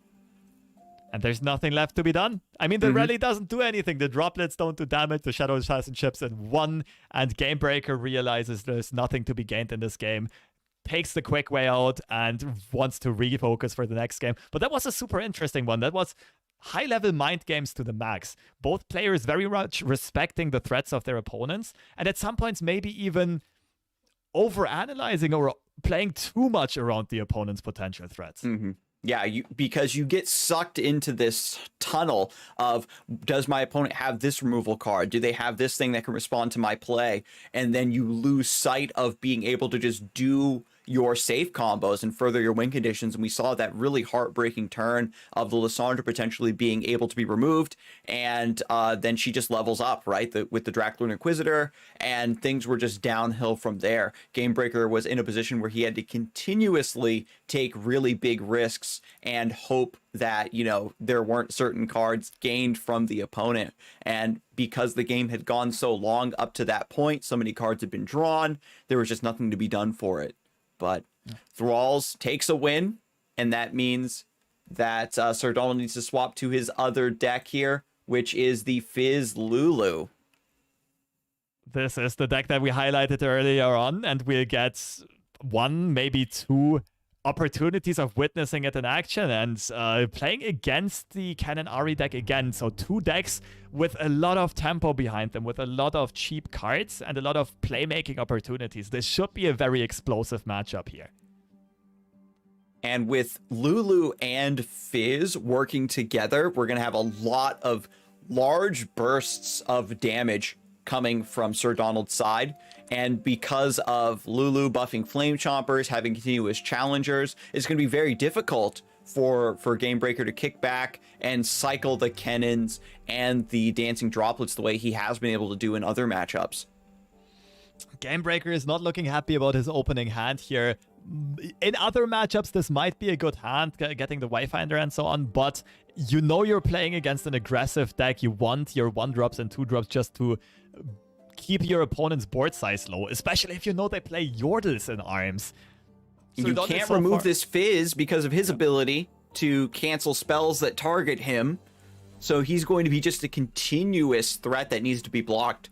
Shadow Assassin's definitely going to get sacrificed here. I would even see Sir Donald perhaps even going for a Get Excited just to remove this thing. Well, the good thing for Gamebreaker is they at least have a bunch of elusive blockers for Fizz, right? Mm-hmm. So he never really gets out of control like he maybe would get in other matchups. Nonetheless, Gamebreaker doesn't really have anything going for them right now. And Sir Donald just continuously piling up the pressure, finding good discard targets in those landmarks. Maybe that's the main idea behind the Bomber Twins. Just well-statted unit that also generates discard fodder. Or sometimes it gets you something you want anyway, right? Like a Preservarium, or we've seen Hexplosive Minefield do a lot of work off of Bomber Twins before. So here it is. We got the Palm, just trying to stabilize. Those are the Palms that were missing from the last game, coming through finally. And this is just purely for defense, purely for stabilization. Gamebreaker cannot work on his own win condition yet. This even taps him down under Kinko Wayfinder mana. And yeah, this is not a palm you're super happy with, but it's kind of a palm that's necessary to get the tempo out of control, to stop your opponent from snowballing and ending your existence on turn 6 or so. Wayfinder coming up does mean a bunch of chump blockers, does mean, okay, maybe we can get our own gameplay rolling, but not the right hand here. The recalls are also more of combo cards and defensive cards rather than really enabling you to trade and so on. And okay, at least it didn't with Allegiance. Oh, could you imagine 39-1 with? But so now we've got Kennen in play, and this is nice because the Mark of the Storm does allow you to deal with a lot of these 1 and 2 HP units that Sir Donald is employing. Cannon bravely swinging in, the droplets being held back. Of course, the cannon can be buffed up by a bunch of combat tricks. It makes perfect sense. Lulu going for the block. Oh, Sir Donald has the group shot. It's a one-off tech. I didn't even see it first. This is super smart. I really like the Lulu block here. And Sir Donald will be willing to invest both the group shot and to get excited, I believe, to stop something like a buff into a recall. Gamebreaker was maybe anticipating this block being a little bit dangerous, maybe thought that Sir Donald would opt to take the 2 damage, but the fork here, right, of saying you now need to put a Twin Discipline on the stack, and then just being able to answer the Kennen anyway, potentially getting another card out of Gamebreaker is enormous here. But to be honest, it's not too bad for Gamebreaker because you are making your opponent use a lot of mana and you are also making your opponent use a lot of resources. I'm not even sure if you follow up with the Get Excited here. I think it makes sense. It also shuts down a Mark of the Storm. It is a fairly heavy investment though. So it makes sense for Sir Donald if Sir Donald thinks that Gamebreaker does not have another cannon in hand. And from the way the early game went, this might be a fairly accurate read. Because if you get excited here and Gamebreaker has to spend mana on saving the cannon with one more recall, he can't replay the cannon this round. And so you set up for a really beautiful open attack. I like it. And it's also, like, it's not likely that Gamebreaker holds another recall here. You're not looking for recall in the mulligan. There's a good chance you remove the cannon. And worst case scenario is still good for you. Because like you said, this open attack is looking good. But here we now see the struggle of electing to play Fizz over a card like Jinx in this deck. So Donald is very close to running out of steam here. Oh, Flame Chompers. Poro Cannon into the Flame Chompers. This is going to get Fizz elusive, and then we have a way to... The Lulu can buff the Chompers immediately. That was actually a crazy top deck. Yes, Burst Speed Chompers so good here. Pulls the 3-2, wants the droplet to die. Not going to pull it to the side here. Knows that Gamebreaker has to block. And then you lose out on your ability to cycle this and keep getting card draw. 2 recalls already out of the equation. Gamebreaker thinking about which blocks makes most sense. Probably contest the Lulu. Set up a Mark of the Storm. Going for the recall... on the Chompers. Protecting the 3-2, it does make a lot of sense. Then you can play Cannon, get rid of the Lulu. You're not really in dangerous territory yet, Nexus HP wise. I mean, you're not... As long as you have a deny for Yordles in arms, you're not too scared of the Poros. Yeah, it's just a lot of chip damage with the Get Excited being used against Kennen, not forcing any direct Nexus damage, without Yordle Captain snowballing this position. No Yordles in arms just yet. Gamebreaker might have actually stabilized here. It doesn't quite look like it, but now there is potential for Kennen to come down and, again, Mark of the Storm to keep doing work controlling the board. Started Peak gets pulled. Ooh, that's a pretty good find for Sir Donald. Wanted to find some value off of those landmarks. Preservarium is the best pickup. Started Peak is probably the second best pickup. At the start of Sir Donald's next attack turn, he will find those 2 low-cost Celestial cards. On Gamebreaker's side, Ahri gets found. Might invest the Ahri to bounce the Droplet back to hand and find even more draws. Might also play Ahri to bounce Cannon back to hand and find more... Mark of the Storms instead. Let's see. Yeah, I think you've got to draw. Concussive Palm back to hand. It's Palm back. We haven't seen this in a minute. It's the very forgotten effect that when Tail of the Dragon is recalled, it does transform back into Palm. And is it better to keep your 3-2 or... Yeah, I think you've got to bounce the Droplet because you get to replay it. You still get to keep an elusive blocker in play. Yeah, and the Palm in hand just doesn't really have a target right now. Everything on Sir Donald's side is small. There's, like, you can block the 3-2s just through your board units anyway. The elusives aren't big. There's no real reason to invest 4 mana to block a Poro. And therefore you'd rather, yeah, I like this a lot. Draw a bit, maybe find another elusive, and now you can consider either bouncing the Droplet again for another draw, maybe even bouncing Cannon to threaten Mark of the Storm.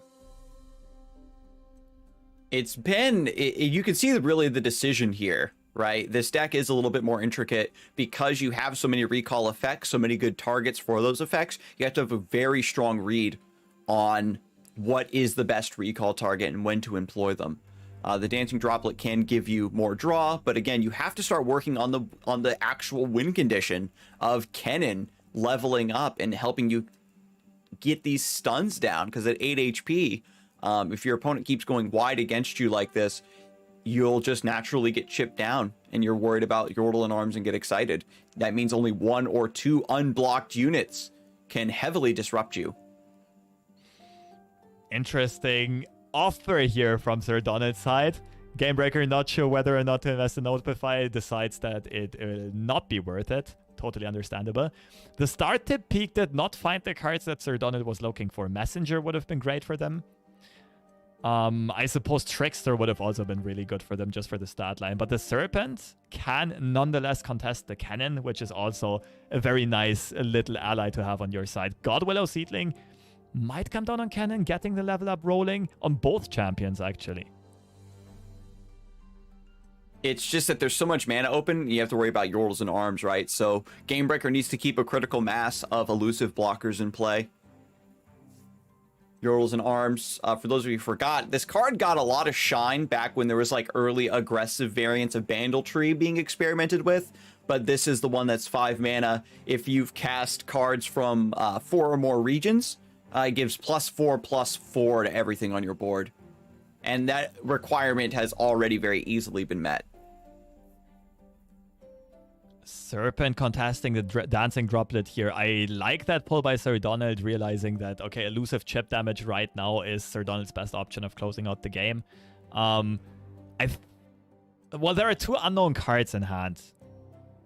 In Sir Donald's hand, basically. And I think Gamebreaker sooner or later will have the read that none of them is Yordles in arms.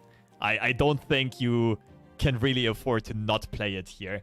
Retreat will hit Cannon, trying to level him up. Ari will level up here, if I'm not mistaken, and not be a sacrificial lamp, but go for a value trade instead. And Fizz is so far from leveling up that we don't really need to basically waste an elusive blocker to keep him from hitting our Nexus. So Sir Donald thinking about the get excited here, disrupting the Cannon, maybe trying to kill the Ari, but lets it go through. Wants to keep the get excited, probably for Nexus damage. At this point, you can see that your opponent's starting to finally draw into their elusive blockers, starting to stabilize, and now you need to start thinking about going over the top. 5 HP now on Gamebreaker's Nexus. You're almost there. But of course, we know Gamebreaker has a Notify, has a Deny, kind of has answers for everything. The only thing that he needs to get done is keep some elusive blockers on the board, and as of right now, this is accomplished. Ari will be one, the Navori Conspirator will be one, and there's just going to be a bunch of pressure coming in from Gamebreaker's side.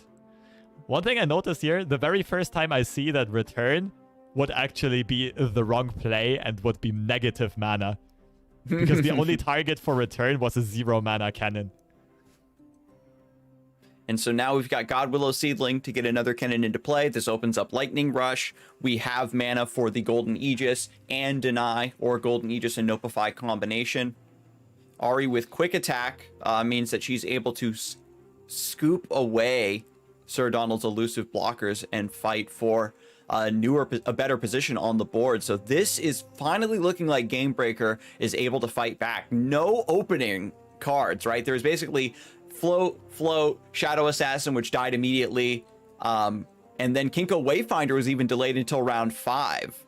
And so you can see how difficult it has been for Gamebreaker to claw back into this game and actually be in a comfortable position here. Gamebreaker is actually threatening lethal here with Cannon's Lightning Rush. Not directly. He's saying, okay, I will push 12 damage to your Nexus, but the threat of the Lightning Rush is definitely there. Let's see how Sir Donald reacts. The Yordle Captain just being found way too late. That would be a great tool to snowball the board in the mid game, but in the late game, really not what this matchup requires. Yeah, and so Sir Donald just not going to react. If you block, it gives Gamebreaker a chance to maybe throw a Twin Discipline down and make that into a stronger lethal position. But Cannon just comes right back into play thanks to the Ari discount. And thanks to Godwillow Seedling, we do have Lightning Rush still available. Sir Donald is hoping that this Get Excited is going to be enough to disrupt that. But Gamebreaker has so many options to stop the Get Excited from being any threat. Notify, Deny. He could even BM, Notify his own Deny, and then play Twin Discipline. Okay, not quite enough mana, but just all the answers in the word.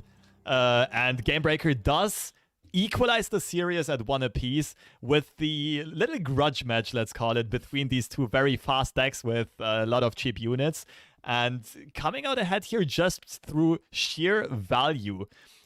Not being overrun in the early game and just making sure that Sir Donald at some point ran out of cards in hand and ran out of draw.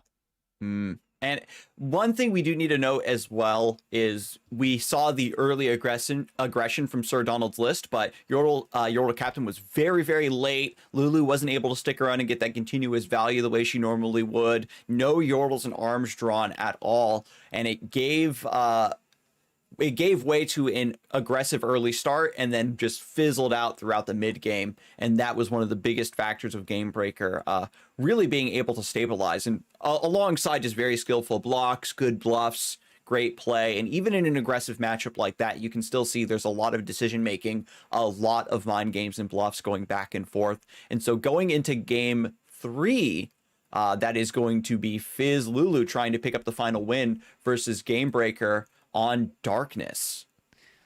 Very interesting one. I would give the edge to the Fizz Lulu deck just because Flame Chompers with the Lulu buff or with the Yordles and Arms buff are perfect at contesting Veigar and Senna.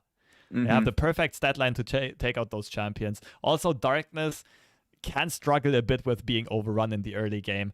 Gamebreaker is not playing Hapless Aristocrats, but Otterpuss as the 1-drop slots, which is also a bit of, like, it's more mana efficient, but it's less board presence.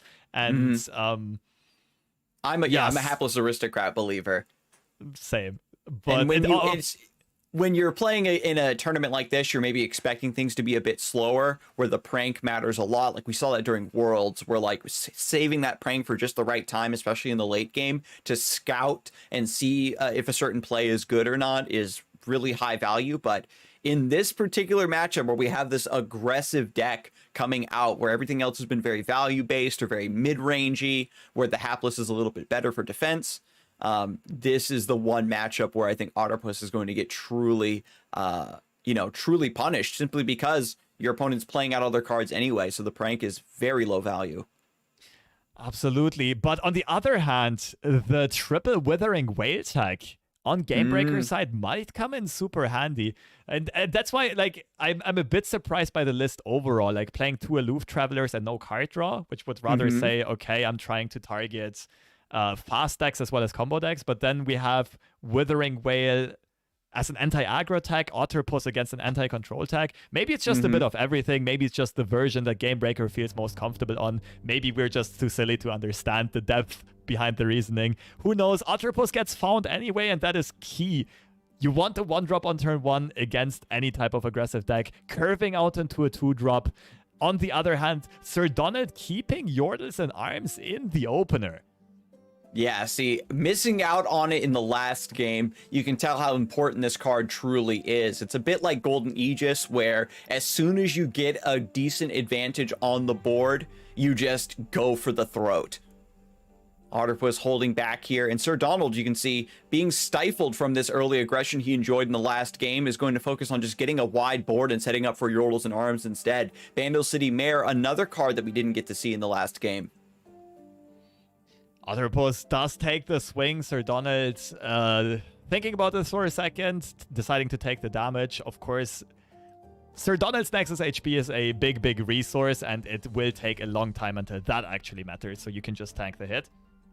Gamebreaker keeping up in development, so far having perfect blocks lined up, but like you said, 3-drop into 4-drop, the curve is starting to look nasty on Sir Donald's side. Yeah, we've got Bandle City Mare, get another card, another unit, Yordle Captain, also threatening to just drop down. There's no boosts on the Darkness yet, so these 3 HP units and 4 HP units are going to be very safe to play. It's just a matter of Sir Donald not really wanting to play Mare into the Darkness that Gamebreaker does have. So is it a float? Is it Zonite Urchin to cycle and then just set up Yordle Captain into Mare instead? Ooh, I kind of like the idea. The other thing to consider here is there any way for you to get the Yordles and Arms for your next attack turn already, maybe? But then you're dependent on what the Bandle City Mayor pulls. No, I kind of like the idea of going Captain first, then playing the Mayor. Gamebreaker already telling Sir Donald, okay, I have a Withering Whale. Like, even if he wouldn't have one in hand, it could still be a good play. Like, he can just represent it. It's a card that might get kept in the mulligan. He plays a million Vilefees, like, what, 3 Vilefees, 3 poke. Yeah, 3 pokey sticks, a lot of 1 damage pings. Yordle Captain does come down, and that will make the Withering Whale a lot weaker. That is the card that I think Gamebreaker wants to see the least in this whole matchup out of all of them. And that needs to get, like, be dealt with as soon as possible. So Vhagar being set up here in order to start boosting this darkness, being able to deal with some of the higher HP single units, like, again, Yordle Captain, Lulu, etc., but this opens up Sir Donald to get a really nice swing or a nice development on this round. Yordle Captain's days are numbered, but all you need is this one key turn of wide development. We've got Mare, and then the discount coming through, potentially playing Loping Telescope. This forces Gamebreaker to cash in this darkness immediately. But so far, Gamebreaker has set this up nicely. Not playing the darkness for 2 damage, but just saying, okay, I'll miss out on the Vhagar darkness generation. I just need the 1 extra damage because now I can go Darkness into Vilefeast or Darkness into Withering Whale with the 8 mana that Gamebreaker has available. Let's see what exactly he opts to go for. It will be Vilefeast, maybe. Ooh. I do like this play because you're just killing the Yordle Captain in 1 action, so they don't get to play something post-combat. You're developing a 1/1 chump blocker, missing out on the healing, but I don't think that really matters at this point. Because Gamebreaker's in a position where you just need to run Sir Donald out of resources. And Gamebreaker realizes, like, the Yordle Captain is by far the biggest threat, because as soon as that card is being dealt with, all of the other units are very vulnerable to Withering Whales, or Withering Whale in combination with other pings. It is a very tough decision for Gamebreaker here, though. Oh my goodness! This is... Oh, he plays the Catalyzer instead, is going to call out Sir Donald and say, you can't develop with this Yordle Captain. You've only got 3 mana anyway. At worst, you play 2 more units, and anything you develop, I can maybe take down with a Withering Whale. Oh, that was a tough decision. That was a very tough decision. I can't say what the best move here would have been. The only issue is, you know your opponent can still play Yordles in Arms this turn. That's why I intuitively very much like Darkness into Withering Whale. It takes out the Yordle Captain and 2 units. In that case, Sir Donald can only play 1 more unit, Yordles in Arms, and it's not a good Yordles in Arms at all. In this scenario, okay, no Yordles in Arms this turn, instead going for a lot of buff value. Oh, no, Moonsilver off of Loping Telescope to discount the Yordles in Arms. The requirement's been met. P&Z, Targon, Bandle City. And Shurima from the Bomber Twins, all now that Gamebreaker can do is kill these 2 units with pings. This might have been the play he was setting up. I can kill 2 things if there is Yordles in Arms this turn. I like that a lot from Sir Donald. Absolutely missed the Moonsilver here on my end, but that is some pressure being set up. And Gamebreaker can't even use the Whale. Is kind of forced to go for the Vilefeast to have a good blocker here for the units swinging in. Will tank 12 damage overall. Nonetheless, double Whale in hand. Ishtali Sentinel, that's a lot of healing. And again, Sir Donald is starting to run low on steam. So we've got Ishtali Sentinel now. Play that 4/5 with Lifesteal. No, doesn't go for it. He's comfortable at 8. Says now, with Withering Whale, with Darkness, with Pokey Stick, I think I can just control the rest of the threats of Sir Donald. Gamebreaker is really not running scared. You'd think that after taking a big swing like that, he would be focusing mostly on defense. Okay, I got a Lifesteal, but is just saying, I need to use all of the cards at my disposal. I can't make one big play into the Ishtali. It makes perfect sense, though, because at this point, with double Whale in hand, Gamebreaker is not scared of the elusives at all. There's nothing that can stop the Poros from falling to double Withering Whale if Sir Donald open attacks. And if Sir Donald tries to play Yordles in Arms, there's also nothing to stop them from falling to the double Withering Whale. There's no threat from the elusives coming in anymore, and I really like the patient defense here. Like, not worrying too much about the Nexus HP, but rather getting rid of the biggest threats in Yordle Captain, and now setting up a huge double Whale, which will absolutely just turn the tides of this game around. And so because of that, you know, Gamebreaker can't really play anything else this round. Has to keep that 3 mana open to keep it out of the way. Is very, very cheeky being offered here. This would make the Yordles and Arms buff permanent if he does draw into the second one. Do you need to go that ham? That might be the play. I mean, I think it's the right play, but not because of the buff, but just because the card says draw 1. And that is true. Like, you expect 5 mana slow speed, draw 1. But honestly, you know, like, your opponent has been telling you the whole time, I have Withering Wail in hand. You can't really use these 1 HP units. You really just need value. I guess Matron Tenor can make sense as well with Yordles and Arms. There's no Matron target. This is... Yeah, and then at the very least, the Tenor of Terror does get impact if you're expecting your board to be wiped.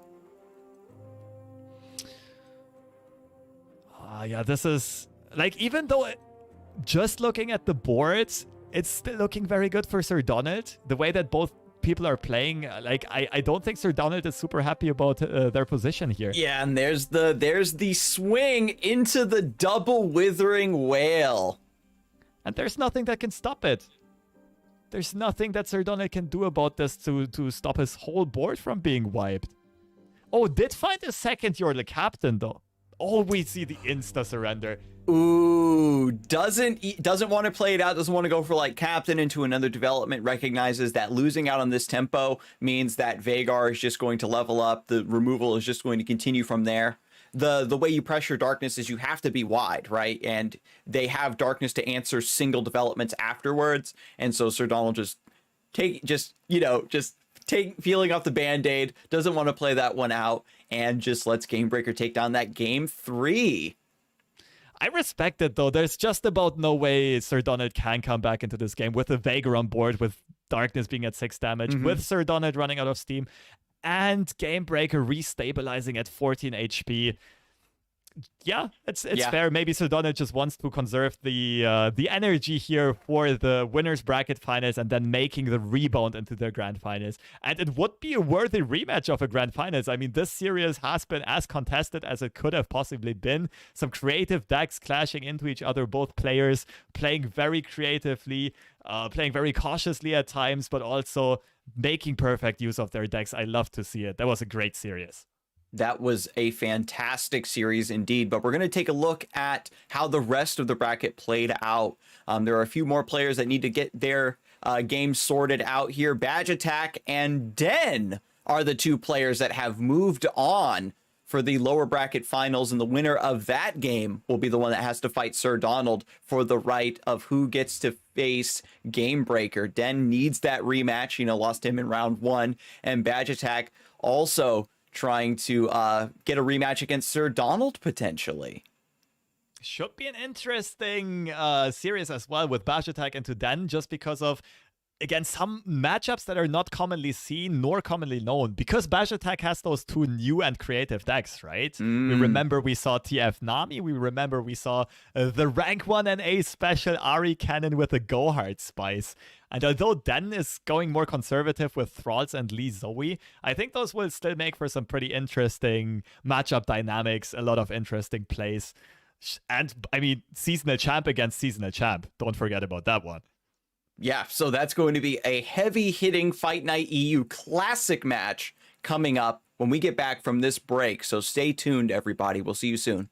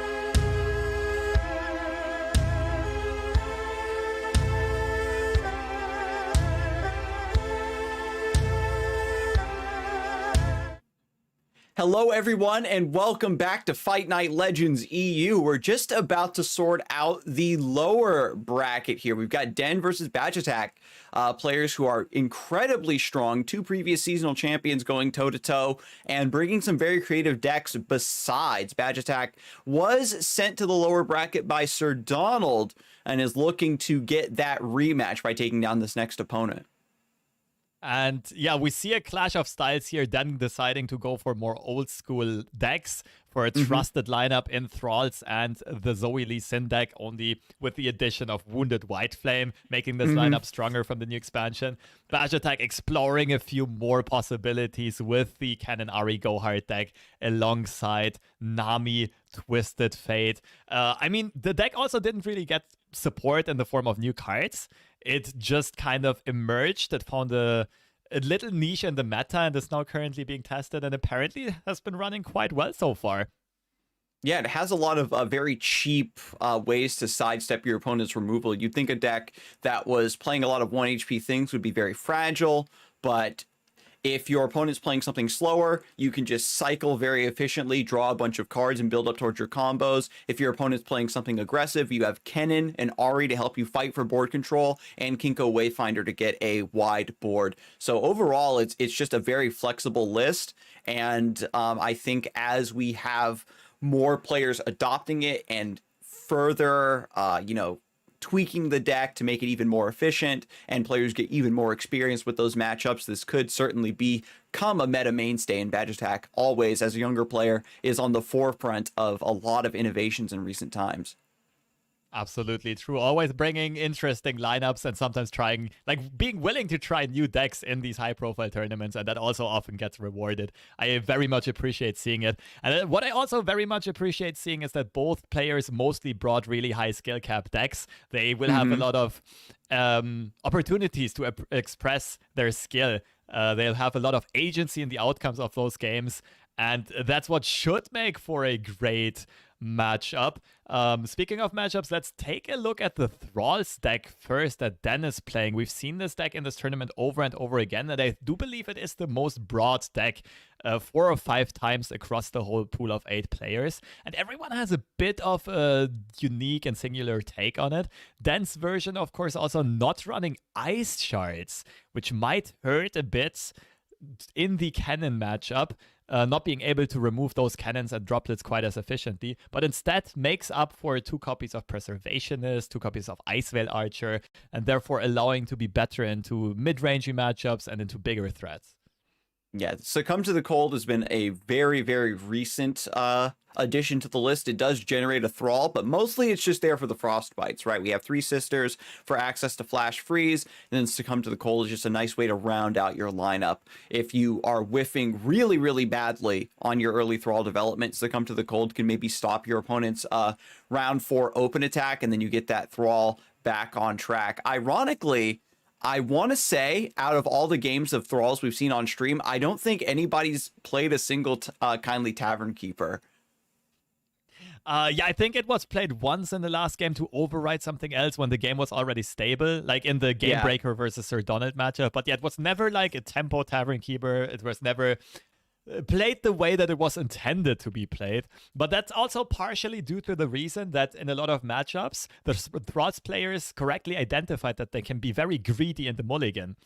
If they play against a slower deck like Nami TF, we remember that I think Pavelici mulliganed very aggressively only for combo pieces. And that did get rewarded. There's no need for Tavern Keepers if your opponent doesn't have early game. You instead just want to get your Thralls rolling as soon as possible. I wonder if, mulliganing for Tavern Keeper is one of the reasons that this player has opted to not bring the ice shards. You have just a little bit of ways to offset a lot of early damage and then just block from there. But I do like the Preservationist as well. You can really see the difference in styles, where Preservationist is just a way to complete your combo, get that Thrall into play, and defend yourself. Whereas we've seen other players bringing the Draklorn Inquisitor, which just gives you this longer term value, where if you don't have your accelerations like time in a bottle, the Draclorn is still there as a continuous threat that's pressuring your opponent's resources and mana into answering it. And it really paid off in that previous match where we had the 2 thralls get accelerated immediately from countdown 3. Yeah, that Draclor paid big dividends last time. Preservationists has their own advantages as well, of course. And what I find very interesting about this is which player is going to queue up which deck first. With the Thralls deck, it matters quite a lot, because if you queue it up into Nami Twisted Fate, you'll probably have a big advantage. And the good thing is that you can dodge the matchup. You don't have to face the aggressive, elusive deck instead.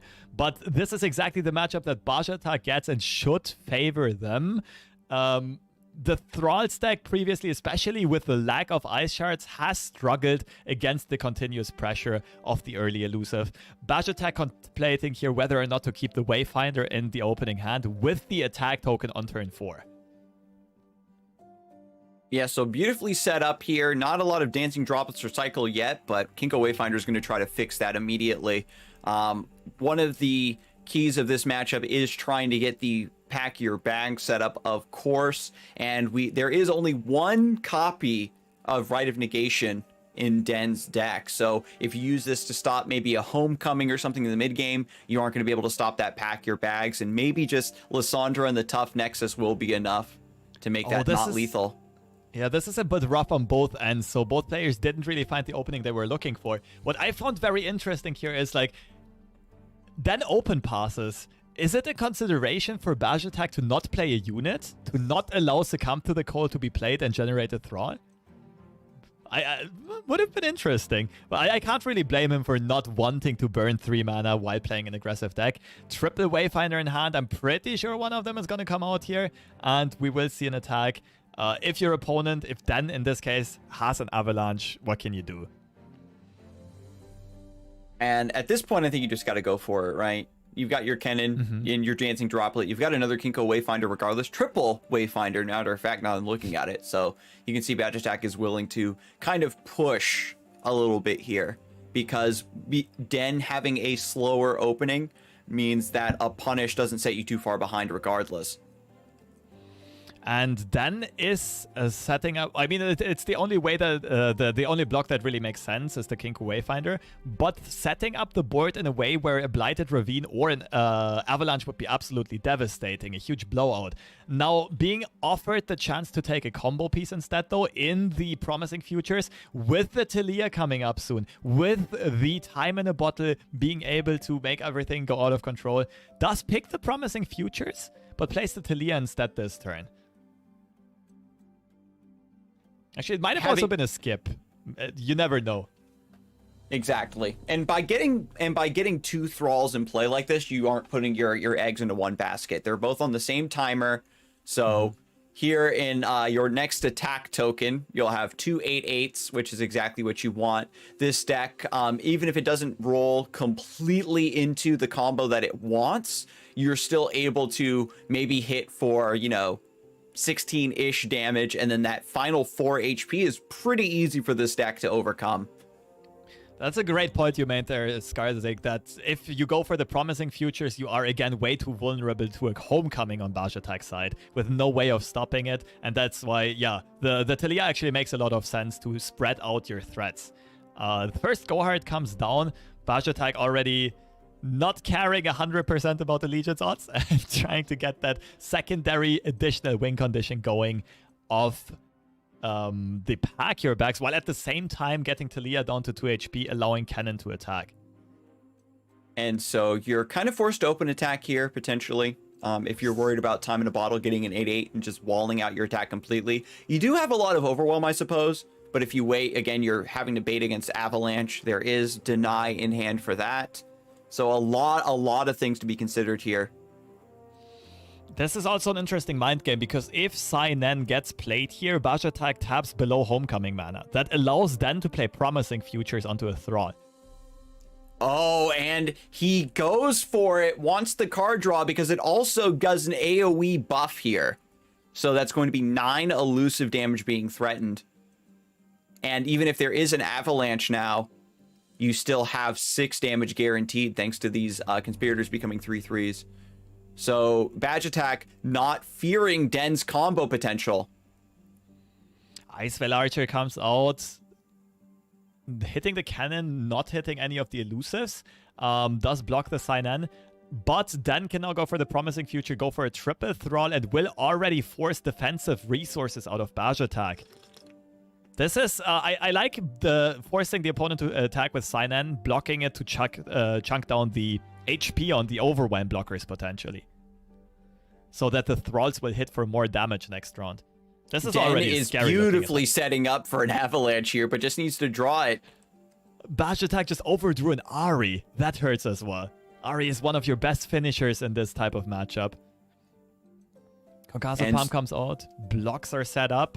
Badge Attack definitely not in the threat of being finished this turn, but starting to run dangerously low, and then has the option of 3 Sisters in hand. And Rite of Negation. Yes, Rite of Negation on the palm, maybe deny against that. Sacrificing a mana gem, it seems, which also makes perfect sense. And the only real answer for Badge Attack here would be a deny. Of course, Badge Attack main decks 3 deny, you almost have to expect it. Going for a Homecoming instead, knowing that Den does not play any copy of Ice Shard, this Homecoming, of course, is safe. This has to feel so good for Badge Attack, like being able to just recall your 1 HP thing. Even keeping Talia alive, you don't really care about, because now you have the Kennen. Just keep cycling this, keep getting the Mark of the Storm. This sets up a future stun. I said that 4 HP was pretty easy to find, but 6 HP is going to be a little bit harder. When you're this low and your opponent is threatening you with this much elusive damage on an open attack, there's really not much to be done. Goes for time on the bottle purely for the predict. We didn't see what got picked, but we will find out in a second. It was a snap pick. Oh, the Lissandra for the tough Nexus. But it's not going to be enough. The only defensive option for this attack is a 3 Sisters into a Flash Freeze. Badge Attack still represents 5 damage. With the Twin Disciplines in hand, can go up to 8. And this is the difference to the previous time we saw this matchup, right? Lissandra was the true carry the last time around, and this time she just shows up too late. No tough Nexus, no Ice Shard generation, and the elusive deck powers through with its aggression, takes the first game against the Thralls. So very well played. We saw the aggressive line with the 1,000 tails coming through, and that +1/+1, that little bit of damage super matters. And the Thralls were just so delayed. We saw them come back on track in the mid game, but the early whiff where it was literally, what was it, round 3 or round 4, just to use to come to the cold to get that thrall down, it was just a bit too much. Even with the Talia coming through and getting that pressure, it was just 1 round delayed. Absolutely. I mean, it did get dangerously close in the end, like with 1 more attack turn, of course, that would have been enough, with a bit more mana, or just 1 move that would have allowed Den to find the Lissandra sooner. I mean, even in the previous turn, Den had 3 mana available, just didn't find the Lissandra in time. And yeah, the lack of Ice Shards combined with the lack of Lissandra definitely did have enough impact on this type of matchup to swing it entirely in Badge Attack's favor. And Badge Attack identified the win condition correctly with the aggressive play, did get rewarded for this one, and now only has the Nami Twisted Fate deck left to battle through with. The Nami Twisted Fate is a list that can just take over in the late game, like we saw, has so many different tools and ways to generate value and win conditions, but Thralls doesn't care about any of that. They just have to get their combo and punch through. There is the Avalanche in the opening hand that was conspicuously absent in the previous game. We saw Den was playing the matchup in such a way to bluff the Avalanche, like he was setting up for it constantly, setting things down to 2 HP, 1 HP, but then just never drew into it. Badge Attack kicking the Shellfrog from hand, finding a Nami instead, then keeping... Oh, I think that was already the hand post-mulligan. Again, stuck with a hand that does not really have access to early Frozen Thralls, but Lissandra will spawn one here, and Lissandra is also Not the easiest threat to remove this time around in this specific situation, with the open attack from the Octopus into the Harpoon into banking 3 spell mana though. Everything lines up perfectly for Bajatak. Some very fast and aggressive Nami level up progression. And maybe we'll already see like a turn 4 or 5 Nami come down. That would be a sight to behold. Just a pass from Den. Needs to see what Bajatak does. Doesn't want to develop into an avalanche. With the Shellfolk in hand, Bajatak is thinking about holding on to the prank, but I like cashing it in here, trying to get some eyes on what AoE might be possible. Making the time in a bottle cost a little bit more expensive there. Slows down the combo. I love it.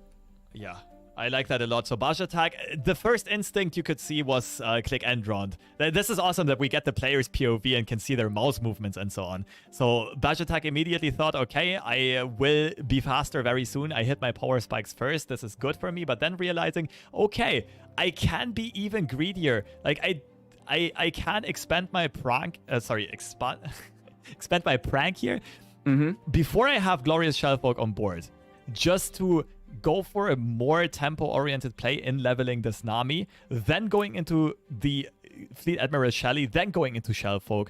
So basically turn 4 threat into turn 5 threat into turn 6 threat, and that should be enough to snowball the game out of control here.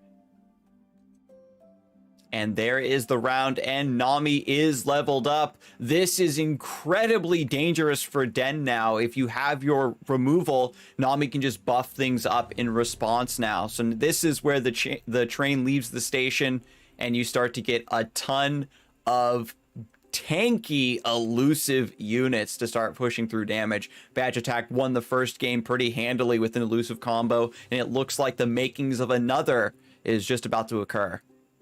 And the prank having hit the time in the bottle is also huge here, because now Den can't go time in the bottle into Talia, which would be a nice defensive line, something you would like to play.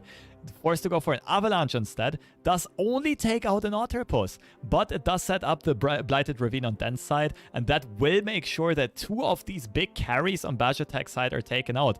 I don't think the Shelly can be protected here.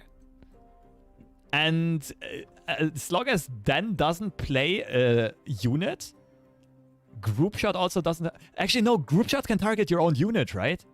Yeah, it was one of the cards that they recently changed. There you go.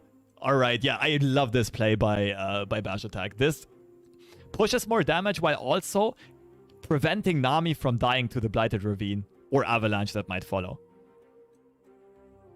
Massive swing there. Down to 5 HP already for Den. Has to go for the Blighted Ravine here, and all you're doing is just killing the Shelly. We've got double Burblefish now, and Curious Shellfolk that could just come down in preparation for any more pranks or manifests that come off the top. Burblefish generates spells to feed into the Nami, and that could be the line we see here instead. Bajatak's aggression is off the charts. Now, Bajatak does need to be worried about another Avalanche or Blighted Ravine, but at this point, I don't think you can still play around it. And as you mentioned, the perfect mana to vomit the whole hand onto the board as of right now. And Den is in a much more precarious situation, not having any clear line of play here, going for an open pass. Bajatak might just be fine with taking the end round here and threatening lethal. Oh, has the Shellfolk. Blighted Ravine, Avalanche already cashed in. Den being heavily punished once again, not having that threat of Ice Shard. And Bajatak realizing Den tapped under Ravine, Den tapped under Avalanche, and now these Burble Fishes can be developed freely. They cannot be contested until they swing in. And if they find some faster burst speed spells, they're also going to get buffed on the attack, and Purpleberry Shake is a great find here. And another group shot. Just cash it in on the Shellfolk. Super tanky. Nami. Oh no, Nami's going to get ebb. So you can do ebb and flow. This is actually huge. The Burble Fishes are going to immediately consume the Nami buffs. Everything else is going to get huge in a comparison. The Burblefish is coming through with the carry here, finding a burst speed and a fast speed spell to support the open attack and the top deck of the second Nami. Even though Den finds the Three Sisters for the second freeze for this attack, I don't think that's enough to stop the damage from coming in. Purpleberry Shake on the Nami while buffing a Burblefish. That's 5 damage out of a 1 mana burst speed card. Oh my goodness. And so here it is, Three Sisters Flash Freeze, and then you're just all in versus what is Badge Attack's remaining card quality. Wow.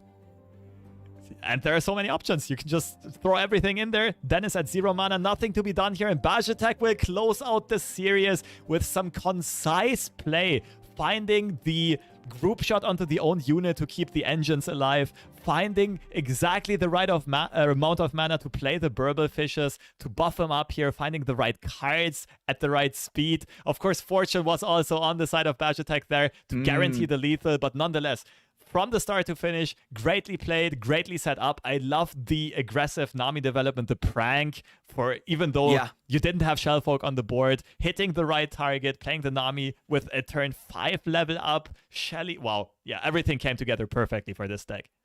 Yeah, the Thralls, we can really see how earlier in the broadcast, it was very explosive. We were seeing the promising futures and the Talias, 4 Thralls just basically ending the game, and now we're seeing that if you don't draw well enough and you give your opponent just that little bit of extra breathing room, they can do some really nasty things to you in response. Unfortunately, the lack of ice shards, I think, was like a big factor in being unable to properly respond to both of Badge Attack's lists, but now he will move on to get that rematch. So we're going to take a look at that for the break. And then when we sort out the lower bracket finals, will be again between Badge Attack and Sir Donald. The winner of that next match will take on Game Breaker in the grand finals. So stick around. We are going to be right back after this break.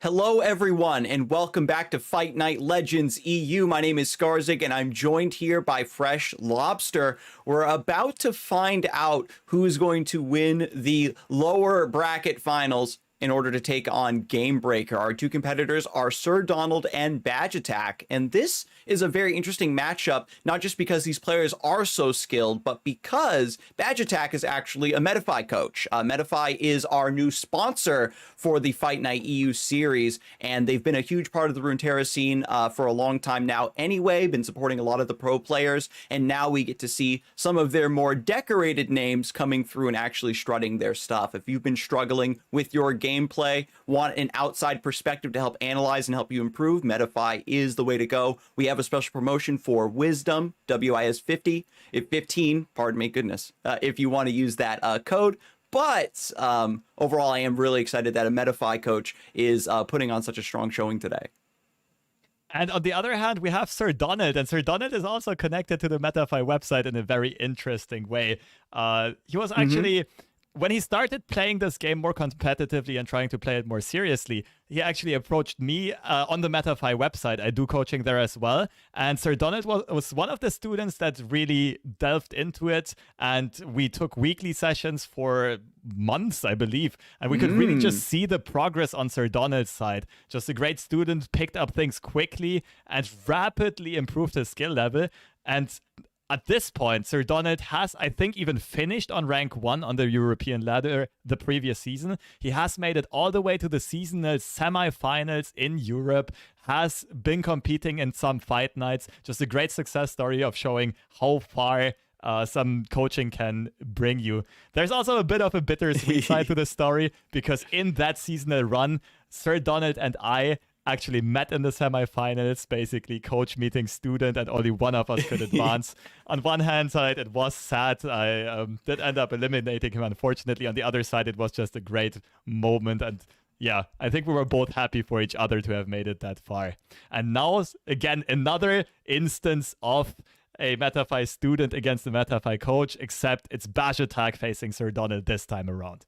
And maybe, you know, the coaching that you gave him will bear even more fruit. You've already praised his rapid development as a competitive player, his drive to improve that really allowed him to make full use of the Metafy service, and, you know, just your skill as a coach. But we're going to refresh our memories on Badge Attack's lineup here really quick as we head into this next match. The Nami Twisted Fate we saw pop off in Game 3 versus Den is just a pile of win conditions, I think is the nicest way to put it. We've got Nami, Twisted Fate, Shellfolk, Burblefish, Mind Meld. A lot of classic, strong, game-ending cards, even Fleet Admiral Shelley, all being combined into this beautiful toolbox that if you can read the vibes of the match, you know the matchup, you know your opponent's deck, you have your cards set in motion, and you focus on the right one, it's going to bear fruit. Ken and Ari, very similar idea. You've got a lot of elusives,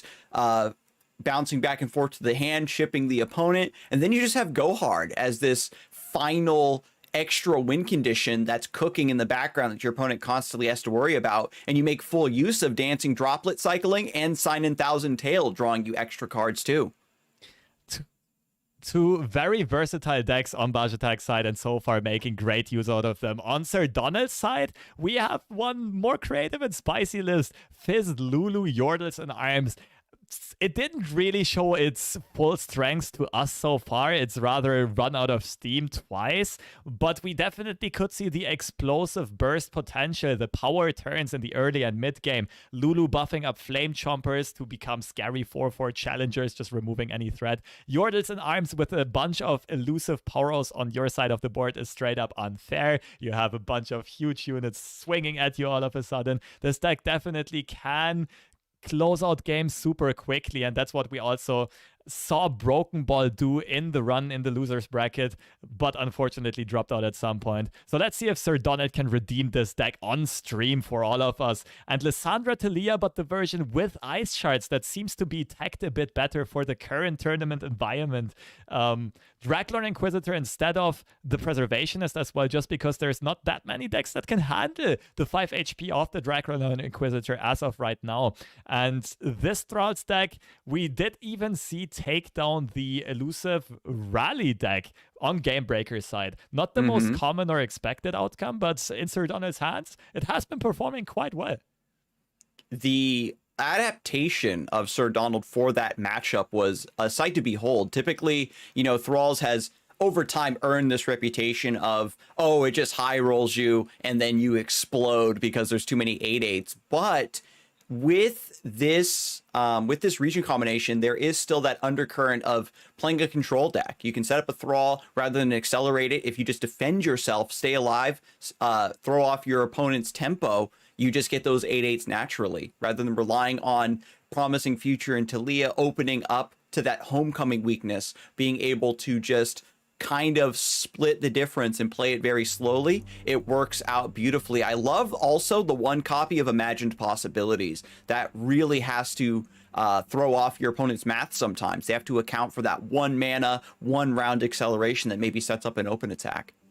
And that maybe even sets up ending the game immediately. Yeah, it's a very key card to keep in the back of your mind. And we see almost a rematch of what we just saw in the winner's bracket finals earlier on, except Bajatek, of course, not going for the Scattered Pot Golden Aegis package, but instead going for the Go Hards, which I would say is slightly worse in this matchup specifically. I think you would prefer the Aegis if you're the elusive player. The Aegis giving you the ability to double down on a mid-game advantage, which it's very easy to do, or just try to get in right before the Thralls hatch and you have to worry about that big attack. Players have gotten really good, I think, at about like floating their mana properly and bluffing. And with Succumb to the Cold finding its way back into Thralls, maybe the rally isn't as effective as Badge Attack would like. And then Go Hard, maybe those extra pings just giving you a way to maybe win the mirror match. That could definitely have been an idea behind those tech choices. So far, no Go Hard to be found though on Badge Attack's side, but I think Badge Attack's probably also happy about it. Both players speedrunning this so far. It's already turn 5. Talia has doubled down on copying Frostguard Frozen Thralls, rather. And on the other hand, we see Ahri finally being drawn, and this Ahri Dancing Droplet duo that we've seen generate value and chip damage and over might have another chance at shining here. Godwillow Seedling, even more draws coming out of the Dancing Droplet, and the Ephemeral is going to get recalled from the Ahri. Great time to draw this Seedling and make use of that combo. So we're just trying to draw as many cards as possible just to get Concussive Palms, Homecoming, get those tools that keep the Thralls from ending the game. Badge Attack has proven his ability to buy a lot of time in these matchups, and it's just a matter of whether 2 Thralls is enough to end the game. This is always so tough to assess, knowing that your opponent plays 2 Homecomings and I think 2 or 3 Concussive Palms. Yeah, 3 in total. Yeah, it's really, you kind of have to take your chances there. But as of right now, Sir Donald also not having found any imagined possibility. Sorry, promising futures yet. The double. Yeah, mulligan 2 of them away looking for the Thralls, and they haven't come back yet. But it might have also been a good choice, knowing that Badge Attack runs 3 denies, and that is probably one of the best deny targets. Then again, if Promising Futures tanks a deny, that frees up Avalanche to contest your opponent's board. So there's ups and downs to either side here. Sir Donald so far getting the attack token next round, but only being able to pop out 1. Okay, never mind. With double Curator, can actually pop out both of these Frostguard Thralls and start threatening some serious damage. Yeah, so we've got a very nice open attack being constructed here.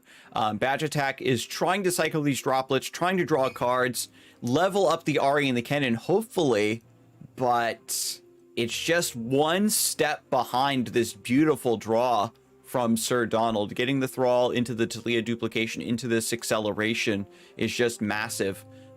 Even if you aren't one-shotting your opponent, it's very difficult for Badge Attack to truly remove these 8/8s without a homecoming. Cannon is at least leveled up though and can start kind of being the annoying little self that he sometimes can be here. Allows Cannon to attack and remove the blocker at the same time with a double stun. Double Mark of the Storm, rather. Avalanche is coming out though, contesting both droplets as well as the cannon. And we shall see how many resources get invested here. If it's retreat, if it's also a recall, if it's only a recall. This is starting to look a bit dire on Bash Attack's side, I'll be quite honest. Yeah, if you do retreat, then you can't return.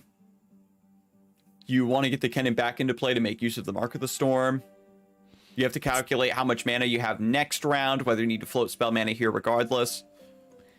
I mean, at this point, it is even a tough call to make whether the droplet or the cannon is worth saving. Because you really do need the draw, and Cynan is a bit clunky for drawing, but at the same time, you kind of also would really like to have the cannon remove the Talia with the second Mark of the Storm. Decides to go for the retreat on the Dancing Droplet, will get rewarded with a draw. And it's allowing the Ahri... Yeah, gets another twin. Great defensive tool, but I think the main reason why Badge Attack went for it is that the Ahri can still attack here. Swap in for the droplet, draw another card. Oh, never mind. Attack token is gone. I missed it. Still have some blockers in play, though, which is nice. Perhaps just hoping for a cannon top deck to make use of the other Mark of the Storm. This open attack is pretty ferocious. We do have Palm to stop one of these. And it buys enough time, though, for Badge Attack to not have to worry about Ravines and the leveled up Lissandra and Ice Shards. So Badge Attack can confidently assume to get one more attack turn in. We've praised Sir Donald's inclusion of Ice Shard and also Imagined Possibilities, but something does need to be cut. So it is important to note that there is no Rite of Negation as well. So a lot of these removals are just going to go through cleanly. Yeah, in this situation, it is quite impactful. And it buys Badge Attack time, but Badge Attack is so far back against the walls that basically the next turn has to be the lethal attack, rather. Twin Disciplines is huge, though. In this matchup, we've seen this over and over again, that the Ahri player does not want to overcommit buffs onto Ahri, right? Because Ahri is probably getting frostbitten at least once on the attack. But with double Twin Disciplines, to rebuff Ahri after getting frostbitten once or maybe even twice, this might be enough. This might be enough to set up a board that's wide enough for Ahri to hit 2 or 3 times and close out the game. Yeah, that outcome has only occurred once, I think, where Ahri was able to do like a big combo. And every time it's come down to where Twin Disciplines is used to keep Ahri alive, and then the Frostbite completely shuts her down. The Ravine forces out one of the disciplines, though. I really like the Ravine by Sir Donald, acknowledging, okay, Ahri is the biggest threat here. Most likely way I lose this game, just contest it. Also, Sir Donald wants to play the clock hand next turn. Everything makes perfect sense here. Yep, so we got Dancing Droplet. Clock Hand generates the 2 Condensed Centuries, I believe they're called. And that also, instead of accelerating a Thrall, you can also use them to generate other countdown landmarks. And so in a desperate situation, there is a chance for Sir Donald to try to generate some Blighted Ravines into play. This is tough to play on Sir Donald's side, though, because you definitely want to keep the Flash Freeze mana open, but then you don't really have another play this turn. You could play Talia without copying a landmark. It's literally your only other play this turn. On the other hand, Badge Attack needs to decide, okay, what cards can I still play around? How do I set up this attack? Because Badge Attack with the current hand has to know. Okay, I cannot stop another attack from Sir Donald. How do I close out this game? So I think that with that point being said, Sir Donald just passes here, right? Oh no, does go for the clock hand. So this is going to open up Badge Attack to level up the Ahri, thanks to Navori Conspirator, and develop a wide swing here Is it going to be enough? We need a 5-wide board for 15 exactly. Yeah, but now you can play the Twin Disciplines, right? There's no threat of Ice Shard anymore. Instant Sentry. Sorry, no threat of a freeze, but there is a threat of Ice Shard. That's going to be the interesting one. But if Bajatak just pumps everything out, Bajatak should win this game. And it feels to me like there's no reason to not do it, because Bajatak... So now you can use the other Instant Sentry to hit the Eye of Raharok and get the 2 stuns! What? What did we just see? Oh my, he crossed his fingers. Let's go. The clock hand delivering, denying the lethal this round. Perfectly calculated, right? Just as intended. Oh my goodness, that was huge. Big plays coming in from the clock hand. It's literally saving the day. The Eye of the Raharok into the instant countdown. That's a sight to behold. Yeah, we needed... Eye of Raharok was good there. Blighted Ravine could have been an option to count it down and get the board wipe. And now Bajatak is in top deck mode. He really needs to find a Homecoming or a Concussive Palm. It's definitely possible, though. I think there are a total of 4 copies of those cards left. Bajatak also wisely going for the Go Hearts to not die to the other Frostguard Thrall. Swinging in the Vori Conspirator is the top deck. It's not enough. And if Sir Donald opts to go for this open attack, that would close the game. Might also be an idea to develop first. There's not much of a development punish. I could see going both ways. Let's see how Sir Donald opts to play this one out. You have so much mana available, you can develop, and you still have mana for like Three Sisters and Tomb, if you want to try to push through a little bit more. If there is a development, even if you go for Thousand Tail to draw 2 cards, you aren't getting, you don't have enough mana for Palm afterwards, so Bajatak's play is going to be most likely Conspirator onto the Droplet. Yeah, if Bajatak gets another option, like the only reason why I don't like developing is giving Bajatak the opportunity to draw more. Yeah. And that means higher chances of finding those palms, of finding those homecomings. And the open attack backed up with the Three Sisters is perfectly legitimate here. Bajatak lets the attack slide through without any answer in hand. And Sir Donald clutching the game with some aid of the clock hand, finding Eye of the Raharok into the instant stun just when needed the most.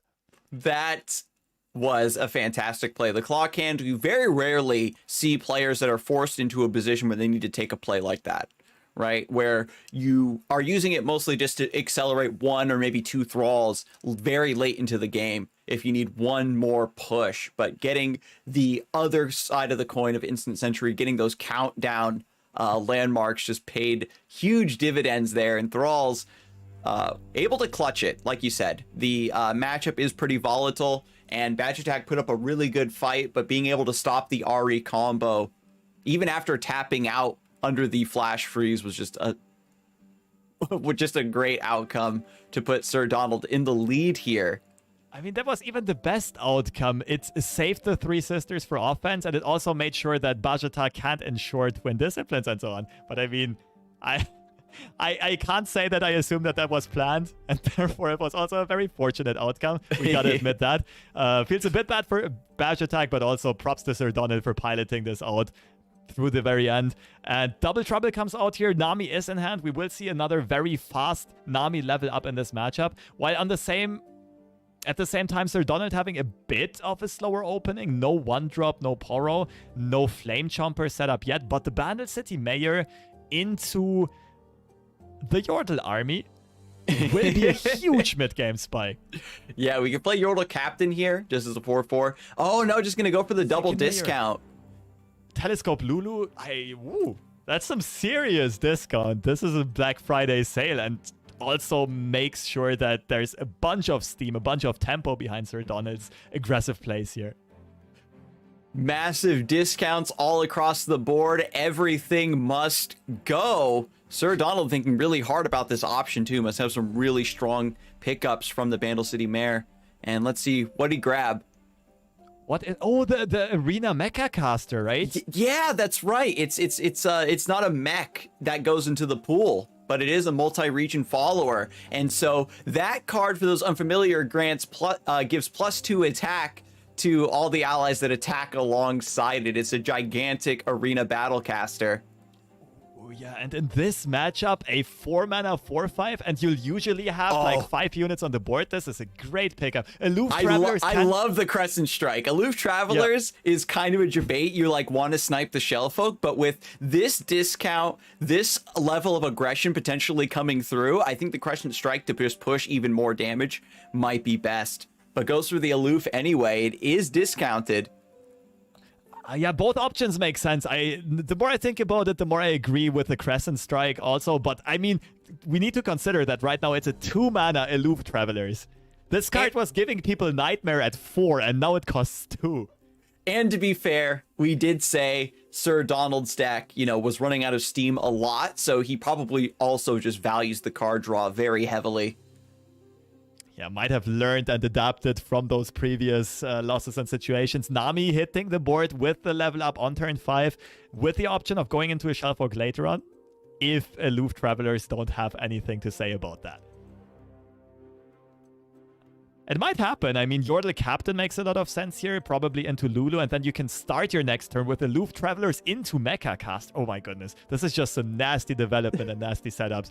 These mayors are putting in work. This is the outcome that we've been waiting to see. We saw the potential of this deck, and now the ability to just go super wide, and Badger Attack just trying to stabilize as much as possible. Do you invest a group shot here to get rid of one of the mayors? Maybe. Yeah, now that you have a wide board. I was just gonna say something about the only thing that's missing on Sir Donald's side is the Flame Chompers to remove Nami, and he top decks Flame Chompers. But now, okay, your board is full. So you're not really okay, never mind, not anymore. And now again, you have the option to either go Mecha Caster, just go for an insane swing, force Badger Attack to block everything, or you use the, I forgot the Scrap Heap, I think it's called. Yes. Scrap Heap to discard Flame Chompers and contest Nami right away. And there aren't really a lot of defensive plays on Badger Attack's side. Sir Donald goes for the Flame Chompers. And then you get another unit as well. So you're getting another mech. Trumpetecker! Oh my god, when this is played, and it's playable 4 mana thanks to the Mare discount. This is going to give +1/+1 to all their units in play. Overwrite the Mare, maybe. And at the same time, if I'm not mistaken, it has a 4/5 stat line, so it gets the buff from the Yordle Captain while also buffing the Yordle Captain, which means the Yordle Captain can buff more. Yordle Army just snowballing this game out of control. All right, Sir Donald, give him the blue light special. All these discounts. Mayor has done his job already. Let's go. Oh my god. Well, that's a sight to behold. Just a regular turn 6 board. Okay, so the good news for Badge Attack is that there's only impact on the enemy side. There's no overwhelm. The bad news is that you have to trade away everything here so you don't die. And then what do? The Flame Chomper is only getting a puny +2 attack buff from Lulu, just because everything is so big already. There's not much room to grow. Yeah, nonetheless, like you said, everything on your side dies. And yeah, okay, you have a Shellfolk in hand, but how do you come back from this? How do you contest these 5 units with a Mecha Caster coming up? All right, Pokey Stick doing a little bit of work. Burble Fish. So I guess it's Shellfolk, and then you start pranking Sir Donald's cheap units and just try to build up another wide board against this next swing. Yeah, it seems like you're back against the walls, and yeah, you just have to try to go wide. It's with the limited mana resources that you have, this is looking like a kind of an impossible feat, though, to be quite honest. Pokestick tries to remove one of your potential blockers, gets saved by Purpleberry Shake here. The self-sustaining Burblefish, surviving from his own spell, also allows to chip some damage in, but I mean, it's little damage and it's coming out very late. Oh, Zonite Urchin might be useful. Maybe find another cheap unit like an Otterpuss. Yeah, 0 mana. You probably... Oh, I think you have to cycle the Shellfolk. I suppose. It's a little bit too expensive here. 1 mana off of being able to play the Mirai Warden. The Warden would have been huge, just 2 chump blockers at once, but not her time to shine. And on the other hand side, Sir Donald keeps on developing. It finds the harrowing. That's an interesting also, one. in case you didn't know, the unit will die when it strikes if it's ephemeral. Gets the harrowing. Oh my god. Just picking up another full board in one card in case something happens to this pile of stats on the other side. And now Sir Donald kind of contemplating what to do with the rest of the mana and the one empty board space that they have. Also, having the option to either open attack or develop next round. Scrap Heap gets played. Of course, can't find a mech. The cheapest mech does cost 2 mana, and we do seem to have a bit of a hold up here, some slight video issues. But that does give us a chance to think about what mech does get played. We're going to take a look at the other perspective instead. All right. Perfect. Now, for the first time, I think, this tournament, we actually also get to see Sir Donald's point of view here. And the open attack has already... Well, we already progressed to the next turn. Sir Donald is electing to go for an open attack because it does represent lethal. After having top deck Get Excited, even more so, I do really like the open attack. The impact is coming in as well. It's very tough for Bajatak here to fend this one off. Can let this go through, set the opponent down to 1 HP, and Get Excited should seal the deal. Yeah, so overall, just after seeing the deck run out of steam repeatedly over and over and over again, getting the capability to see what this deck is truly meant to do when it draws what it needs to is just so hilarious to see in motion. Love it. That was a wild series. That was a wild one. We, just as I was hoping for, the deck completely redeemed itself. Fist Lulu showed us exactly how crazy it can get, how it can go out of control, how it can snowball and just storm people, run people over. And yeah, the first game we already talked about plenty. That was just pure craziness with the Eye of the Raharak find. And we see Sir Donald advancing to the grand finals for a rematch against Gamebreaker. Wants to get another shot, will be granted the other shot. And yeah, repetition of the winner brackets finals. What else could you ask for? The run back is definitely something that happens all the time with Fight Night Legends EU, just like these heroic lower bracket runs and the bracket reset. So really great to see Sir Donald advancing. A little bit of luck on his side for sure, but both players piloted their decks very well. And it was just so fun to see a classic deck like Thralls be coupled with something so new like this just toolboxy Yordle thing, just pulling out massive stat lines. It's just something I personally really enjoy, just have these hilarious outcomes to watch and cast. Yeah, it makes your inner Timmy happy, right? Just the little kid that just wants to play cards and wants to see cool things happen, and all of a sudden, boom, everything gets +1, +1, +2, +2. Yordle is in arms +4, +4, and it just aligns perfectly. And on the other hand, though, huge props to Bajatak. Thanks for participating and bringing some innovative spice and showing us that these new decks can compete and can work, and especially in the hands of the right player. Explosive and just all around solid and versatile. But with that being said, we do have the grand finals coming up soon, and we are ready to move into our final break, I believe, yes. Before the action will commence and Gamebreaker and Sir Donald will have another chance to throw hands in the virtual realm. So stay tuned and we'll be right back.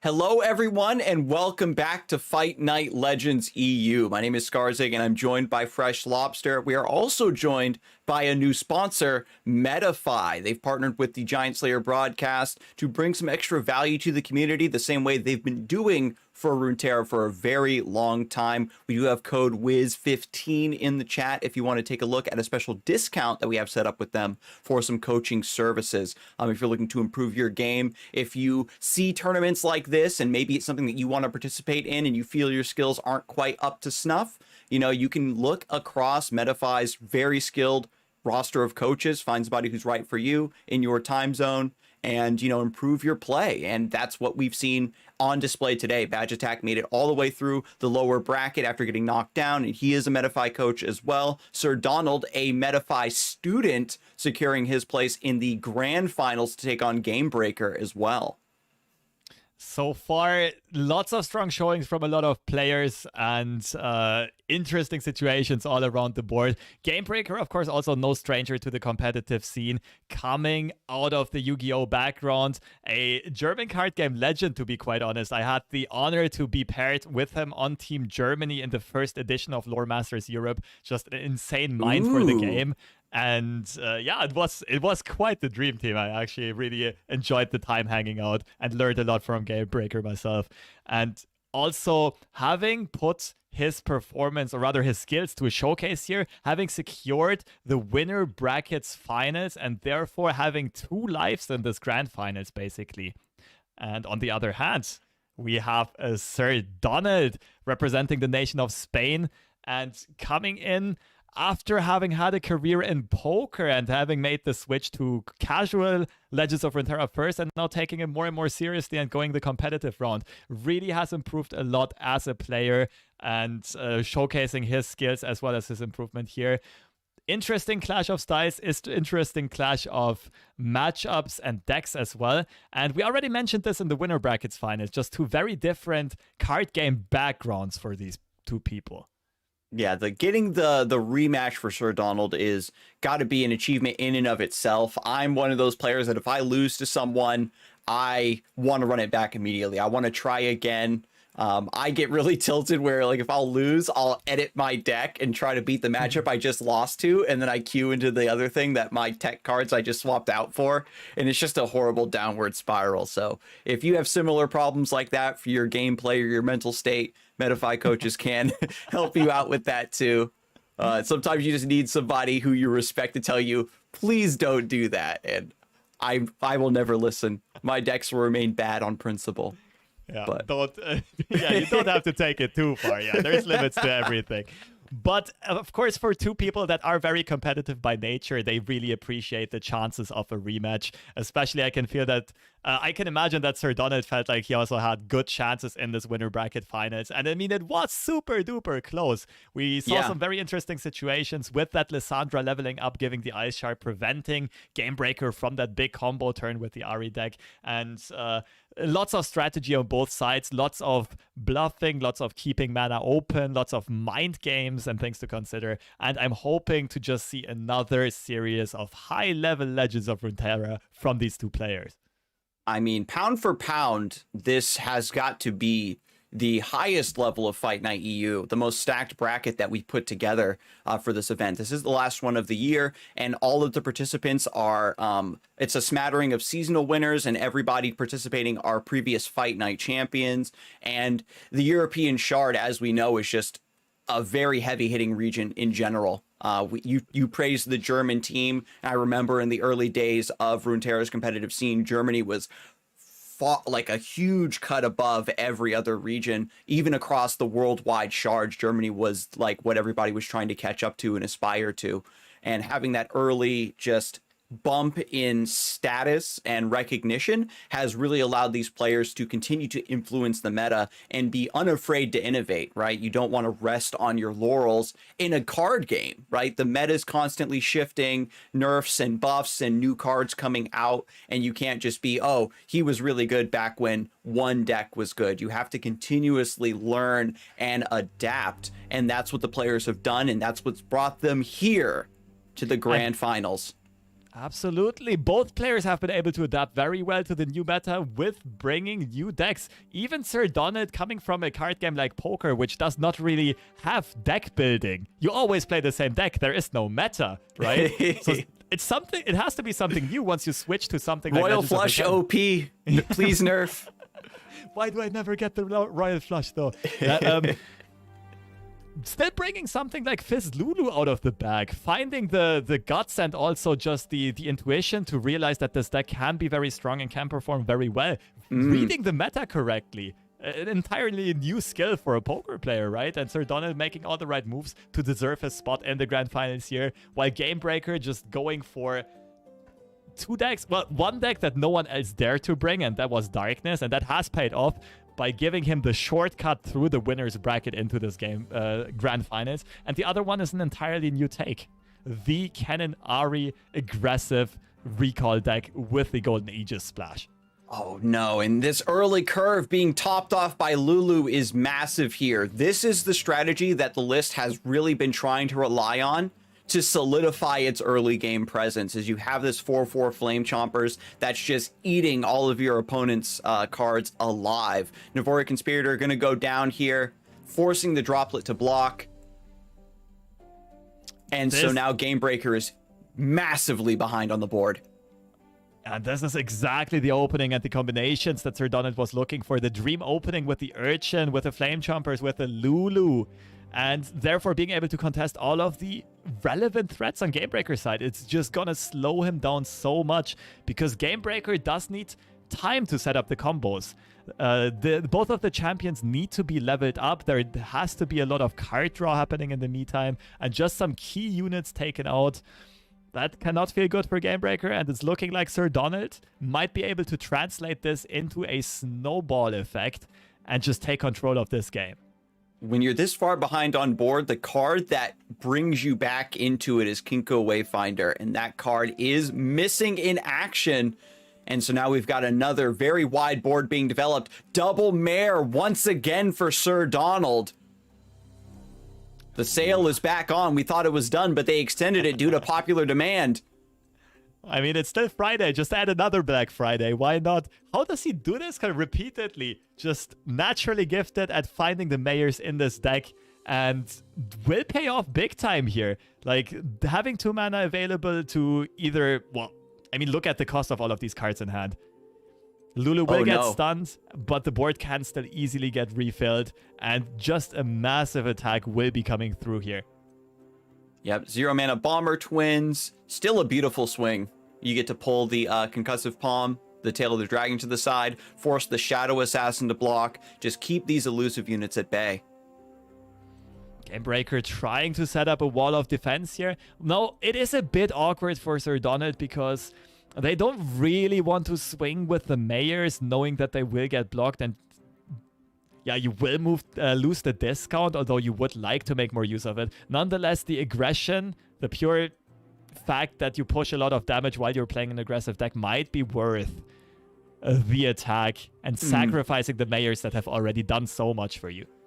I actually love this this decision here to sacrifice the mares in exchange for just pushing through 5 damage. Setting your opponent all the way down here to 8 means with the Get Excited in hand, you only need to push a little bit more. There's potential overwhelm coming through with the Shark Trainer. We've got impact as well with the Tenor of Terror. And Sir Donald even floating that 3 mana wants to have the Get Excited threat open without disrupting the rest of the curve. Gamebreaker trying to develop a wide board, but it's just not enough here. With Shadow Assassin as the last target to be recalled, it's too expensive to continuously cycle. Judgment. Oh, we saw it. My life flashed before my eyes. How funny would that have been? Like an Ari trying to set up a big finish and then there's just a Daring Poro. that is juiced up by, I don't know, Yorlis and Arms that just judgments your whole board away. Oh my goodness. That would have been a highlight. But nonetheless, this Ahri might also be putting in work. The positioning here without a further combo trick makes this attack a bit awkward, though. Is Gamebreaker going to have to recall his own Ahri here for the save? Or maybe go for something like a Homecoming to take out some steam on Sir Donald's side? It's when you're this far behind on board, you know that Sir Donald's playing a bunch of cheap units. The Homecoming doesn't have the impact that it has in other matchups where you are trying to respond to your opponent's removal and things of that nature, right? Absolutely agreed. But Gamebreaker just doesn't really have the right cards to put any real threats and value on the board. Okay, the bluff actually works. So Gamebreaker bluffed the Poker Pro without combo tricks in hand. Got rewarded by pushing 2 additional Nexus damage. I'm not sure if this is going to matter at all, though, because Sir Donald can just pump out more pressure, while Gamebreaker does not really have any tools to get more defenders onto the board. Well, I guess with Retreat Return, there's actually one way. Ah, no, it's still just 2 blockers. Not much to be done here. And all Sir Donald needs is is just to get another Flame Chomper in play. And then you can pull your Elusive. The Trickster swings through for 3. You're still way wider, so it looks like this one's going to be wrapped up nicely. We have Nopify for the Get Excited. But from a position like this, Gamebreaker might not be, allowed to keep that much mana open to contest the Get Excited. You'd have to spend everything you have just to stay alive. You could also consider not buffing the Chompers here, actually. If you go for the lethal this round, you can buff one of the 2 ones just to push more additional damage. Sir Donald acknowledging, though, that there is a chance that Gamebreaker just has Homecomings and has Concussive Pumps. This game might go on a bit longer. And then it's definitely better to have taken out the Ahri. Double Homecoming coming out defensively while having Protective Nopify mana up. Gamebreaker considering it, not quite sure how to fend off this attack, but it does look like his defense should hold. Sir Donald only has a Get Excited as a means of interruption, and that is going to get met by a Nopify. If you are Sir Donald, I think you just let this go through. You're still pushing a lot of damage. You're setting Gamebreaker down to 4. You can redevelop this round. I think it's good. And this is another consideration to be made. Is 4 damage enough to, if you use the Get Excited to disrupt the Homecoming, you still aren't pushing for lethal, right? True. You're still 1 damage off. That's actually a great point. Interesting. Gonna be interesting to see what Sir Donald elects to do here.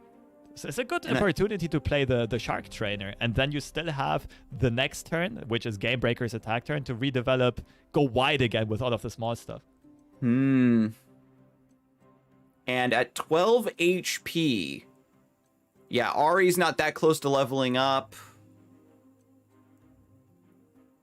If you're confident that you can survive like a combo turn, you might be fine, especially with the Trickster giving you elusives. You have 2 Daring Poros in hand. Not even opting for Shark Trainer, just going for Tenor. All right, just sticking with a wide board, maybe going Shark Trainer next round. Okay, no, going for the redevelopment on the elusive, that makes sense. But yeah, here we see why the buff on one of the 2 ones might have actually paid off big time. It would have pushed 1 or 2 more damage, maybe changed the recall target, and then the continuous Get Excited threat would remain for the rest of the game. It is a very small detail, though. Sir Donald, no matter how you spin this, is going to be in a very, very comfortable position here. Ahri is leveled up, did get saved earlier on from that angry Flame Chompers, but can it really punch through against a wall of a Trickster and 2 Daring Poros? I find that very unlikely. Exactly. If the Kennen was like leveled up here and you were getting more marks of the storm, if you had more cheap cycles like recall, I think it could maybe do some work here. Trying to stun as many of these elusives as possible, but having the Poro Cannon and the Daring Poros to hold this back is just magnificent. So Cannon can try to contest some of these elusives at least with this amount of recall effects, but only 1 can be removed really. Sir Donald just having so many resources and so many units on the board that he can afford to continuously override them and still just not run out of cards in hand. if Gamebreaker commits all of his mana to getting a wide board of elusives, trying to get more Marks of the Storm to stun, what Sir Donald can do, right, is just get excited, the unit that's next to Ahri, and then it breaks the chain. She'll only hit once, and you probably survive very handily here. Absolutely. That is a common way of countering Ahri. Of course, Ahri decks at this point play a bunch of Twin Disciplines, sometimes Nopify, so it can be hard to disrupt the chain. But for those of you watching, if you don't know how to handle Ahri, that's usually going to be one of your best bets of fending off this massive combo attack. And so we've generated 3 Marks of the Storm. There's Kennen coming down. If he gets blocked, he'll get a 4th Mark of the Storm. But the timing is off because you still get to block with your elusive unit.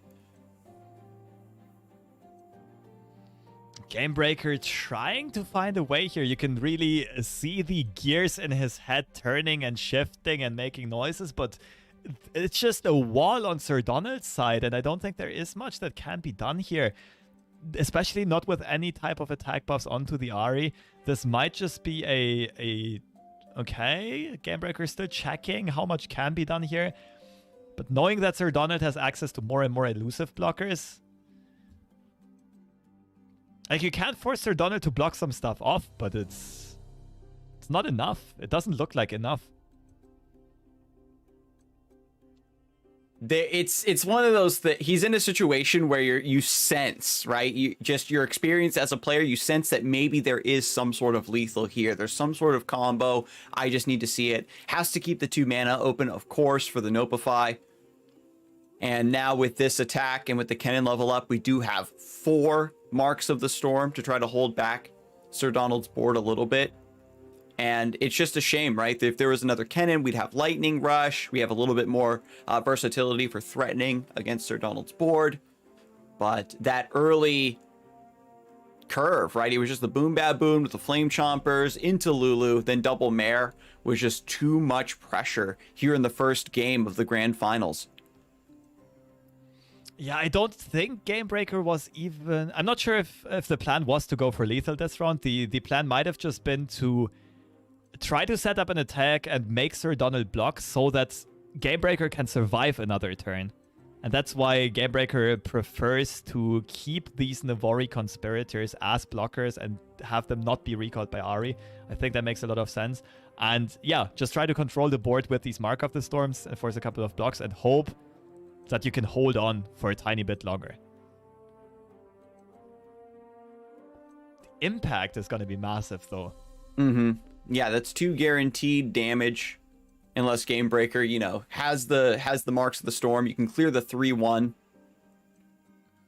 Kennen, of course, gets discounted, which allows for another Mark of the Storm generation, even at 0 mana. And now Gamebreaker can, either try to contest the Fizz.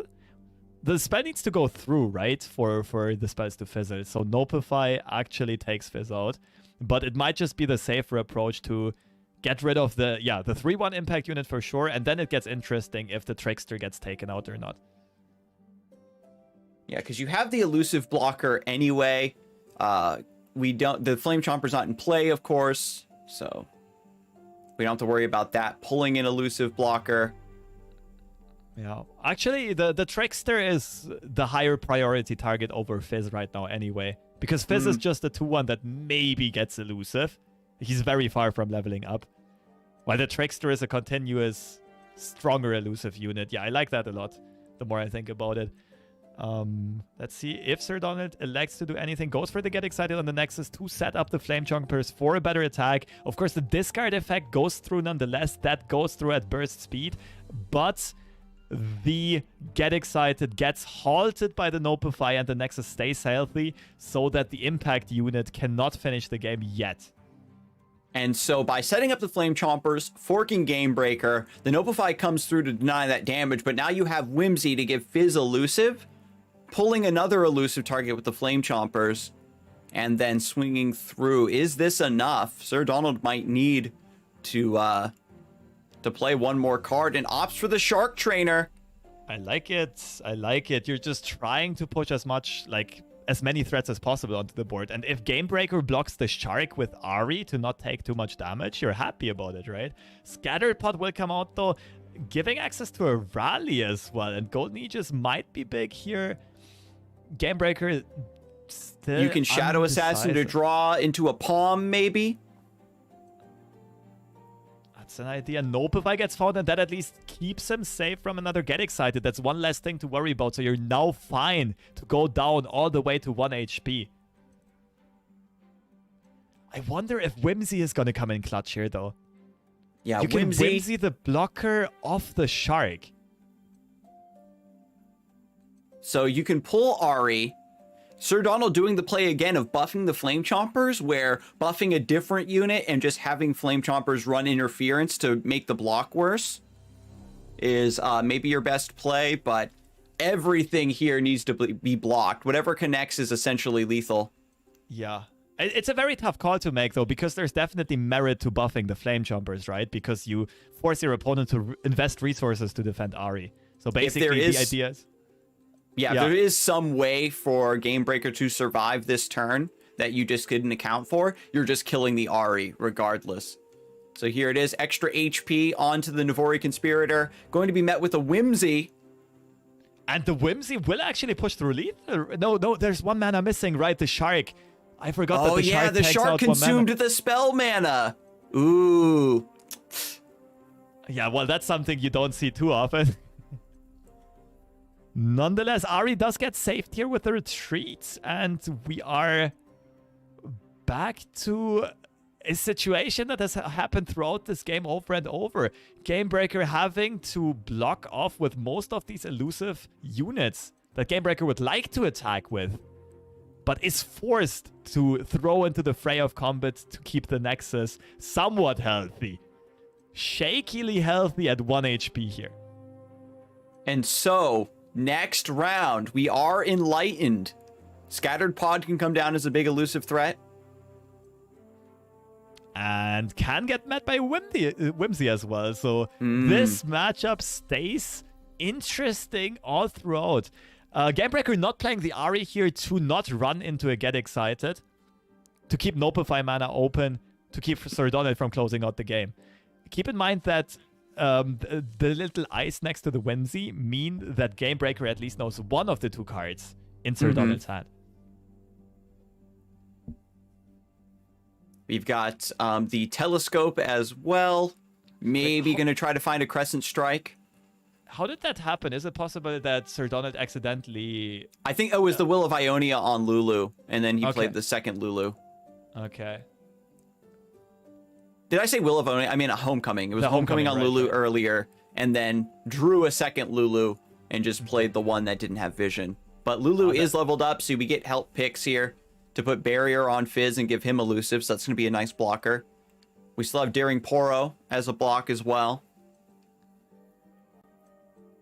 Yeah, the Fizz getting elusive here is absolutely massive. Just another way of stopping this Ari from swinging in and trying to close out the game. Now, the interesting thing here is...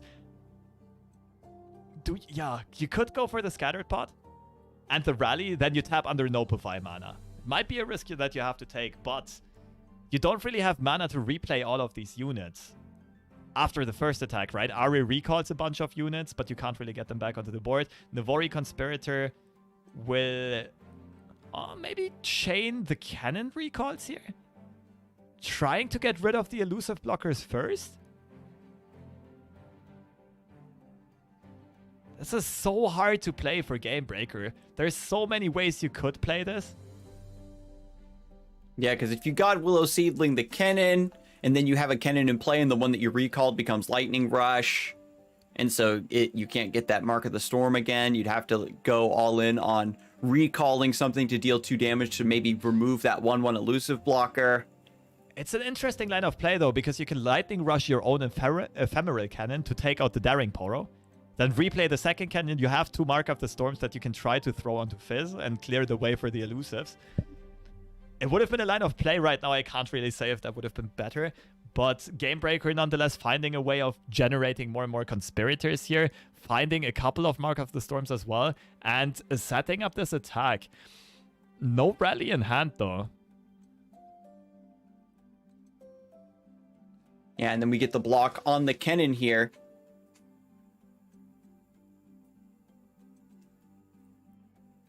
There's been a lot of recalls. Ahri's popping off. She's comboing this round, but there just isn't any card draw, right? No dancing droplets as part of this equation.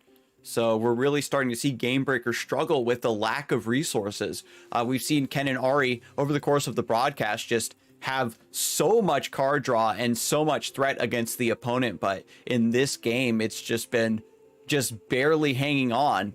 Bringing it this close is certainly to be commended, but Sir Donald just needs to hit the Nexus with anything at this point. Absolutely, but the idea behind Gamebreaker's play here was to generate, 6 Mark of the Storms? That's why it was important for Gamebreaker to recall the Navori Conspirators. All of them, of course, do get discounted, and this allows for double Mark of the Storm, like quadruple Mark of the Storm, on the, Shark Trainer, and then you can still play Conspirator Cannon, as well to remove the Lulu. And then you have elusive blockers for Fizz, and there's not much of a threat coming in anymore, except for us knowing that Sir Donald holds another Tenor of Terror. And so the way to beat Tenor of Terror is for there to be a draw into specifically Homecoming, so that you can block one Tenor and then recall the target and then the other target to deny both impacts. I think there's one Homecoming left, so that would definitely be an out. I very much am impressed by Gamebreaker's line of play here, though. Like, that had to require some pretty deep calculation, planning, 25 actions ahead? Going through the amount of Mark of the Storms that you can generate and setting up the attack in this way. Electing to remove the Flame Chompers instead of Lulu. Oh, of course, because Gamebreaker knows Sir Donald has the Lulu's Whimsy in hand. Like, Sir Donald might have accidentally played the wrong Lulu earlier on, and that does give away some pretty important and key information. Not going for the Mark of the Storms, preventing Sir Donald from using the mana to play other stuff instead. And now it's not a Homecoming yet. But the Scattered Pot into a fast speed spell is going to be your best bet here. Scattered Pod, fast speed spell, pray for Homecoming.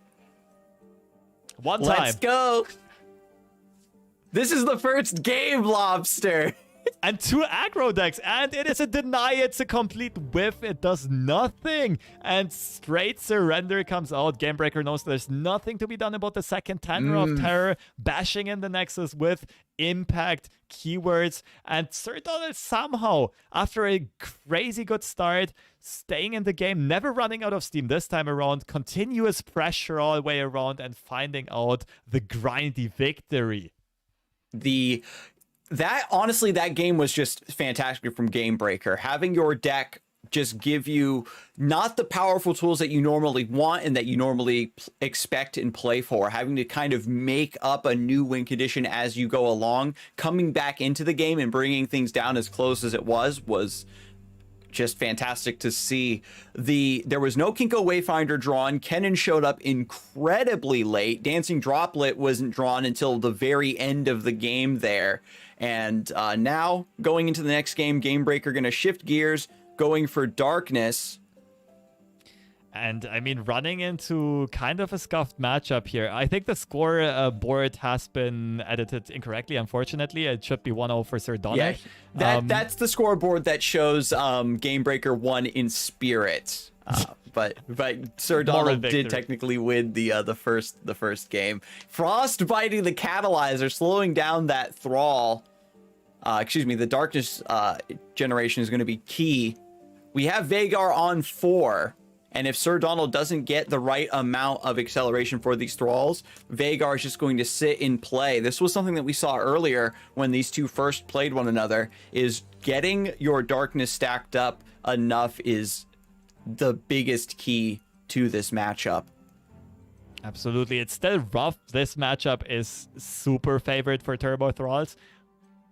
But yeah, if you want to give this a fair shot, that's your best bet. What I found interesting was Sir Donald kept Succumb to the Cold in the opening hand, and that is a very uncommon thing to do. But probably realizing correctly here that, okay, Gamebreaker can only swing in with the Catalyzer on turn 3. That's the earliest he'll have the attack token. And then Sir Donald will have a freeze for that Catalyzer to not get anything done. Second Catalyzer comes down, will get met by an Avalanche right away, keeping the darkness as small as possible. The Aloof Travelers did snipe out the Draklon Inquisitor, so it will take a bit of time for Sir Donald to actually get those Frostguard Thralls rolling. But at the same time, while Sir Donald is slow in progressing his game plan, he's also slowing down Gamebreaker a lot by keeping these darknesses small and weak. Gamebreaker has to be proactive, needs things to actually connect in order to further his win condition, whereas we've talked about it with Thralls, rather than going for a combo game plan of accelerating the Thralls out rapidly, you just get them into play, and then you just rely on your removals and your stalling tools to get to them naturally. As long as you can keep the darkness from being stacked up, Gamebreaker can't really do much to stop these. And Gamebreaker realizing the Thralls are stacking up. There will be the threat of Promising Futures or Talia coming in soon. Having to pokey-stick the Nexus here, not really finding what Gamebreaker was looking for. I'm expecting a Vagar development here. Stacking up the Darkness, hoping to contest this Lissandra soon. The other consideration, of course, Darkness now, play Vagar, then hit her with a 3-mana Darkness again. The threat is something like a Lissandra level up before that goes through. Yeah, just being efficient by cashing in the darkness and then playing in the Vagar to get that next one.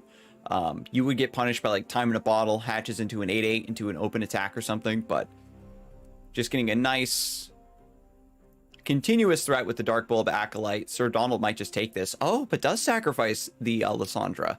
This is a very cute play because it means you don't have anything in play for Gamebreaker to cast the darkness against. This might have been some slide board mismanagement, though, because Sir Donald would like to play the Talia here and now doesn't have space as long as the Preservarium is still blocking the own board from copying the Countdown 2 landmark. And now this, this is a bit of a weird situation.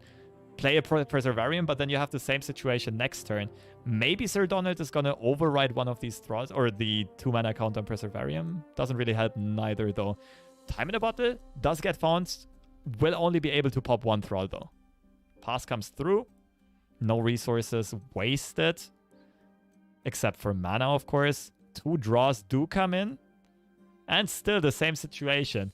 You'd like to play Talia, but then again, the board's kind of clogged. Yeah, darkness up to 4.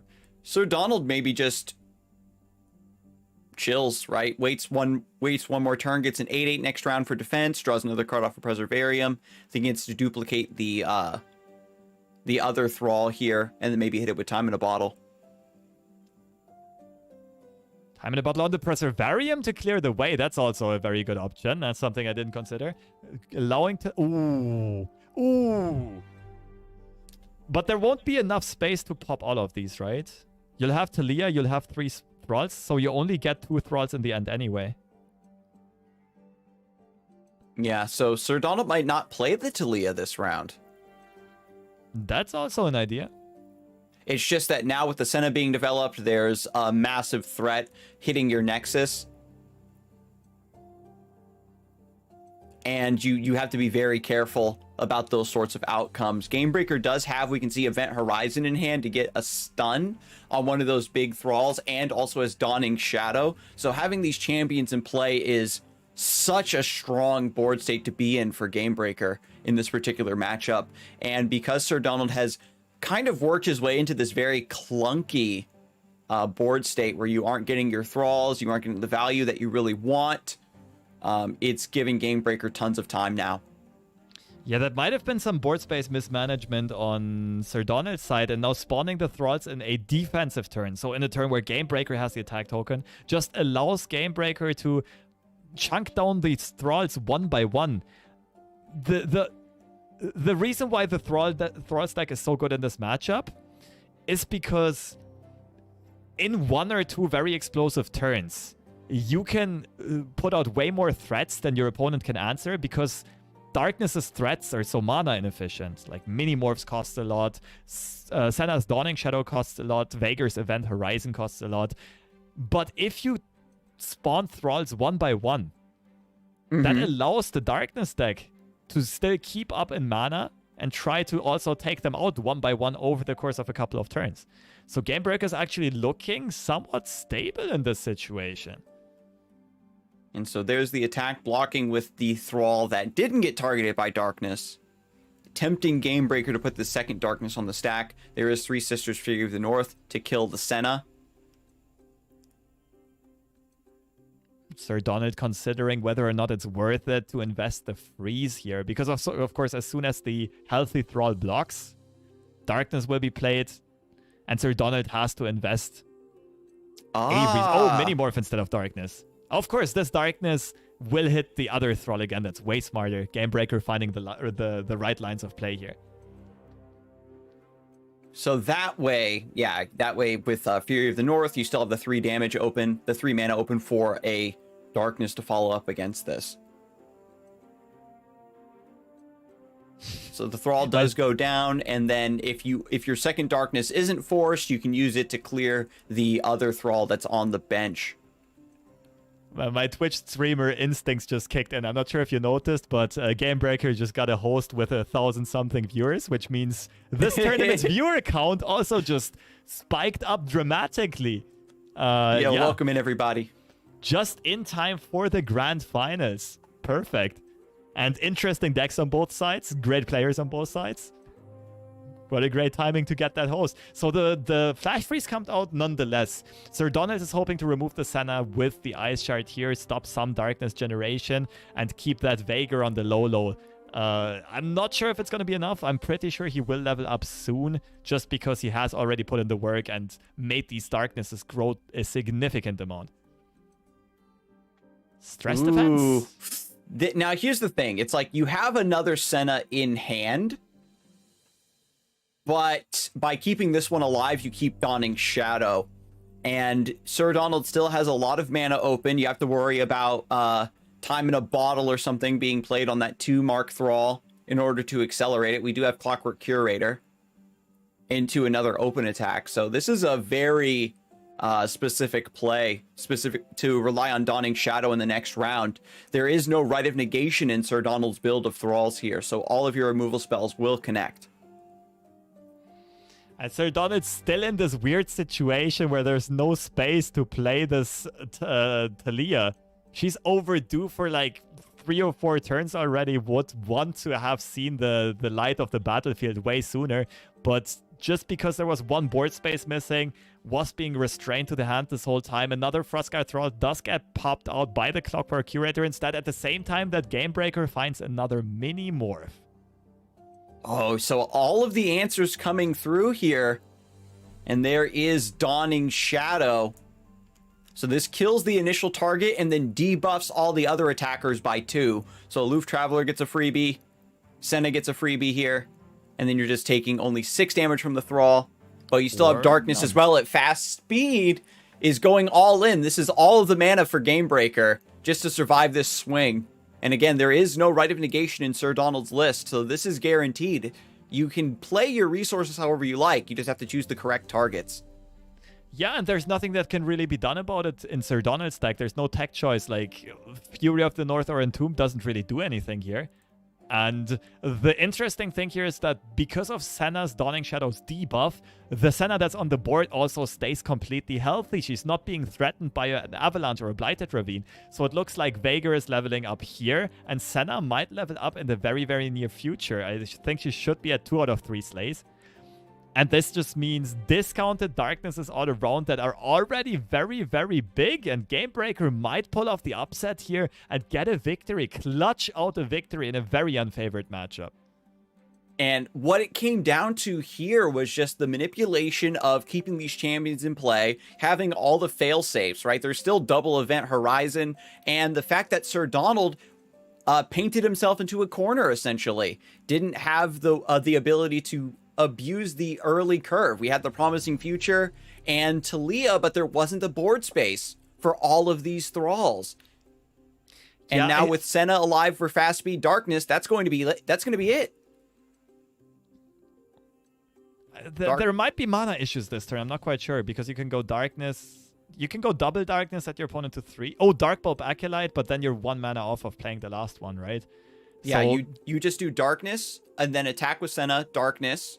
Both of them hit the Nexus, and then next round, Vhagar generates a darkness, and the only way for Sir Donald to survive is if he entombs Senna right now, so that you can, or Vhagar rather, so you can't target the Nexus at the start of the next round. And Sir Donald realizing, okay, there's not much that's left to be done. Gamebreaker did outlast this Thrall stack, really outgrind it. Well strategized, though. The setup of this defensive turn with the Senna's Dawning Shadow into the Darkness was really impressive. Also, being willing to invest the Stress Defense the previous turn, instead of keeping that for the next attack to keep Senna alive. That was really clean and strategic play, and a much deserved win on Gamebreaker's side, equalizing the series at 1 apiece. And so, if Gamebreaker is able to take this game 3, that will be him taking down these grand finals. But if Sir Donald is able to take it, it will be a bracket reset, and they'll play another best of 3.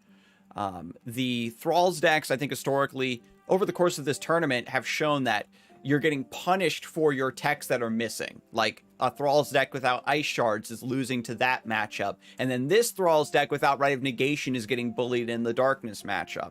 Or at least opening itself up for those lines of victory to show themselves. Absolutely, and Gamebreaker made full advantage of that. The fact that the deck lists are open and knowing that Sir Donald doesn't run that Rite of Negation, going for the greedy line of play, paying off big time. Ice Shard does prevent the cute combo that Gamebreaker was trying to go for, the good old droplet into Ahri. And this, although this looks like a fairly small and insignificant play in the very early game, it's actually gonna be huge how much that slows Gamebreaker down, preventing that card draw and preventing 2 additional damage. You're also slowing down Ahri's level up and Kennan's level up. It's massive here. You have to go for the open attack, of course, to play around Avalanche. You're just all in on trying to get this card draw. Sir Donald opting to take the damage, respecting the Twin Disciplines. And we saw earlier on how important Lissandra is in this matchup, and that's why Sir Donald probably also acknowledges, okay, my opponent doesn't play Sonic Wave. As long as I don't send Lissandra into combat, she should be fine, she should be safe, she should be healthy. And once that tough Nexus does get the Nexus does get granted tough, and the Ice Shards do get generated, this is going to be so much better of a position for Sir Donald to pilot this matchup. With Avalanche and Blighted Ravine, we've got a lot of ways to keep Gamebreaker under pressure from developing. In this matchup, in any matchup where you have to play a swarmy board that wants to go wide with low HP units, the Avalanche, the threat of Avalanche Ravine is just so high. This is a classic Freljord control situation, right? Like, both players, it's always so hard to know when to pull the trigger and when to pass. And it's such a mind game between both players. Like, do I develop one more unit into a potential avalanche? Does my opponent even have an avalanche? Are they only bluffing? This always happens in those matchups and throughout the whole game, and this is going to be the exact same scenario. It's ironic, too, that the Clockwork Curator is presenting a lot of threat. Because but all like the 2, the 4, the 6 damage that you take in the early game, just because you don't want to sacrifice your board and keep up your pressure, means that it's even easier for the Thralls to come through. Sir Donald going all in now, duplicating with Talia, trying to call out Gamebreaker. Do you have Homecoming?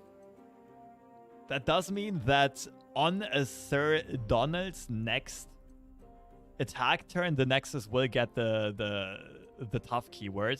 And on Gamebreaker's turn 8 attack, the first Ice Shard gets generated. And that should be pretty good timing, because Gamebreaker's turn 6 attack doesn't look that scary yet.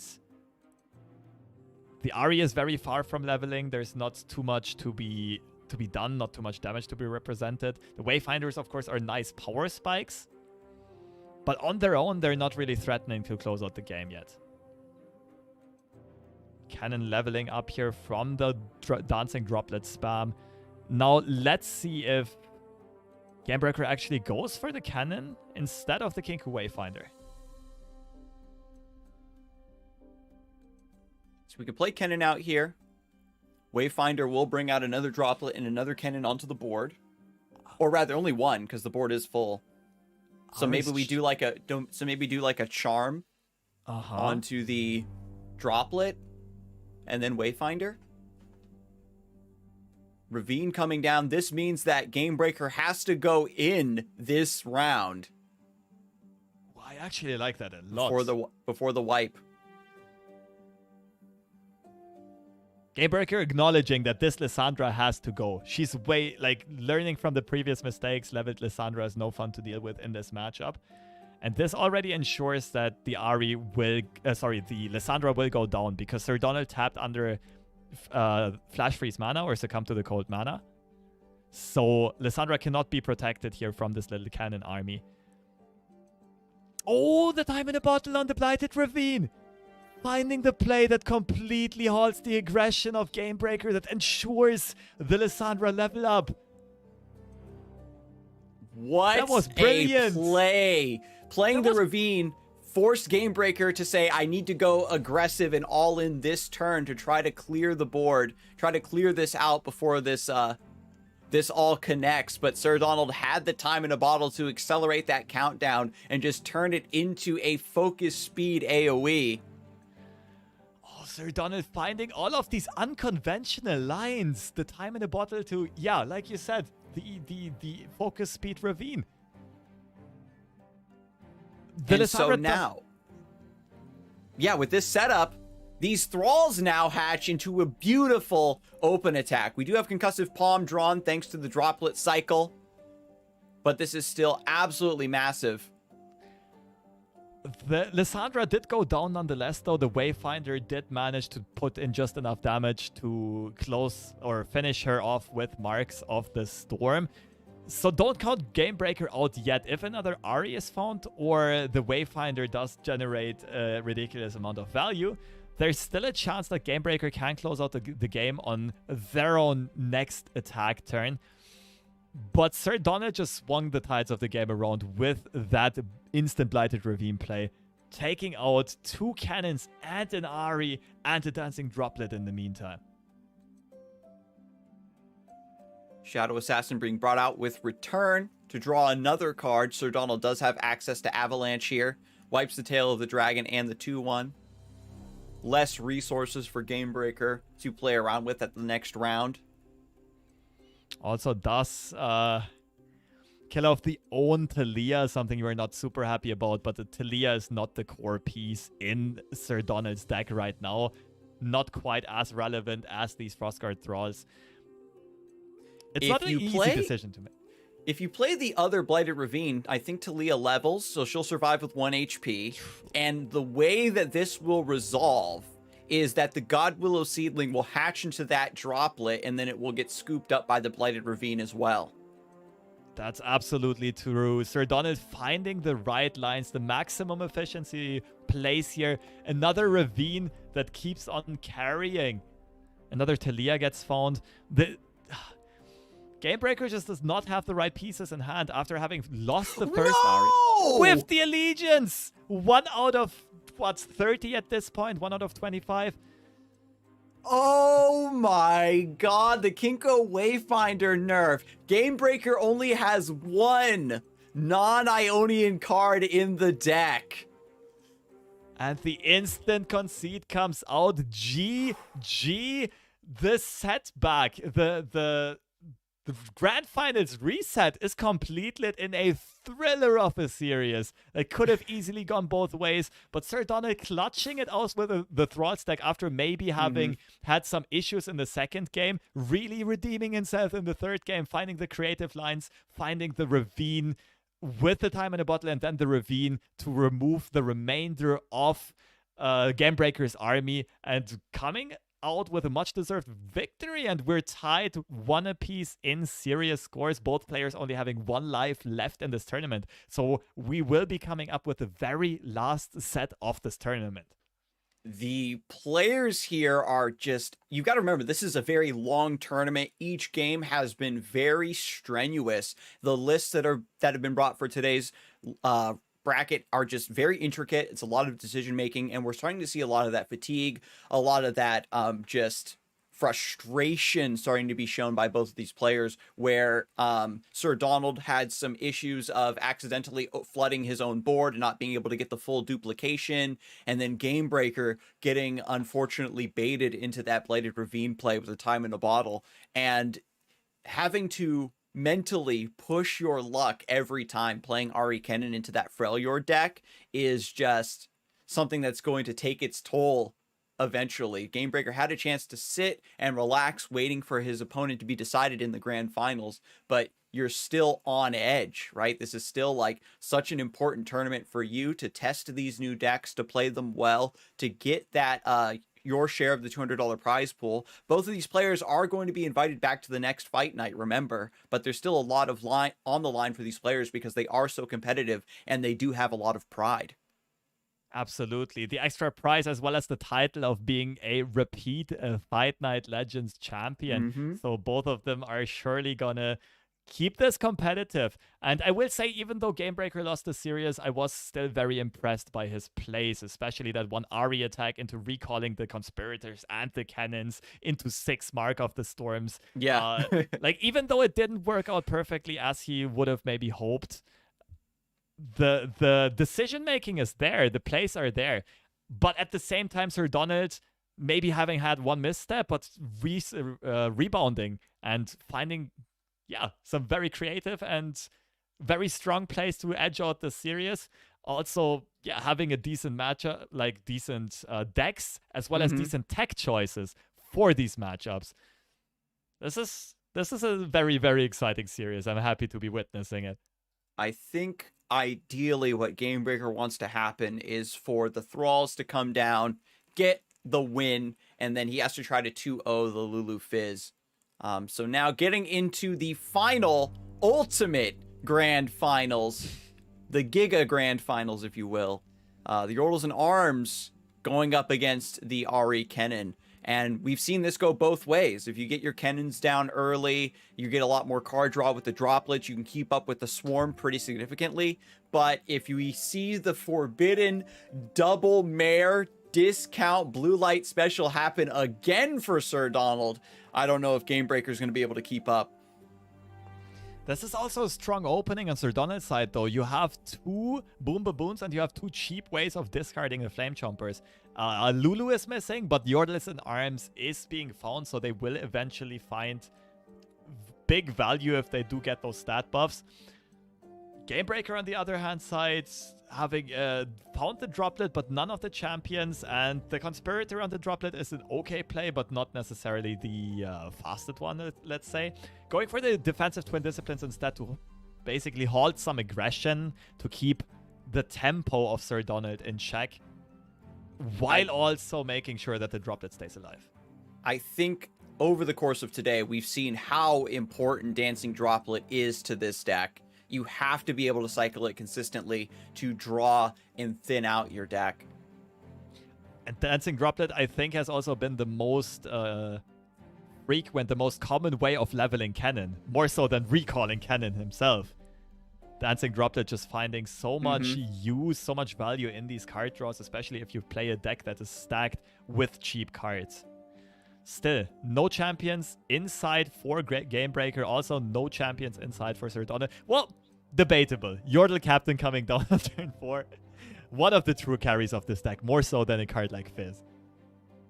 So here comes the Dancing Droplet. Sir Donald could go for Poro Cannon here to get a Flame Chompers in play. And 1/3 Flame Chompers as well. That is quite important here. 1/3 Flame Chompers gets to eat the Dancing Droplet and keep on ticking potentially. Scrap Heap or Poro Cannon? Let's see. It looks like it's going to be the Scrap Heap instead. Getting the mech, getting more units that can get buffed by the Yordle Captain. Well, Saving Shadow... Shadow Tech Walker is good here, right? In this matchup, specifically against an elusive deck, this can block like 3 or 4 times before it runs out of health. It is very tanky. I think that the Poro Cannon might be enough elusive blocking. If you went for Geode Mecha Forcer, I wouldn't blame you. The Spell Shield means that it's going to be very difficult for Game Breaker to fight back with Homecoming and Concussive Palm.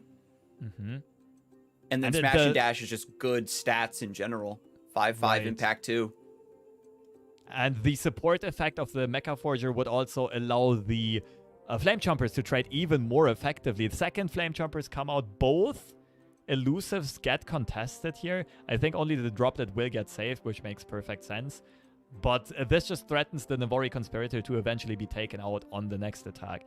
And Sir Donald pushes 7 important damage in the meantime. No return block coming in. That would have been an option. Sorry, no, it would not have been an option because the spell didn't resolve yet, of course. But Gamebreaker instead starting to build up the elusive army on his own and hoping to push some damage soon.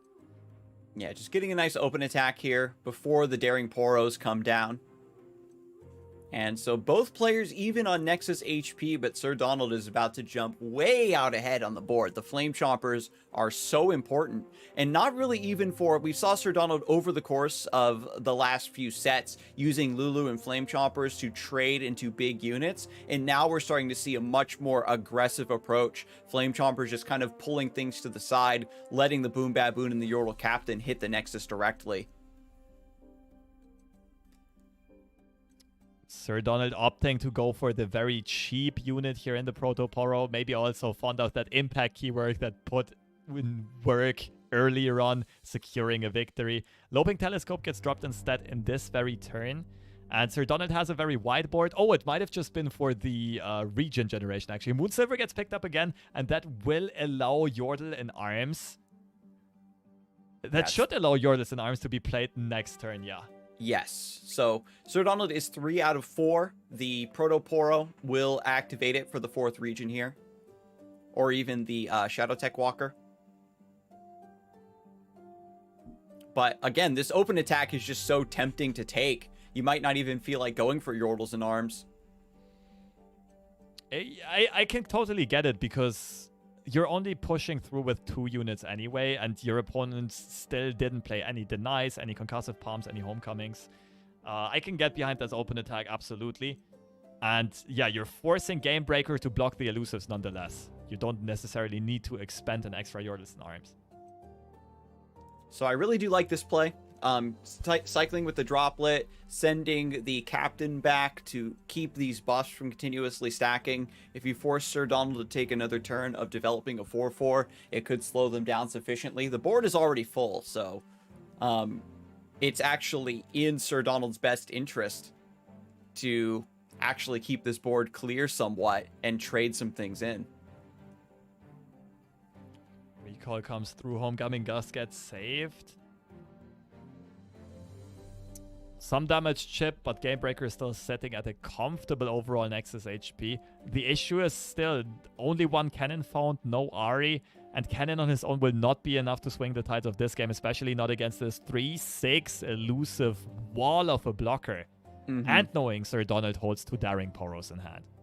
Yeah. Not going for the Homecoming because there is a lot of mana available to just replay the Yordle Captain plus some other small units, and just trying to use the Palm instead, get the 3/2 in play, just have more blockers because you know Sir Donald's just going to keep developing. That's almost 2 waves of full boards that have been present and attacking, and look at how many cards Sir Donald still has. This is how the deck is supposed to be played, with the resource generation of the Poro Cannon and the Mare and Telescope refueling this aggression.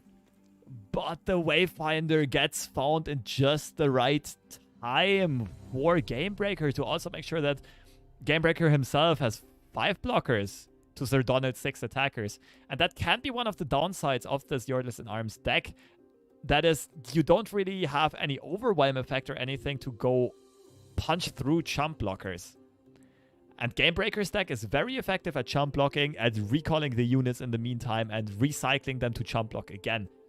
So it might take a bit of time for Sir Donald to close this out. Deny. Does tank up, does snag up the Yordles in Arms here. And that's what Gamebreaker has been waiting to use the deny on. Of course, this list, while it has like great stat lines, the ability to threaten so much damage that you force your opponent to block, you aren't running any rallies, and that historically has been the way that decks like this are able to push through without keywords, right? You trade your opponent's board away, and then you rally when they can't keep up with you anymore, and then close things out.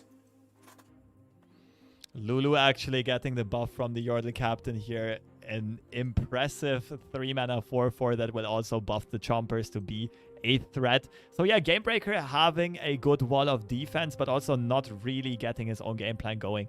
Now, maybe he will be able to trade very effectively into this board here, start reducing Sir Donald's board size. And as of right now, we're starting to notice that there's not infinite refill in Sir Donald's hand anymore.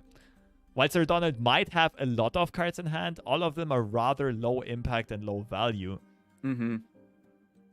And Gamebreaker with the hand he has can't really run out of resources, right?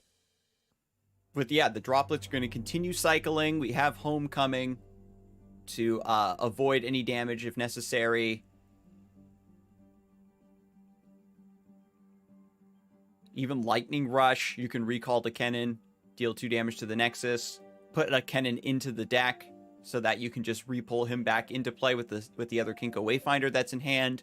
This is very intricate. You can see that Gamebreaker has to plan ahead, because the thing that ties this hand together is going to be the Ahri, right? To try to set up a big elusive combo. There's still 2 Daring Poros in hand, but even with 2 or 3 elusive blockers, with enough punch and the Twin Disciplines on an Ahri, it could be enough.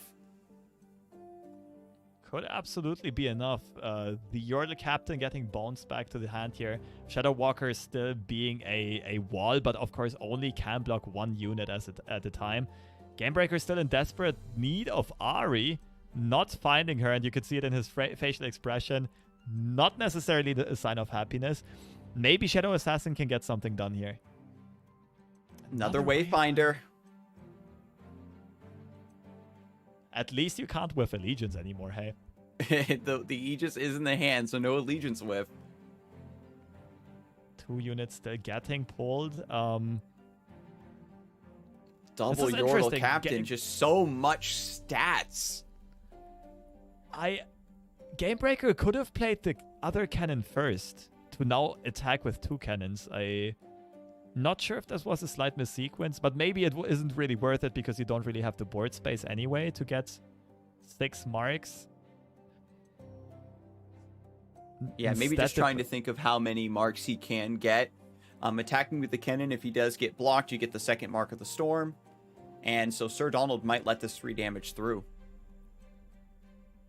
At the same time, double Yordle Captain on Sir Donald's side is actually going to make sure that these small cards, or the cards that I called small earlier on, are not going to end up being small on the board. They will be able to block into 2 or 3 of Gamebreaker's units before going down. And that means I don't think Gamebreaker can really punch through all of the defenders on Sir Donald's side. So the only avenue of winning really is the elusive avenue. Respecting Twin Disciplines, not wanting to sacrifice the Yordle Captain. This is too important for making these low impact cards into something that you can actually use to win the game. So Gamebreaker going to go for Mark of the Storm here, stunning this elusive unit, keeping the Shadow Assassin alive, potentially trying to set up for a Golden Aegis to rally and deal even more damage. You're generating more Mark of the Storms from Kennen attacking as well.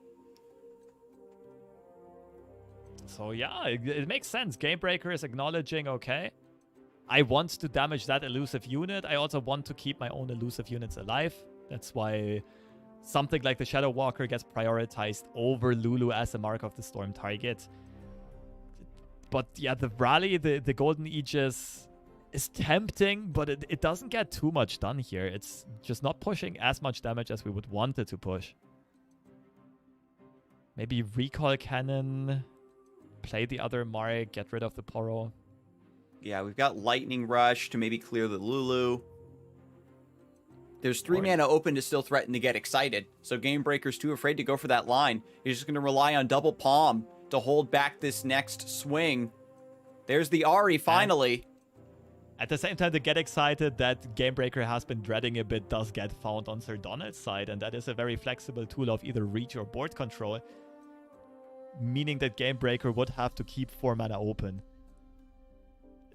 as an answer. And now the issue is we're starting to run low on effective recalls. We see some palms getting invested, soaking up most of our mana for this turn. And I do think that Gamebreaker needs to block all of these units. Yeah.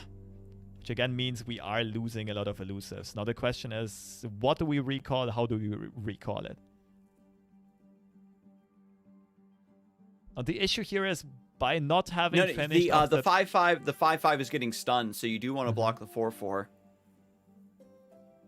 Oh, is gonna put the other droplet down just as a safety block. That is reasonable.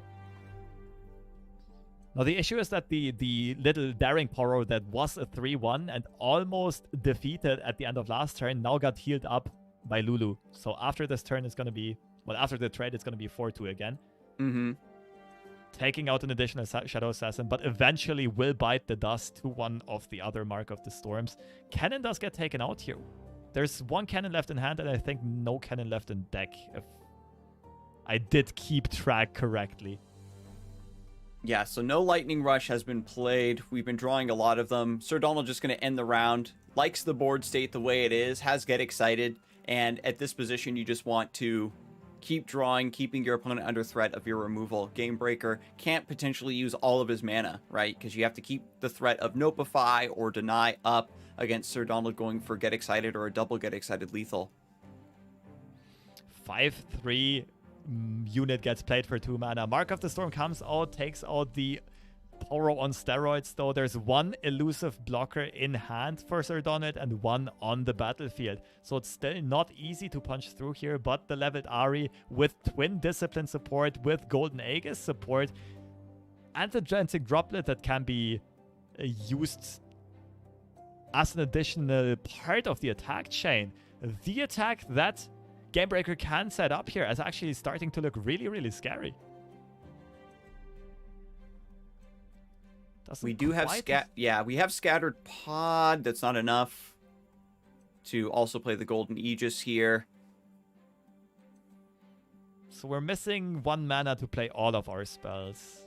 Yeah, and they still have elusive blockers, right? The Daring Poros getting buffed up to a 3/3 thanks to the double captain that is still in play. This deck can chip away at smaller units, 1 and 2 in HP, thanks to the Marks of the Storm. But once you get into 3, 4, 5 HP, it's very difficult for this deck to strike through. And now it does get very interesting. One of the issues here is that... Oh wait, the chain can actually be broken quite effectively here with the Pokestick pickup. Pokestick on the droplet first. If Twin Disciplines is played, then we have the Get Excited follow-up. So that might break the Ahri attack chain. Or rather, it at least forces Gamebreaker to invest Twin Disciplines plus Deny, which means that Gamebreaker has no mana for Rally this round. And this also means... No, okay. No, this works out. You would need to put Yorwell Captain at the very bottom of the chain, right? So that Ahri can't swap off of it and then die. No. Ah, deny the Pokestick. Come on, you can do it. I mean, at this point, you're not really expecting your opponent to have another Pokestick or a group shot. I think it's better to deny the card draw instead of the pure damage spell. Yeah, because the droplet's going to survive regardless. Yeah. Well, yeah, especially you know one of the cards in the opponent's hand, and you might have forgotten by now, but the other one is a Mayor card. Yeah, might have been one tiny misstep on Gamebreaker's side, but I can't blame him so far. He's been playing super solidly in a lot of occasions. The other thing... Okay, Ahri does go all the way through, damages everything, and now the double Mark of the Storms can take care of the Yordle Captain or of the elusive that's been lingering around for way too long. The open attack is not looking that scary because both Tails of the Dragon got recalled and are now concussive palms again and can stun some attackers. But more attackers coming in on Sir Donald's side. And you can really see that these small inefficiencies are starting to really take their toll on Game Breaker's, like, just the states that he finds himself in later into the game, because you have to think even harder to dig yourself out of a hole. And Absolutely. so even though he's still, every single game that he's lost, the games have been very, very close. Despite how far behind he seems, he's been putting up a really good fight over and over and over again. But... And yeah, even here I would say it was a slight inaccuracy here. I think I would have liked to immediately remove that one Yordle captain, because Gamebreaker would probably just go for a seedling on the cannon anyway for trying to remove this turn, and that would have at least prevented a bunch of buffs on the Flame Chompers, on the Proto Poro, on the Fizz. Okay, not going for the seedling. Then discard what I just said. Yeah, I think with double... Oh my goodness, top decks Fizz for Playful Trickster! Oh no! And wait, Gamebreaker has to pre-commit both palms to not die. He can only let one unit go through. Oh my goodness, what a top deck! And there's no deny left in Gamebreaker's hand. There's no homecoming. Even though there would be mana for it. Maybe we draw... No, you just pre-commit it here. Will Sir Donald take the risk? But think about it, there are only 3 attackers left. And Gamebreaker will have a board full of blockers. I'm not sure if the rally even closes out the game. If you Playful Trickster, Fizz gets elusive though. But and Ari maybe survives, you can take down the Ari. And then if you take out the Ari, then maybe you aren't under threat of getting killed on the counterattack. Right, the 2 Chompers. The 2 Chompers can pull the elusive blockers aside. Oh my goodness, yeah, so Playful Trickster, I think you just have to pull the trigger here. Right, you put it on one of the units that gets stunned anyway. Let's see if Sir Donald pieces this together. Uses it on the... Okay, that makes even more sense. Saves the Poro here. To have an additional attacker for the subsequent turn, since it would just die to Ari anyway without removing a blocker. And Sir Donald keeping the whole board alive and threatening another attack with 4 units.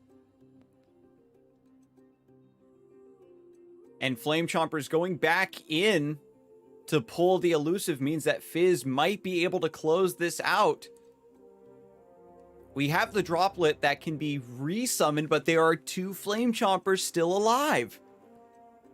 So what's the play here? You got Willow Seedling. No, then you don't have mana for the Palm. I don't think there's place left because the Wayfinder cannot pull anything anymore, I think. You can play 1 Droplet and then the Fizz still bashes your Nexus in. Yeah. Even if you get 1 Droplet here, it's not enough. And the surrender comes out. And I hate to say it, but we keep in mind the usage of the second deny. Using it on the Get Excited instead of the Pokestick. Yeah, Sir Donald would be down 1 more card. Yeah, would have drawn 1 card less. And Gamebreaker maybe might have let the game slip through the hands a bit. I mean, I still understand why there's definitely merit to denying the Get Excited instead, just to not take the risk of a second group shot, or sorry, of the second Pokestick or the one of group shot actually taking out the Droplet. Nonetheless, denying a card draw is also huge in a situation like that. So, and it is like you said, FreshLobster, the final card was a mare card. And if, again, we can see all of the wheels turning and so much information that needs to be balanced and weighed against each other. And at the end of a grueling tournament like this, after a bracket reset, it's just, we can just see the cracks finally starting to show, the fatigue of playing such an intricate deck. The Ken and Ezreal version had a reputation for just, haha, I play Kinko Wayfinder, I win. But this one, you can see you have to work a lot harder to get your wins. Absolutely. This is a true big brain deck. And so far, Gamebreaker has also piloted this incredibly well. But you could see like so many decisions where he seems to strenuously be thinking to really, basically expend energy. And I think that's something people underestimate, like mental fatigue, and especially a card game and any strategic game is absolutely enormous. We saw that recently in the World Chess Championships, actually. It's a bit of a comparison, of course, to different games, but yeah, after a couple of hours, people just start making more and more mistakes. I mean, all these players are humans after all, and that's also what makes this very interesting. Now, the question is, who will make less mistakes?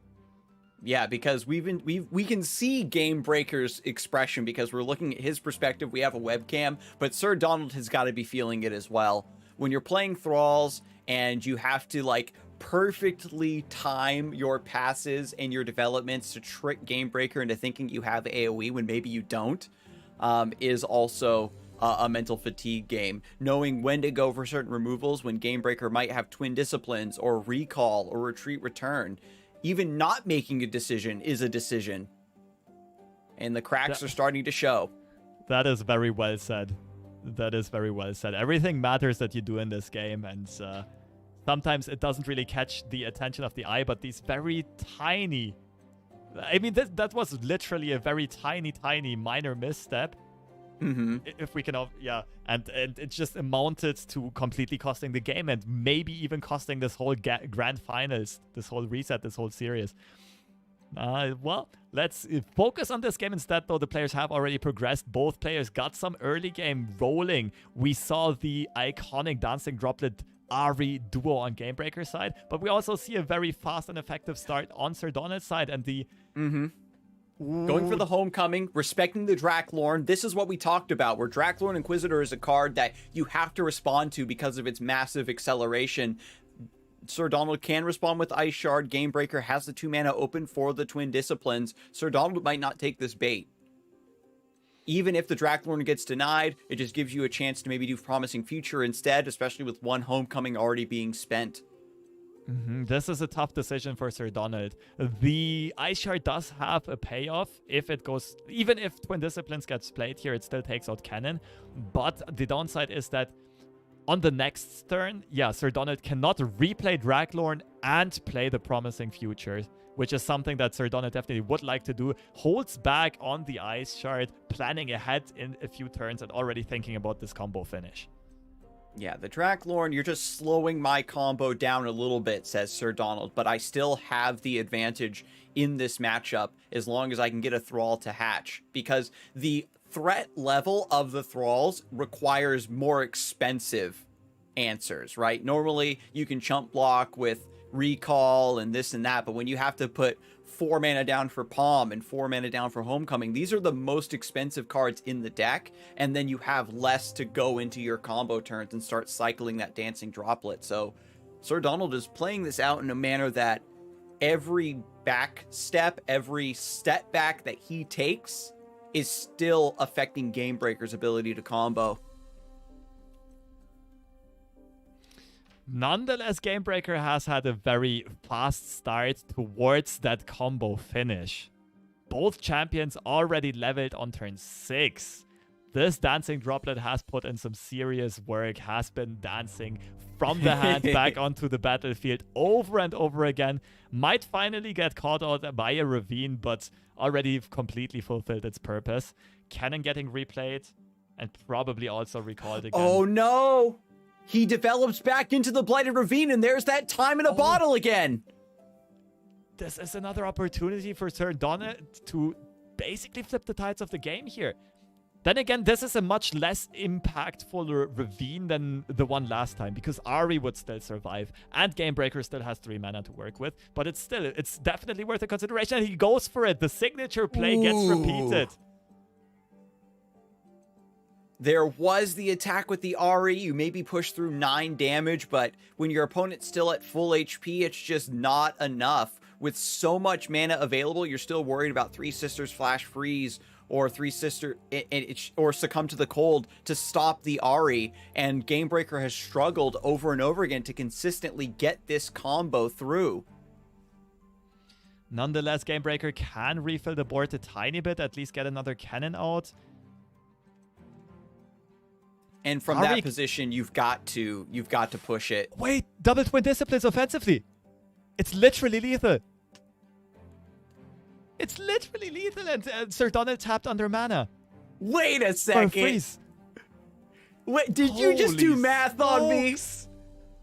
Holy smokes. Hang on a second. Game breaker. I thought, heavens to Betsy. Just realizing this one opportunity where Sir Donald was more or less forced to tap under the Succumb to the Cold or Flash Freeze mana because of the time in the bottle earlier on. I mean, the play was beautiful, but Gamebreaker just realizing, okay, this is my window of opportunity to go as greedy as possible, just send it in completely this one turn, and makes perfect use of the 5 mana that was left to find the lethal on turn 6 against a very good opening. That's crazy. And I have to steal this one from the chat and immortalize it in the recording. Call an ambulance, but not for me.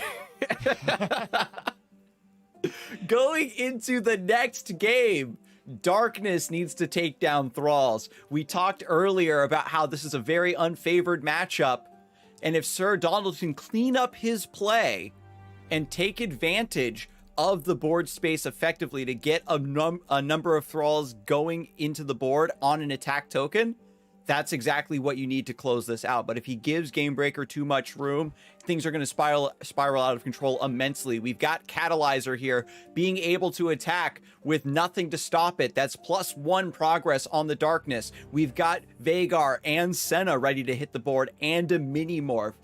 If Gamebreaker is going to win this bad matchup, this is the hand to do it with. And one other huge thing to note here is that this time, Gamebreaker, it's absolutely enormous for this opening who gets the attack token on which turn.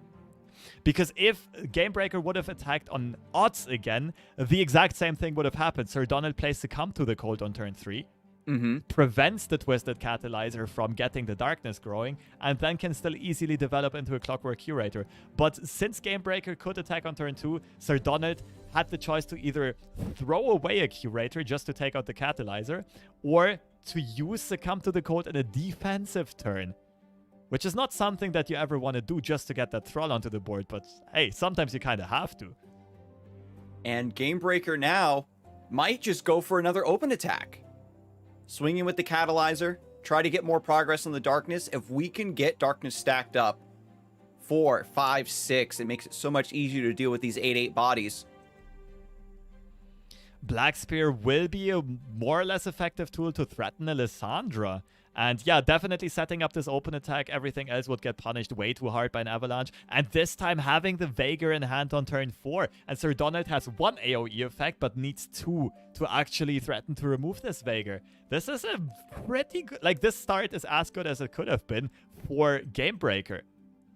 And so there's promising future, clearing the way for Vhagar to come down. This is going to stack Darkness up to 5 at the start of the next round. There is Talia now to duplicate this Thrall, but you still need to accelerate it. This is gonna go down to the wire. Like, it still takes a while for Gamebreaker to actually really get that final punch through with the Vhagar level up. And in the meantime, Sir Donald can control the board fairly effectively, but Sir Donald is definitely missing some countdown effects. The Thrall is already there, the Promising Futures has already been casted. But it's not enough. You can't really wait 3 more turns until that Frostguard Thrall comes out. Double Pokey Stick, now looking for card draw, just looking for those defensive mechanics. Hoping for a stress defense, perhaps. Looking for Stilted Robe Maker, discounting the Darkness, it would be fantastic here. What's important to note is Sir Donald doesn't have anything in play, so even though this Darkness is stacking up, it can't be cast onto any units, and so that means that Vhagar won't level up. If you can hatch the Thralls on an attack turn, then you also sidestep the Darkness. Oh my goodness, the top deck was so huge! I didn't even realize it, but like Sir Donald really needed to top deck a Clockwork Curator or a Time in a Bottle because they have mana to play that card plus Talia, and this time there's board space. They will be spawning 4 Frostguard Thralls. It's coming together. 1 countdown. We've got the Event Horizon in hand. We've got a mini morph. There is some defense, but this is too many Thralls to keep up with. On this open attack, we're also going to have Three Sisters Entomb against any blockers. Oh, the time in a bottle top deck, that was so big. I can't stress it enough. Without it, Sir Donald's hand didn't do anything. Like, you could have played another promising future onto that thing, or you could have played Talia, but it doesn't help. Like, if Sir Donald doesn't close out the game on the next attack, I think the Darkness deck just takes the win with Veigar and Senna. But right now, this might literally just be it. I'm not sure if there's enough of a defense Gamebreaker can put up to stop 32 overwhelm damage coming in. These units are just too shrimpy. The last time Gamebreaker was in this position, he had Senna's Dawning Shadow to help out. And only 2 Thralls attacking, or yeah, 2 Thralls and 2 non-overwhelm units. 1 stun and 1 stress defense actually keeps him alive, keeps him healthy. And now needs to consider whether or not he wants to block with... Oh, right! The combo. The Stress combo with defense to lower the attack of the Thrall, and then Event Horizon stuns anything with 2 or less attack. Yes, but Fury of the North. Fury of the North from the Three Sisters ensures another 4 damage at least to hit. And that sets Gamebreaker down to 2 if Sir Donald elects to go for that line of play. And 2 damage, or rather 2 HP, is not something you're happy to see if you're facing a deck that runs Ice Shards and Blighted Ravine. But hey, you gotta take what you can get here. And I actually kind of like Gamebreaker not going for the block here, because Veigar is the only win condition. There's no way that Gamebreaker survives another attack. And he therefore realizes, okay, next turn, I need to play Senna, I need to level up Veigar, and then I need to blast down the Nexus on Sir Donald's side. And we'll see if this does work. The Darkness in hand will be stacked up to 8 next round. You one-shot a Thrall, level your Veigar with Senna working alongside you. It could be enough. Not opting for the Three Sisters Fury of the North at all. Instead, probably going to develop the Tavern Keeper here. Does get played. Probably saving Three Sisters for later use, or maybe to entomb a Veigar, actually. Ooh, if you entomb Veigar, then you can't target the Nexus. There's still too many Thralls alive. There's not enough defense in play. Oh, this is going to be so tough. You can take out 1 Thrall, you can play Senna and threaten the next Thrall, but the Darknesses are still so expensive.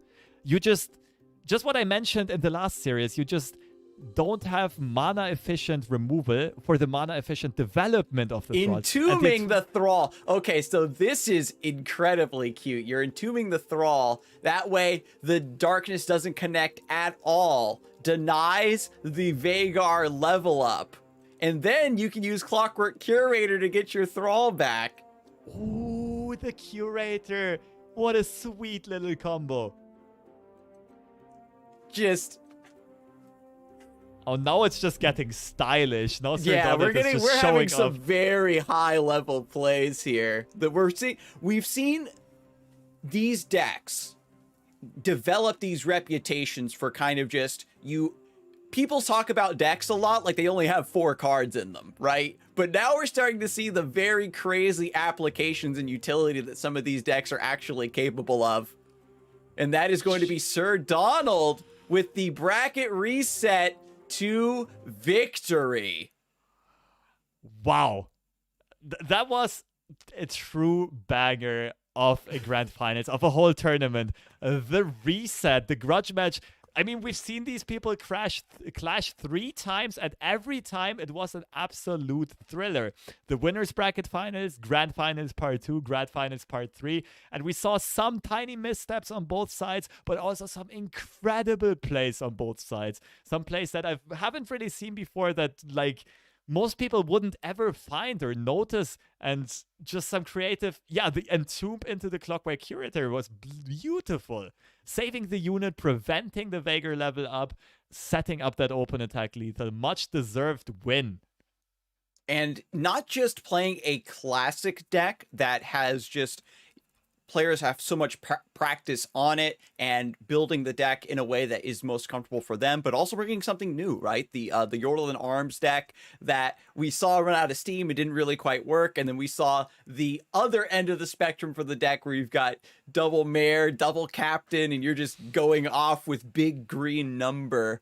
And that's just really what you want to see. So big shout out to Sir Donald, really strutting his stuff as a MetaFi student, right? He started off as a poker player who made his way to the Runeterra scene and wanted to get better at the game, hooked up with FreshLobster from the MetaFi website, right, to get that coaching, made it to the seasonal tournament, and now showing that he's still got what it takes here in Fight Night Legends EU, one of the pound for pound strongest player lobbies we've had, and taking it down after a bracket reset. So huge shout out to you, Sir Donald, and also MetaFi for sponsoring Fight Night EU. Make sure to use code WIZ15 in the chat so you can take a look at their services and get a nice discount for yourself. But with that all being said, we do have an interview coming up with Sir Donald, so we're going to get him on the microphone and see what his thoughts are about the current metagame and his lineup after this break. Stay tuned.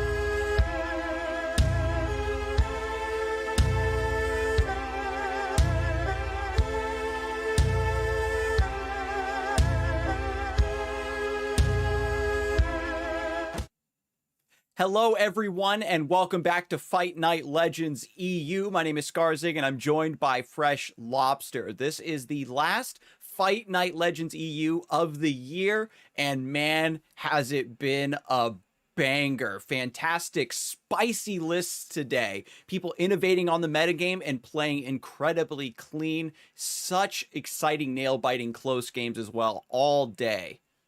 Yeah, incredible creativity as well as incredible piloting. There's like you honestly could not have asked for more from a tournament. That's the beauty of having tournaments right after the balance patch, and it shook up the meta, and no one really knows what the good decks will be. People are willing to test out new stuff, try themselves at deck building as well as piloting them. And then we just had these decks emerge that really allow for skill expression and a lot of potential lines of play. And some of them even surprised us, might have even surprised a lot of the viewers and the other players. But most of them were just straight up brilliant. The ability for these players to continue innovating on the metagame after already being such seasoned and storied veterans of the scene has just been a sight to behold. The players here, out of all 8 invitees, Sir Donald was the only one who had not yet won a fight night. And so now this is the way that he took it down finally. We can take a look at his journey through the bracket here. So Sir Donald going first round took on Turtle, a very strong player who actually had brought Nightfall to this tournament. So big shout out to you, Turtle. And then had to take on Batch Attack. Sir Donald, it was a very close 2-1. You can see like the first round was a lot of 2-0s, and then things got a lot harder from there. 2-1 for Sir Donald, and then lost to Game Breaker 2-1 in the grand finals, the winners finals, and then had to go down through the losers bracket and then get the run back versus Batch Attack again. And the interesting thing here is that both of the grand finalists took the shortest path that they could. Gamebreaker just blasted straight through the winner's bracket, only dropping 1 total game to Den. While Sir Donald also only dropped 1 game to Badge Attack, then of course went straight to the losers bracket finals. But there again, got the redemption for that 1 game that he dropped to Badge Attack, now swept him in a clean 2-0. So both of those players kind of speedran all the way to the grand finals, and there they were duking it out, and it was everything else than a speedrun. Some of the most contested series that we've seen so far, I believe, and they did get decided by some very clutch plays on both sides, maybe by 1 or 2 very tiny missteps on both sides that ended having huge impacts on the outcome of the series. And both of these players definitely more than deserve to be reinvited. Only one of them could come out on top, and in this case, it was Sir Donald with his first ever Fight Night victory. And so with that all being said, we do have an interview with Sir Donald. We got him on the microphone now. We got that all sorted out in the back end, and we get to talk to him about his thoughts on his lineup and the metagame. Sir Donald, are you there? Can you hear me? Yeah. Yes, I can hear you. Welcome in and congratulations. Congrats. Well, first Fight Night victory. How does it feel? How does it feel to finally have reached the apex of competitive Legends of Runeterra? Yeah, I like to be honest. I am still a little bit shocked. I was really tired in the last 2 best of 3s, and I know I made some big mistakes there.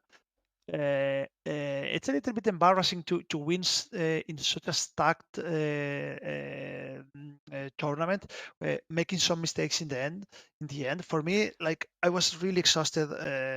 As you very well know, I have 2 kids. One of them is slightly sick, and we didn't get much rest last night. I mean, life was that way.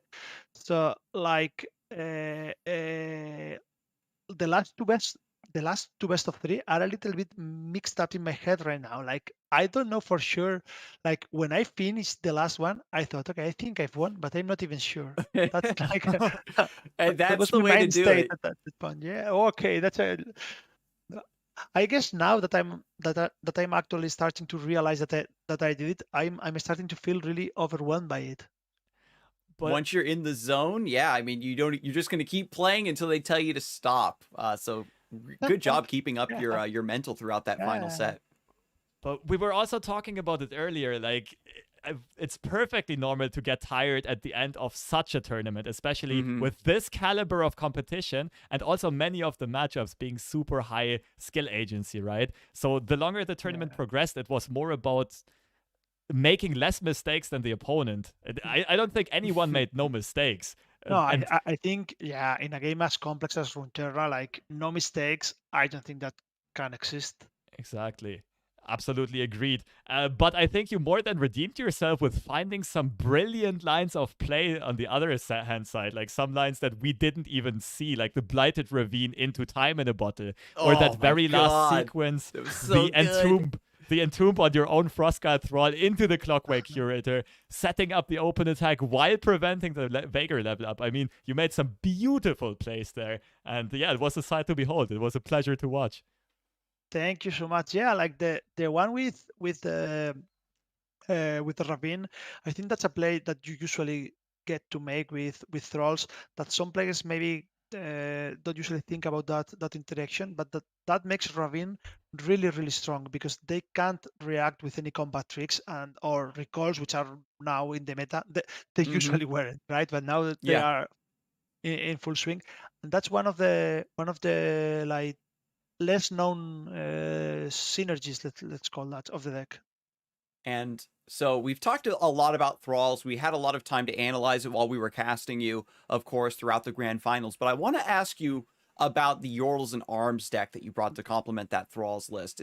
Was that like just a fun thing that you wanted to test, or did you pick up on it and you feel like it's really strong and you knew that it was going to really carry you today? Like first thing first, props to Sergio, like another Spanish. I guess you know Sergio Tubamos already, Mm-hmm. because he was the one who pointed me that that list could be something Mm. to play. I started with that on the ladder, and I wanted something for this tournament that was good into Ari. I thought there was going to be a lot of Ari, and that could do okay into Lee counters. I thought that most players will bring a lineup that will do fine against Lee.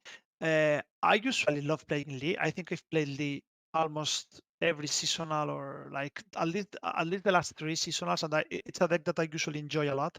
But I Mm. really think that right now it's stronger than ever in the ladder, but there are still some very strong counters to Lee. And in a tournament as stacked as this one, I thought no one would bring a lineup that was weak into Lee. So I choose trolls as something that usually works fine against most Lee counters, and Ari is one of them. And then that kind of Yordle deck usually punishes slow decks with like mini morphs and that kind of counters, and can do kind of okay against Ari. Yeah, so overall, very well constructed lineup then, picking up on that Yordles and Arms, and I think that you've showcased that it does have a spot in the metagame. We'll probably see it on the ladder for sure, just because it looks so fun just seeing you play it, and especially its implications for the tournament scene. I think it's a deck that I mean it's very early after the patch, so Absolutely. it's really difficult like to say what the meta will look like in like 2 weeks, right? I think that's almost impossible to predict. It feels like Ari will have a big spot in the meta. It's a strong deck that can be slightly tweaked in many ways, and I think it's very likely it will be a high tier deck. So Mm. decks that do fine into Ari will have a spot for sure, at least in tournaments, right? I also think that deck has some strong synergies, and like it's a good deck. You don't get to draw so many cards, so it lacks sometimes a little bit of like card selection. Decks that don't draw many cards sometimes Mm-hmm. can lose games because like in this deck, for instance, if you draw like all the chompers or all the fooder generators and no discard, or the other way around, you are in a very bad spot. And there are many ways to fix those hands. But this is a card game. Sort of that happens to almost every deck. Yeah, we've seen both sides, both extremes of that deck. Like, we saw the games where you completely ran out of steam and just couldn't get anything rolling anymore. And we saw the other games where the deck just snowballed like crazy. Like the Like, Yordle Captain into Trumpeteer Oh my plays and so on. goodness. Just buffing your whole board up. The double Yordle Captain here in the final series. So, mhm. yeah, it's not necessarily the most consistent one, but like you said, it's a card game. It's something that we all sign up for voluntarily. One thing I am very curious about to ask you, Sir Donald, is what do you actually feel about these Ari decks after having run into them so many times throughout this tournament? How do you gauge them? How do you estimate them? How strong do you think they are? I think they are going to be like, obviously, again, take it with a grain of salt. It's really early in the meta. It feels they have the chance to be a tier one, like a tier one contender.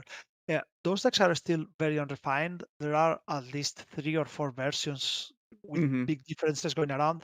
And since it's a deck with like 37 maybe Ionia cards, and the splash can be anything because you don't even play another region champions.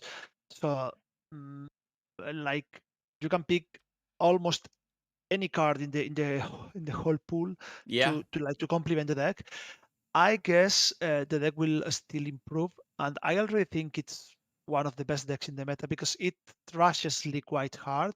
It's good into Pantheon, which is also a popular archetype. I didn't expect here because it's not good into Lee. Hmm. Uh, and I think it's going to be one of the meta-defining decks. Right. So it'll, yeah, I think it does have the potential to define the meta, even if it's not like particularly like super strong. The fact that you have to consider it for tournaments, tech against it on the ladder, for example, it still means that it's going to have that level of influence. So I'm glad Yeah, that you were able to demonstrate a couple potential counters for us who are going to need to look to countering it here the next couple weeks. yeah. Like, to be honest, like the Jordal deck was fine, but Thralls, I think it's like the best counter to that strategy. I think Thralls it's a very solid deck. Hmm.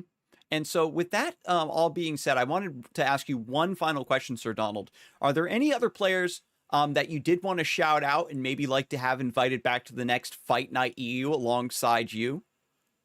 Well, like, I got invite because Pinas Mm, told me to come here, but he just got out now, so I guess it will be fairer to invite Sergi if he can come, okay. because since he gave me the list for the Jordal deck, that's the list he deserves. Nice. So we've got the Spanish players repping Spain, bringing even more of their brethren in. Panda will be so happy when he returns from his vacation.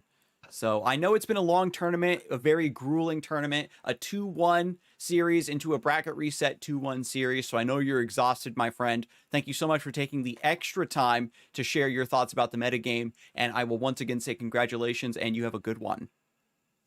Thank you for inviting me. Congrats, Of congrats, good course. job. Happy for you. First Fight Night win. Let's go. Nice. Thank you, Pete. Thank you very much. All right. And so, viewers, that again was Sir Donald, the newly crowned Fight Night winner and student of FreshLobster from Metafy. If you're looking to upgrade your level of play, make sure you check out Metafy. Check out their roster of sweet coaches, including FreshLobster here. And you'll be able to upgrade your game and maybe start taking down some tournaments of your own. Use our special code WIZ15 in order to get a discount on those coaching sessions. But with that all being said, that is it for us for the EU side. We have Fight Night NA coming up in a few hours. It's going to be 6 p.m. Eastern, 3 p.m. Pacific Standard Time, and about midnight-ish European time, if I remember correctly, filling in once again for Impetuous Panda. Yeah. Wow. Sorry, I'm still a bit blown away by like trying to process what happened in this You're tournament. just so It was proud of your student. that as well, yeah. It does have a different kind of vibe to it. I mean, I was rooting for Gamebreaker as well. I'm just very happy that those two met in the grand finals and will be reinvited again and maybe give us more of those absolutely insane series. But yeah, it'll take a bit of time to process everything that happened because it was incredible plays as well as some incredible RNG and so much stuff. But what a way to close out the year of Fight Night Legends. Yeah, so thank you so much once again, FreshLobster, for helping us with the final Fight Night EU of the year, and as well the viewers who have joined us all year long and for this special broadcast. We will be signing off now, and we will see you in the next year. Have a good one.